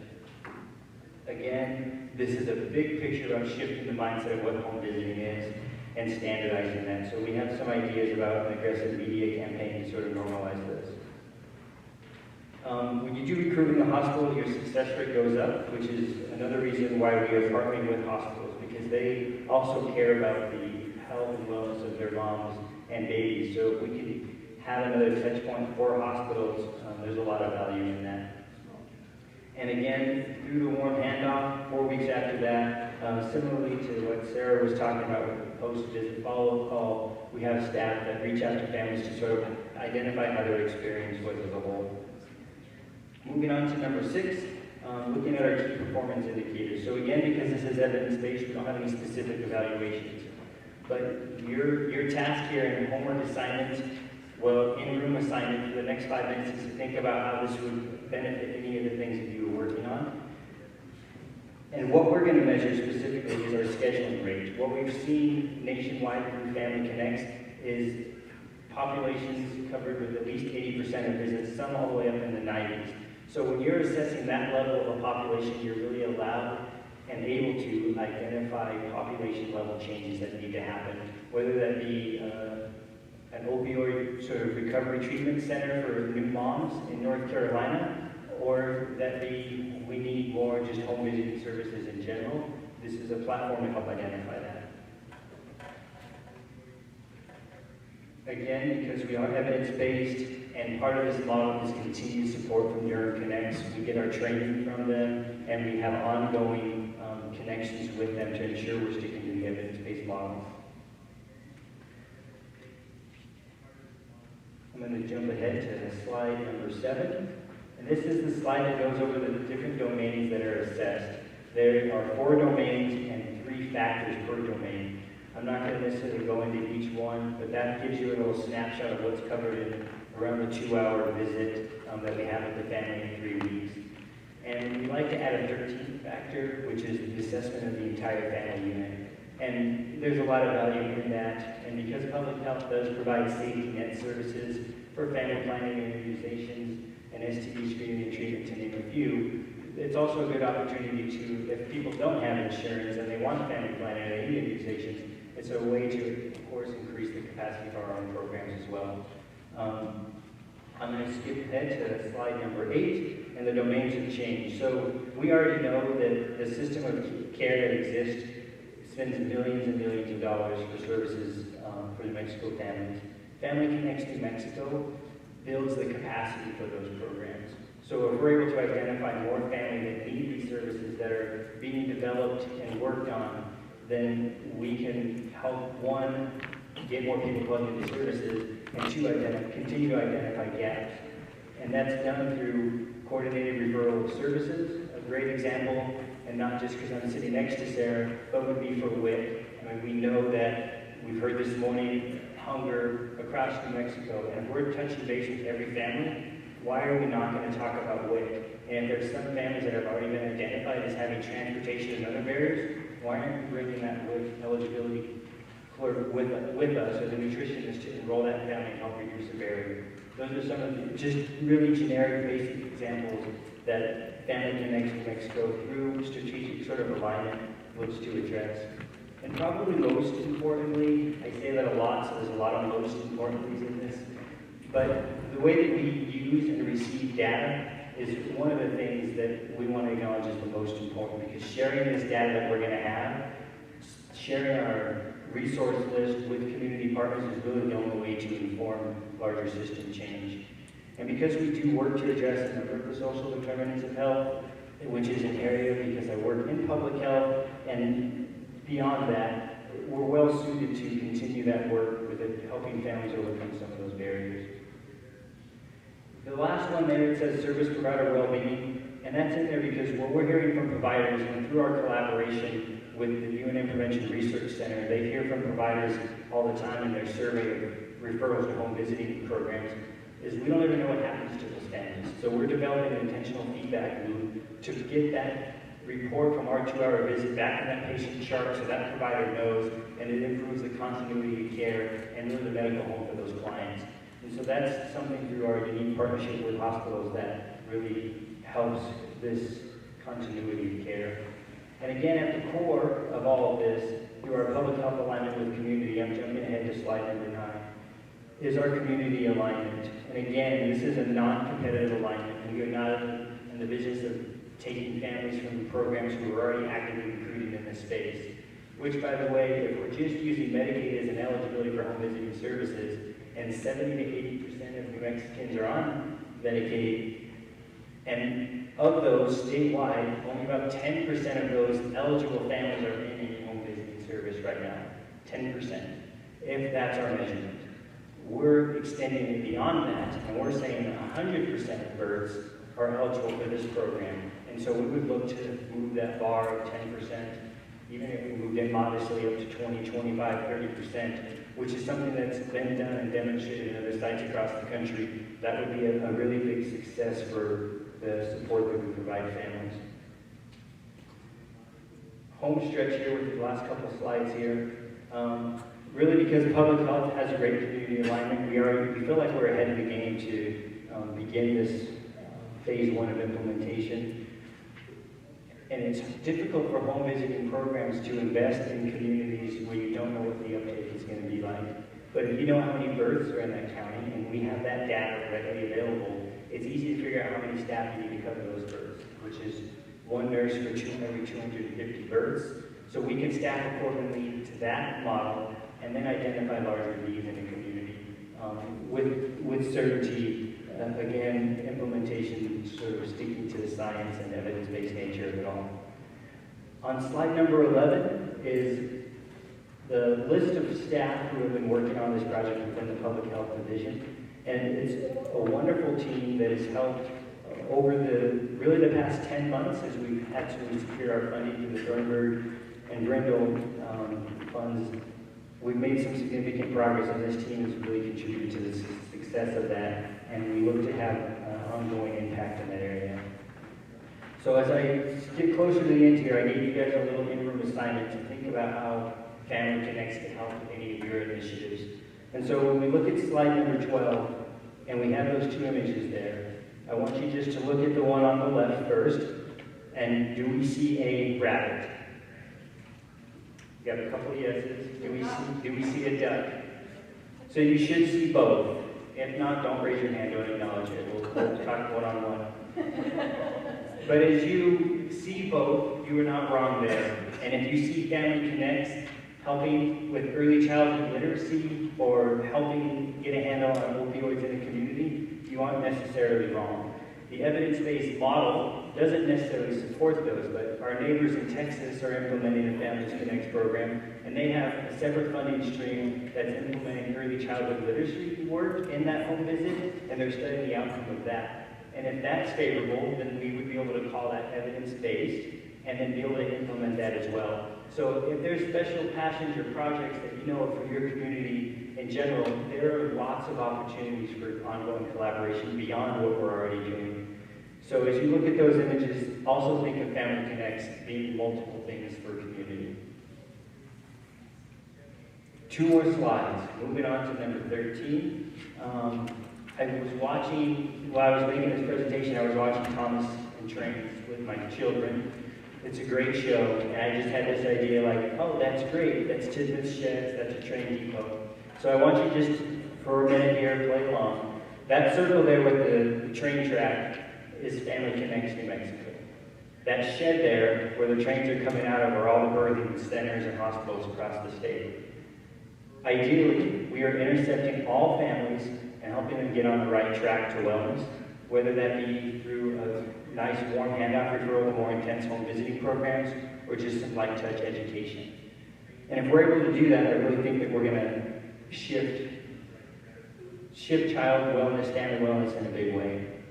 So specifically, I'm here in front of you guys, of the committee, Mr. Chair. I really appreciate the time. We're asking for support for the PhD supplemental request for funding for fiscal year 20 and beyond.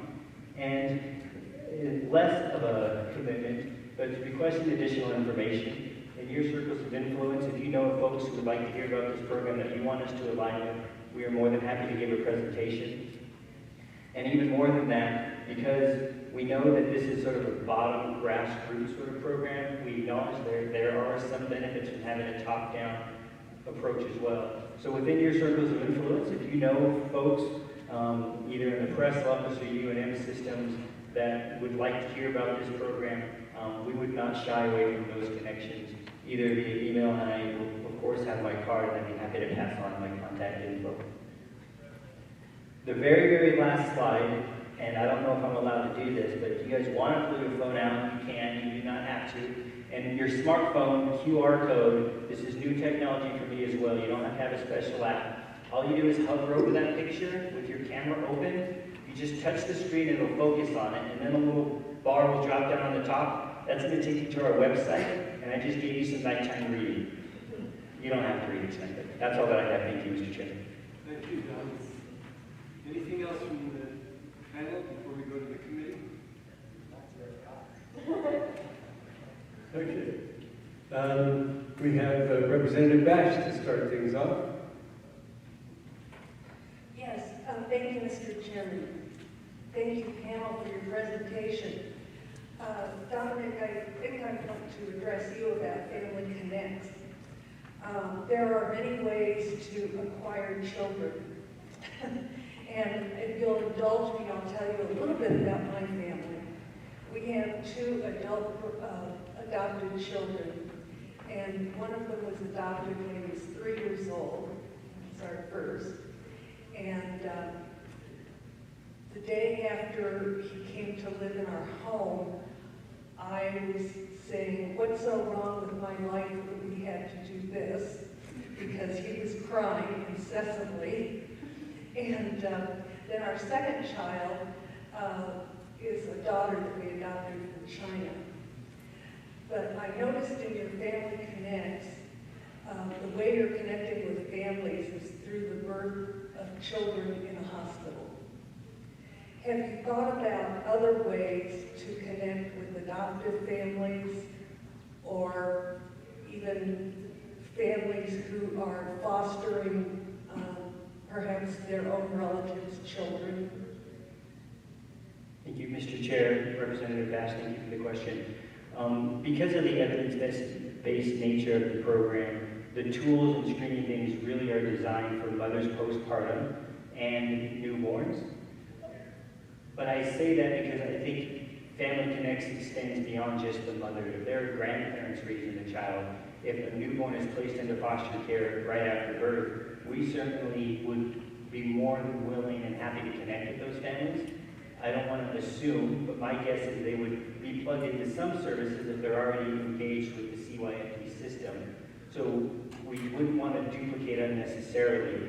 And if through our community alignment and once we implement these services, if we're identifying needs in the community that you just described, I think there's a ton of space for conversation on how we might adapt this model. Maybe we're using community health workers, a less expensive way that doesn't require as much assessment, but maybe more of a social worker support to get them plugged into services. I think there's a lot of great space for that conversation. Yeah, I was wondering if using pediatricians as the contact point for families might include more families.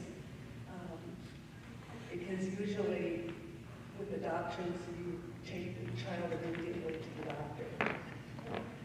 But anyway, just something to think about.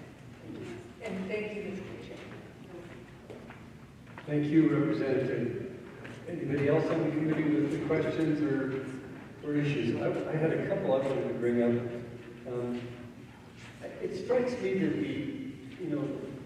and I don't know if this is working out under Centennial 2.0, but the care coordination was left at the MCO level, at the insurance level, rather than in the provider level. And it just seems to me if that care coordination, let me backtrack. 80% of the births in the state, or something like that figure, are Medicaid births. So it just seems to me that if the care coordinators, they've got to know which of their Medicaid clients are getting prenatal care, going for the visits, scheduling a delivery. If they were involved in this loop in the way that I thought care coordination involved, it seems to me they ought to be the ones that would be a logical point to include in your exchange of information. They don't work for HST, they don't work for DOH or CYFD, but they're right there with the clients. And somehow it seems to me they ought to be incorporated into this, that they would be the ones to say, you're also eligible for WIC, you're also eligible for your child to be eligible for FIT, or any of you. That Family Connects is something that automatically ought to be part of every Medicaid delivery. I wonder if you could react to that, any from your perspectives.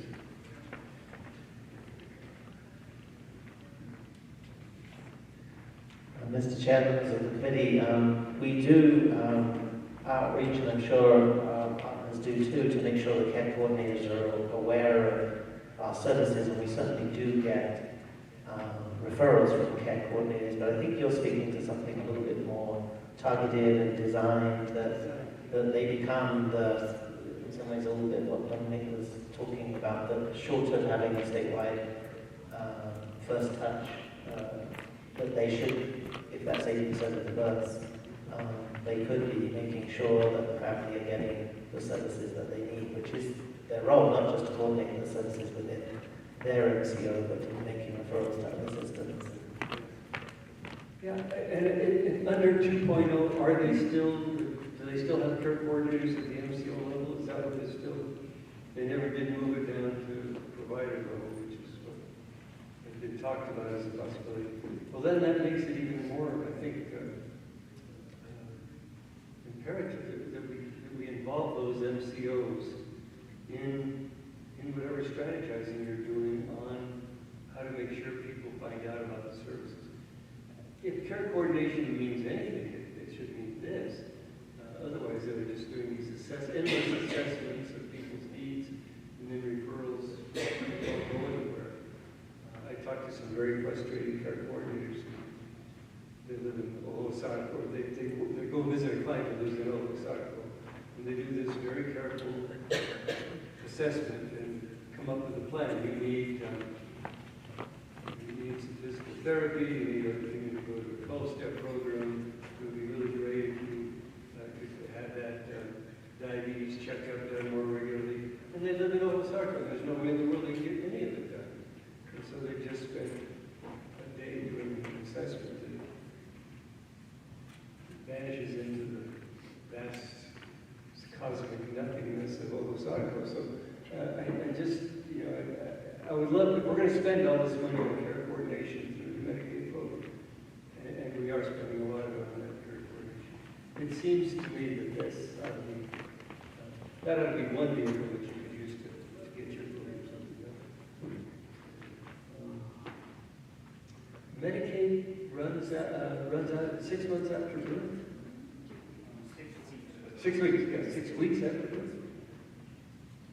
Mr. Chair, members of the committee, it's my understanding that 6 weeks after birth for the mom, the Medicaid would run out for the services that they receive. Is that our state plan? Can we amend that, or is that a federal? I don't have the specifics. This knowledge comes to me through some time that I spent on not as a member of the committee, but on the maternal mortality review panel, and looking at the larger system of care. And of course postpartum depression was it's heavy throughout society. And identifying that 6-week visit is a time when they're screening for that. That's also the time that their insurance would run out. That, what you described as Family Connects is really what I was hoping to get at with our Medicaid home visiting pilot. Well, it wasn't going to be a pilot, but it is a pilot now, and hopefully it will become statewide. And that is the way to do all those assessments, but to maintain one contact. But if Medicaid runs out after 6 weeks, and it's something we need to look into to see. That had never been raised in all of our discussions. I don't know, Chris, do you remember anybody bringing that up as we talked about the pilot? We need to look into that. I'm glad you mentioned that, because it's something we need to look into and figure out. And then I had one other thing that I wanted to ask about. Oh, do you anticipate that moving the FIT program to the new department, will that cause any problems? Or what are the problems that you anticipate might be caused by it? Mr. Chair, members of the committee, we've been an active participant in the transition planning with Mariana, who I know presented to you all this morning. I wasn't here, so we feel like the transition planning is going on well. We're keeping our providers informed. We're working with our interagency coordinating council, and while we're nervous about where we're going to be located in Santa Fe or Albuquerque, I think those are small concerns. We'll have contracts in place, payment processes in place, and we're really hopeful that even our providers will see very little risk that the staff that they have from the FIT program who are currently at the Department of Health will still be there, regional coordinators and the trainers that are going out doing the training. So while the changes may be more significant for us in terms of where we end up sitting, who's our boss on July 1st of 2020, we think that the transition planning is moving on very well. One final question for all the three of you who are with the health department. That department was one of the ones with the highest vacancy rates in the last administration. They got higher each year, it seemed. Has that trend been reversed, or are you able to fill the vacancies now in your programs? Or are you still plagued with vacant positions that are taking a long time to fill? I'll start this. Currently, I have a 23% vacancy rate statewide within our state office. Things have been improving. More communication. They're trying to streamline where they can. Our secretary has been acknowledging this. They have been trying to fix this. But yes, to be completely honest, there's still room for improvement, but they are doing better than the last administration. On that point, if I may elaborate, thank you for bringing it up. Because I thought about something just ask, is that vacancy rate including the positions that you have, for example, contract positions? Sometimes you have positions that I guess you contract out on a temporary basis. I don't know. Is that the case? Mr. Chair, Senator Rodriguez, no, we do not have any contract. This is solely just referring to FTEs. There's no contract. So you don't have in the Department of Health contract positions at all? No, They're filled or not? just the way I'm speaking to, so no, none anyway.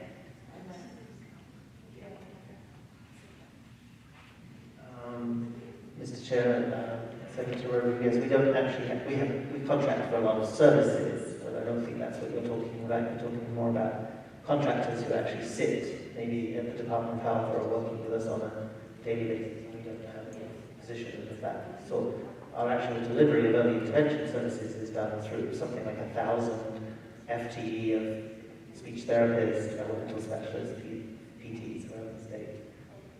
Thank you very much. And do you have vacancies in your program that are creating some dilemmas for you? Mr. Chair, members of the committee, I have to agree with Sarah that things have been really improving in terms of hiring. We happen to have a couple of vacancies right now, but they're posted, they're going through the process, and so that's definitely that process seems to be both improved at the Department of Health and within SPO. And Dominic, similarly? Mr. Chair, members of the committee, speaking from the Public Health Division specifically, we certainly do have vacancies, and I'd be happy to address or connect you with our division director within the Public Health Division, just sort of get at the underlying reasons and issues around our vacancy rates. I'm not necessarily prepared to speak to any of those specific numbers today, but we do have vacancies, and I agree with my colleagues here that the system for hiring is improving significantly. Anything else from anybody? Well, I want to thank you for making the trip up here. Appreciate you taking the time, and then for the information you shared. It was really helpful, very good. And we'll take the LFC report home and all those sleepless summer nights, late summer nights, early fall nights, use it to help go to sleep. Thank you all. I want to make one last comment for us.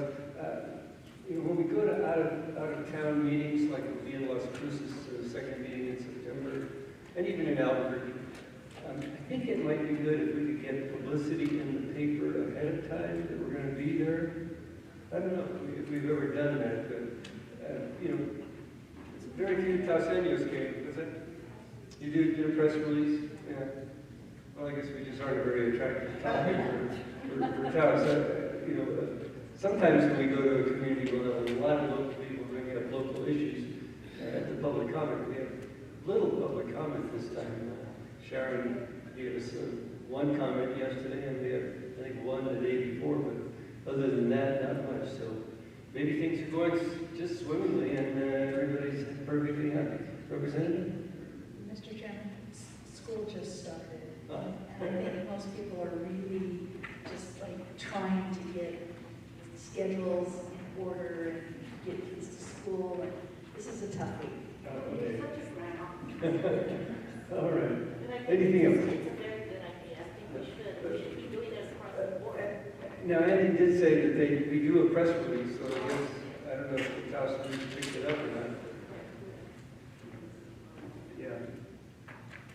Okay, well, thank you again. Have a safe trip back, and have a good weekend, everybody. And we will see you, actually, it's not even a full month until we see you again. Yeah. We're having a joint meeting with the tobacco committee, and then a meeting of our own. You're having a meeting too, aren't you, representatives that same week? So we'll be seeing you all again in about 4 weeks. Thank you, Mr. Chairman, for a very good job. Thanks. And I want to say thank you to Chris. I understand this is his last meeting with us, and he's leaving. So I want to say thank you very much.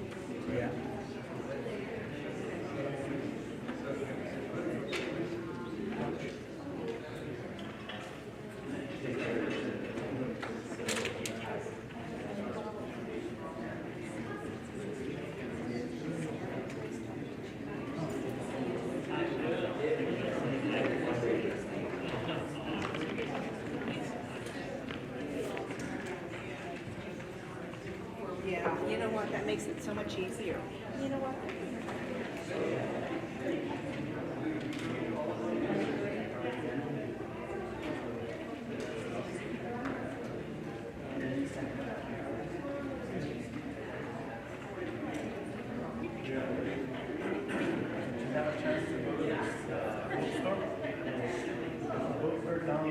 Half a block from here. Oh, yeah, I've seen that.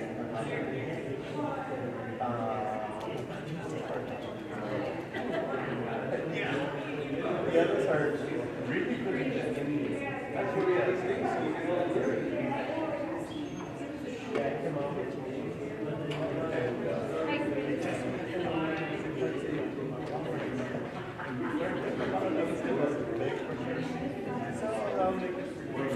Okay, that's all I have.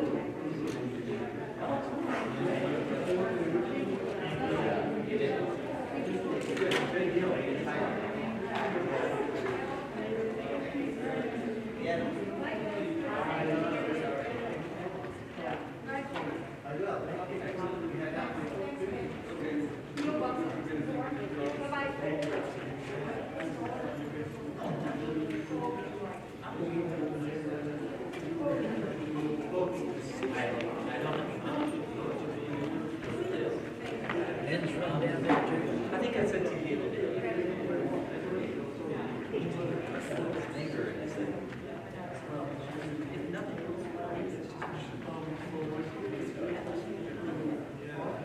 Thank you so much.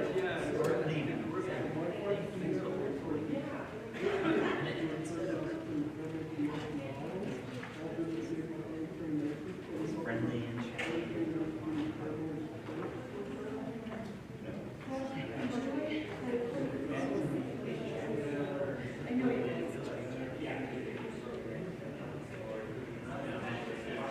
absolutely.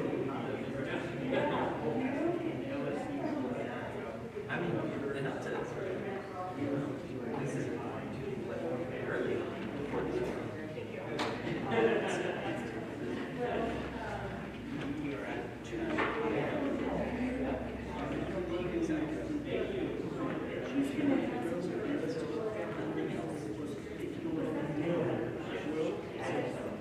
See you again.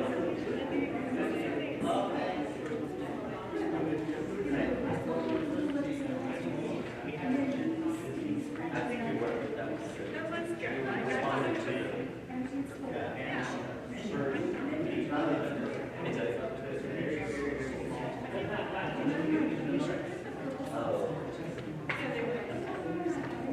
I think responded to direct.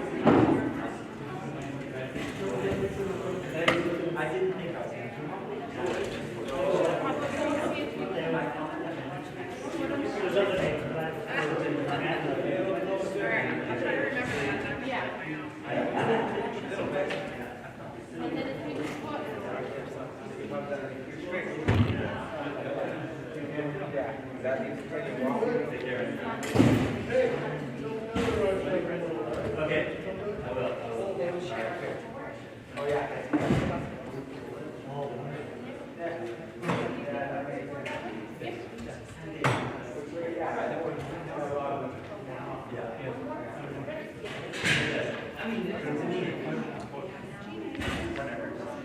There's a box that put in recycle. Sending that, even though recycle.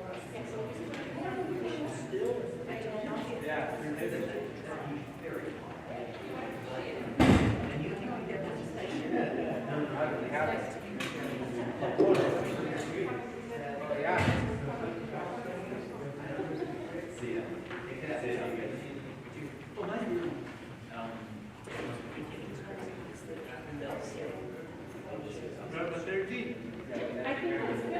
And then we can access this one here. We can put one here, like in the prop setup. Yeah, that's my thing. Let me just stand and brief you know that we're done, so you can turn off the camera. You're on your reading.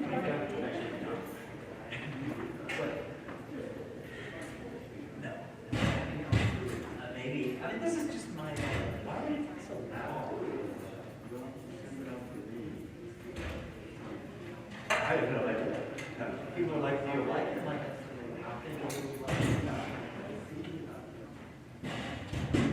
Gary?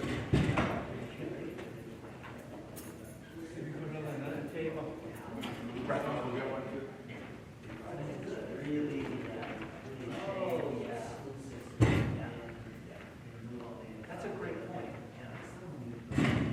yeah. The last time they realized maybe they shot a little love this time, no. How did they? No, not close.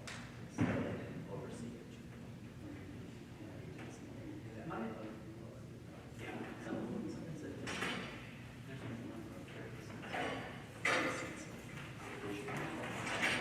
Behind all of that, it's very.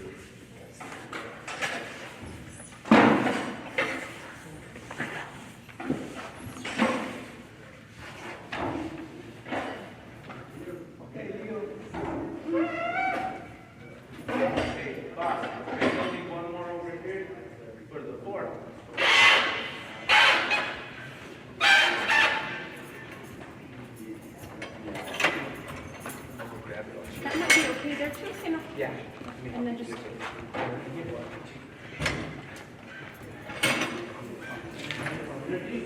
Standard. A little bit, maybe. What do you think? Maybe just.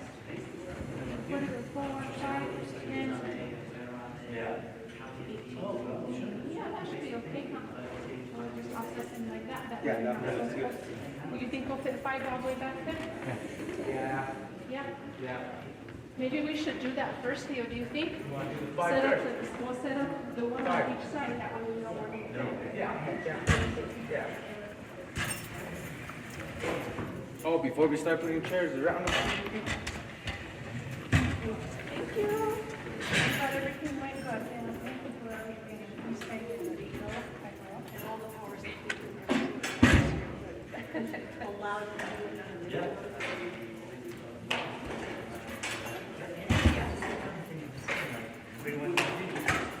Let's put it, let's start here so we know that we have enough for 5, and we know where to space it out.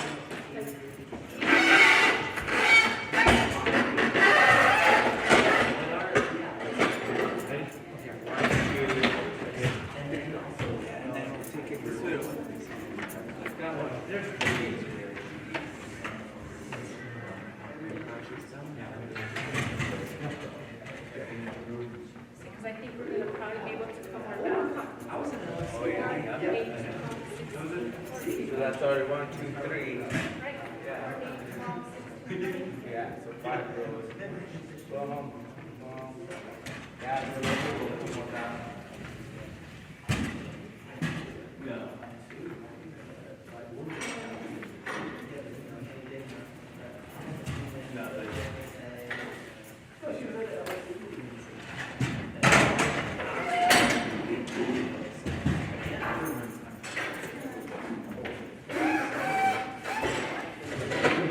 There's the signature. Right there.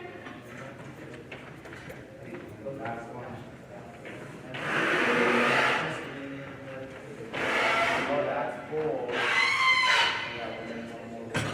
1, 2, 3. 1, 2, 3, 4. So that's the last one.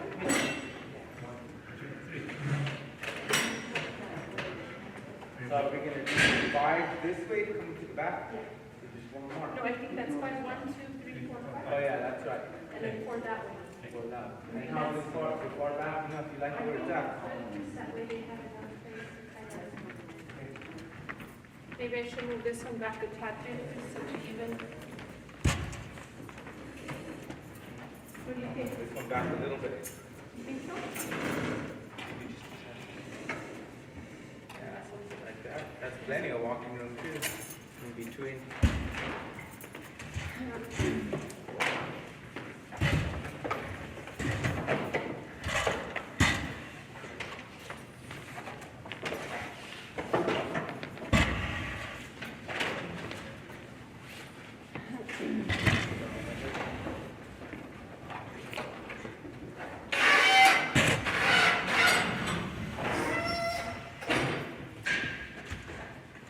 What do you think about the vacuum? Should I not put the chairs in? No. Oh, listen, I just saw this one because this one has. We'll just pull chairs back. We can vacuum in between. You know. Yeah, well, either way. What do you want to do? We'll get it because we can vacuum around the table and then we'll just pull them all out and vacuum under You it. want to do the vacuum now? Yeah. Let's do that for vacuum. All right. Around the. No, the small one is the big one. Oh, the Small one, no. You need to bring the small one. All right. And then these tables, put them, Leo. Those tables, put them. These ones are going to go back to that room.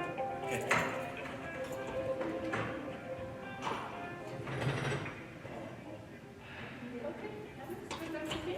Yeah, and we'll keep these ones even. We won't stack those. Like that one we kept straight. Kind of, huh? I think so, yeah, because then that one's this one over here, Yeah, right? we'll put 2 more here. One, And then one, just, so far, and then here, and I'm almost sure they'll really look at this, Oh, this yeah. is supposed to be here. Yeah, table, yeah. These are the ones that are- Let me just double check today. Cool.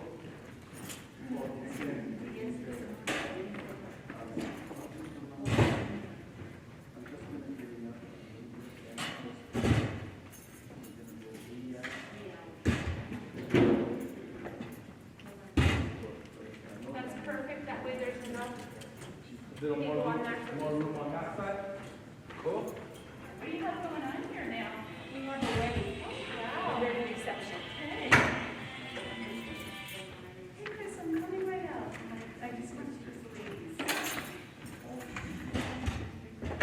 Yeah.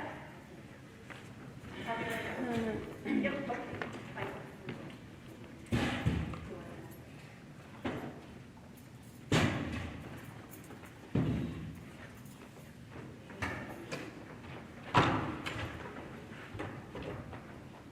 Is there a dolly to take these back or no?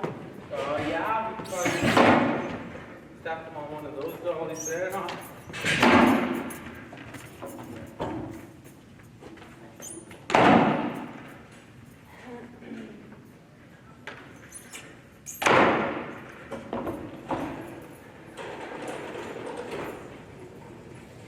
Neil, what's that? Okay, no worries. We're gonna knock this out quick.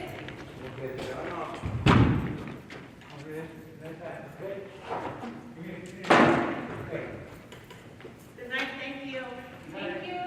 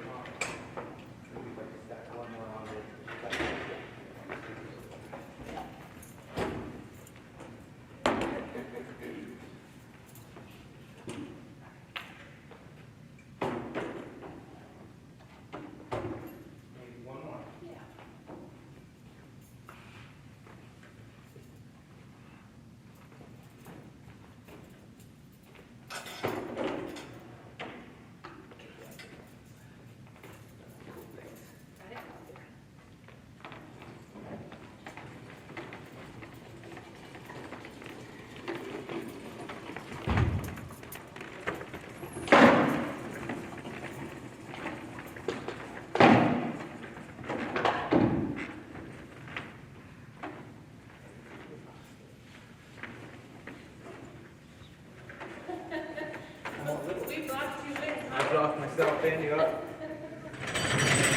You want me to move this up? There we go. Got it?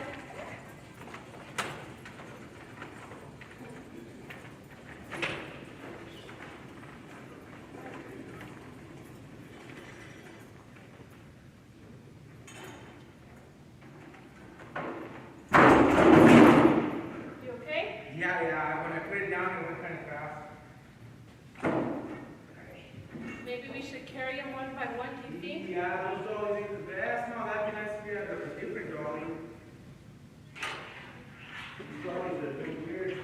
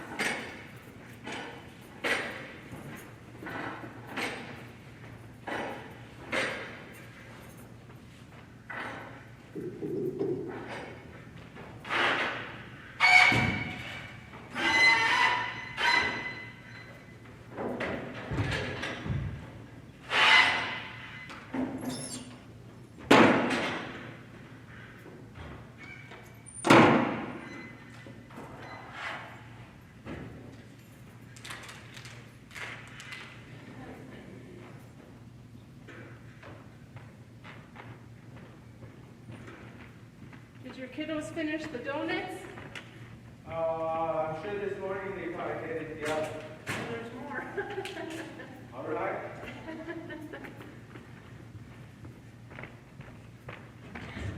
Do you want me to vacuum before you put chairs up? What's that? Should I vacuum before you put Oh chairs yeah, up? maybe I'll put the chairs, yeah. I'll just set up the table, that's a good idea. And I'll just, also move some of these other smaller tables to that.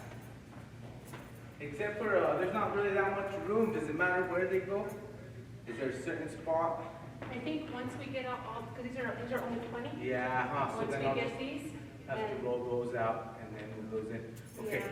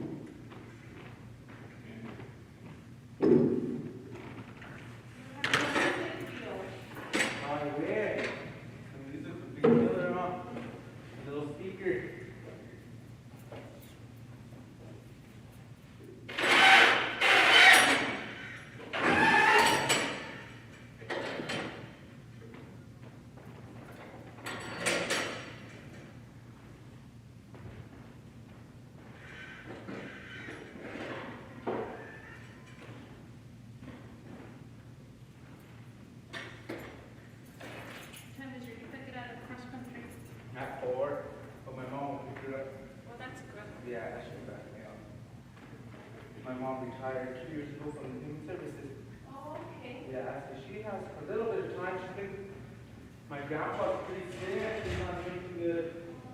Yeah, so my mom's been real busy. Well, she's been busy the whole 2 years she's been retired. She's taking care of him and my grandma. But now last week, 2 weeks, he got pretty bad.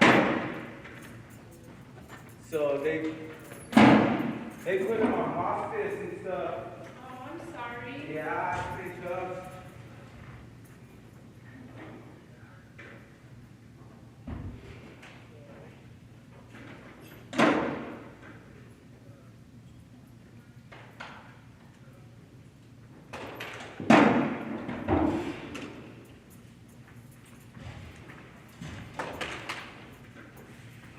UNM own this building?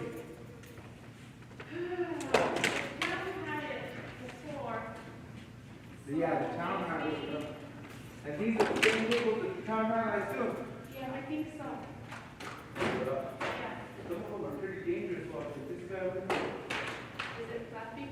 No, it's these things. And they get caught. Oh, I guess once you got the tablecloth, Yeah. that kind of helps a lot, huh? Yeah. But you might want to think about getting some more different tables. That's true. Huh? Yeah. Even some of these chairs are. Some what? Some of the chairs. Oh, yeah. There's one back there. I don't see it now, but it was broken. Oh no, I do see it. It's back there. The whole this part is off. So this building, these chairs have been and tables have been used probably over 20 years, huh? Yep.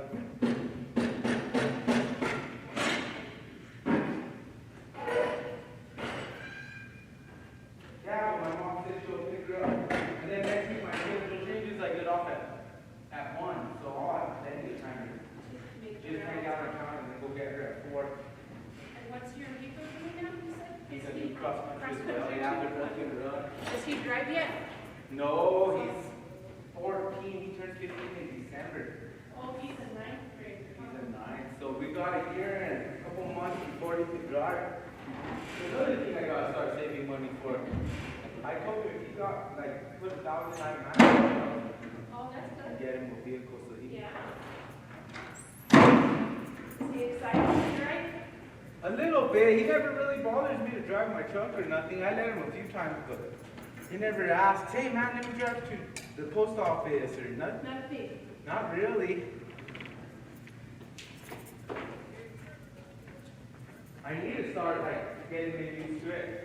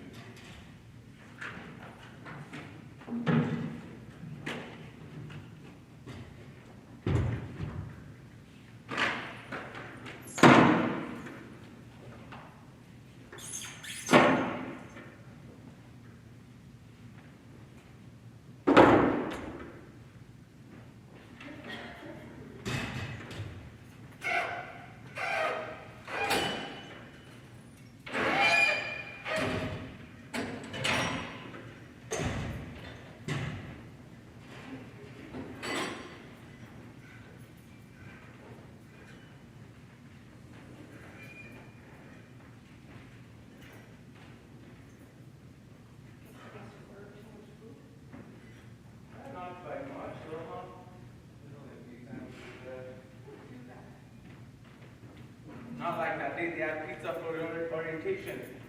There's not leftover? Oh, there's a bunch of leftover pizza, yeah.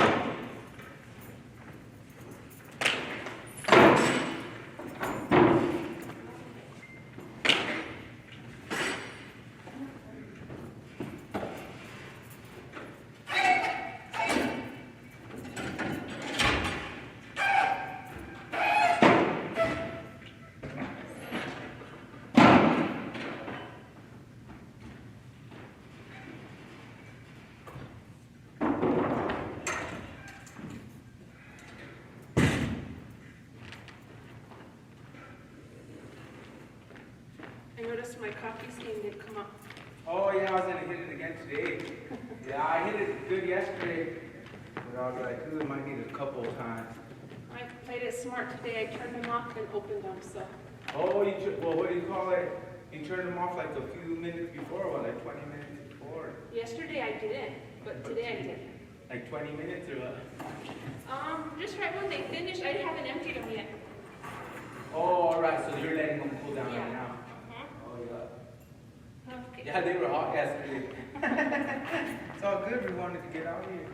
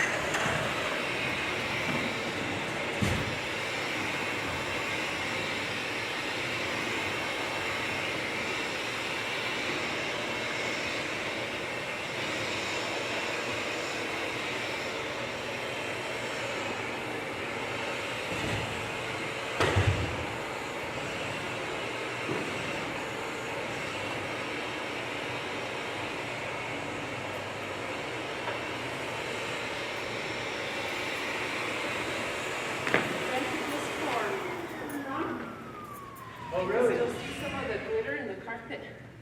What school did it? Taos High School. Oh, really? They have it from here?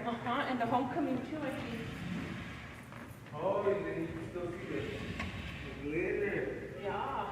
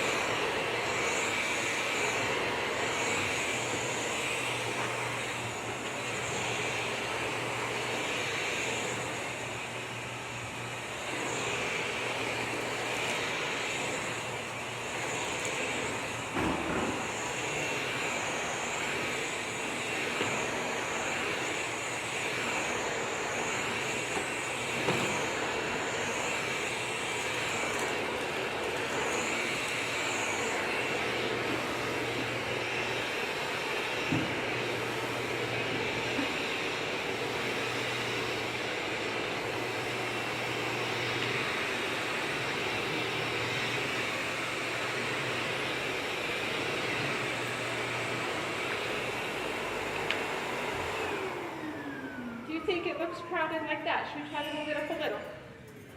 Let's see, where is it? 1, 2, 3, 4, 5. What do you think? So this guy's gonna be. Because I think I should go a little here, because she was gonna rent a dance floor, and she couldn't get one. So she's not, but I don't know if they still want to. Oh, yeah, that's a big question. If she's gonna still go up and dance up in the front Yeah, or not. because we could space them out more if needed, huh? They're not gonna use it. They are.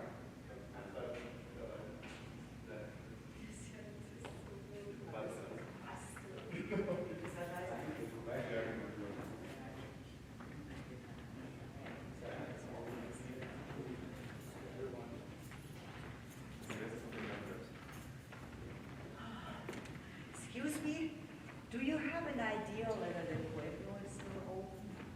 I don't. Probably not. I don't know. Because he's from Germany and like to take it. Yeah, I don't know. I'm sorry. It might be worth the drive. It's a pretty drive. Yeah, and we go to Arroyo Seco. It's on the way. So, I mean, I was here, like just now. Do you mind if we take some reps home? Or would you like to have some also? I'm sure you would. Oh, I think a couple of the staff do, but you can. I mean, how many people staff? Should we be 10 or 5? Like what? How many staff are there? Yeah, no, I won't run away. Oh, okay.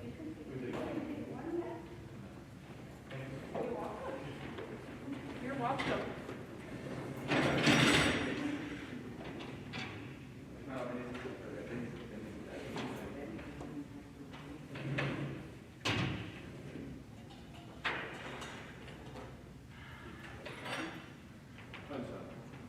What do you think, Leo?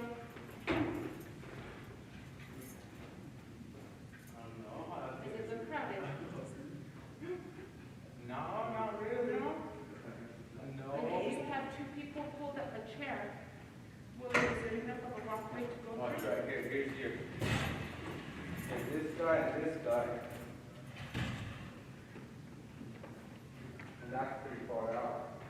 Yeah, because they'll probably be sitting closer down. Yeah, and then these guys right here too. Here's the same kind of scenario. Take it, don't I? That's quite a bit. That's I quite never buy it. Yeah, I think they're spaced out pretty good. Okay. Yeah, how about you guys apart from each other? Oh, yeah, even they're not gonna be like that's the farthest they'll be out just to get in maybe. But other than that, they're gonna be right there. And I guess we could go further back if we did, but Be right there. That's about the walkway right there, huh? I think it's good. That's probably about where they'll be sitting. That's all I really know. Because we could go further back.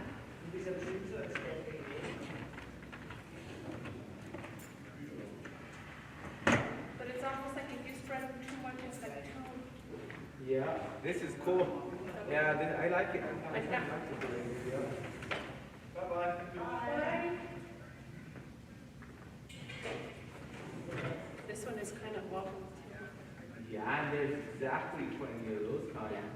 Yeah, you know. I don't know about this vacuum though. It's a big area to vacuum with a small vacuum. I know. Well, so I know where you went, but you use the big vacuum now. I'm just kidding. I'll just turn the table and I'll let him go through. I don't know where you went. Oh, she didn't come in this way? Yeah, they told me to go out with you. Is Victor here? Yes. Well, tell Victor to come help us. Yeah, come on. Taking our help.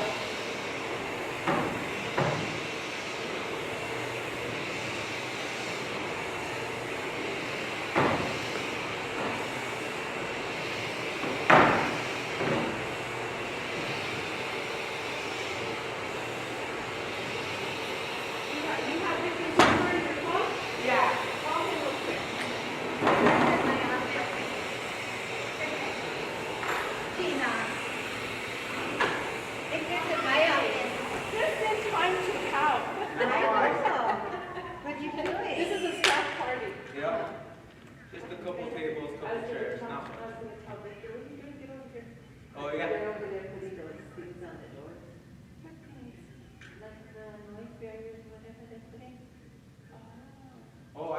right on time off, I just seen that message now.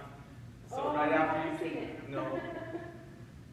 But I got here like, probably right away now. I was just gonna do it like around the chairs, the tables, just because once you put the chairs in, it's hard to. Oh, and you have to have it ready for tomorrow. I know I came in, he said it was locked. I know I came, he said it was locked. Where, to get in here? Maybe the cycle.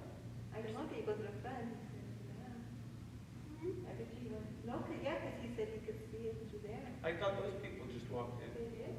Well, I just did too. Oh yeah, you did too, yeah.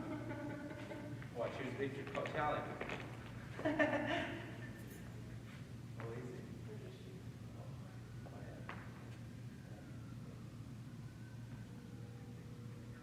It's strong. He's not dead.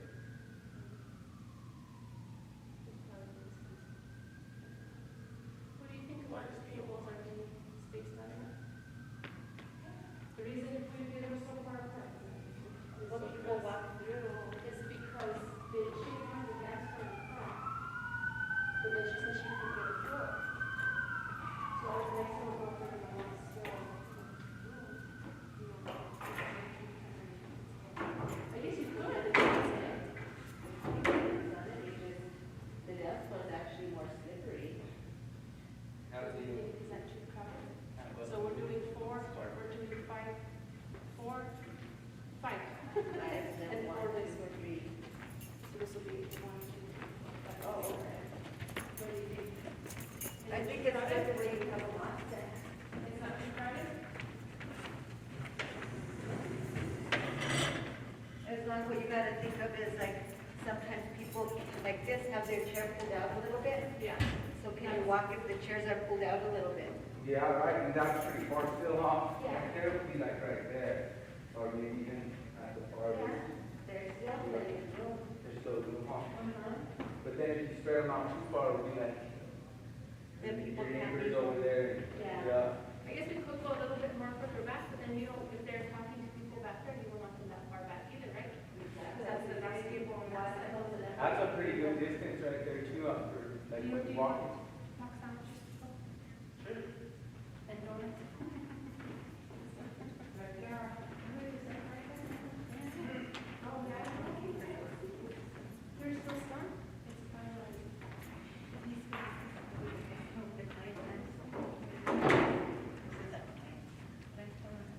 Yeah, no, I don't know them. So that yesterday, I went to empty it where it was still hot. Still there.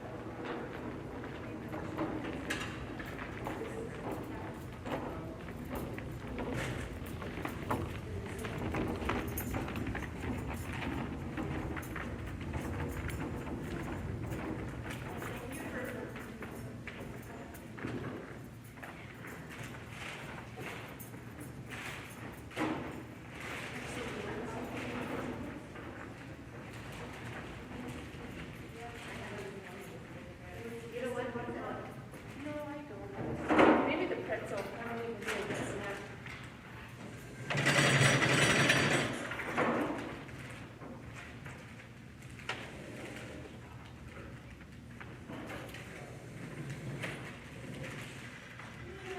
What do you think? That's a good one?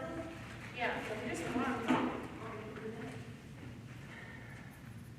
You're gonna set up for tomorrow. I should probably pull it a little bit more. You think?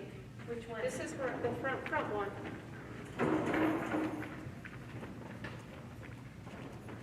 This is where I struggle, like that kind of detail.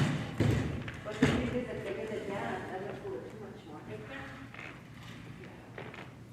I know if I back in, that can be I'll awesome. go with the average size of that. I'm okay. Yeah. I thought maybe you got lucky with that turn. But the guys were in there making noise with that, you know. I was wondering, because he said he would be left, and I thought, Victor, I thought left at 3. What are they filming? They were doing this, but I told Enrico it was done, but he hadn't come back to turn it off yet.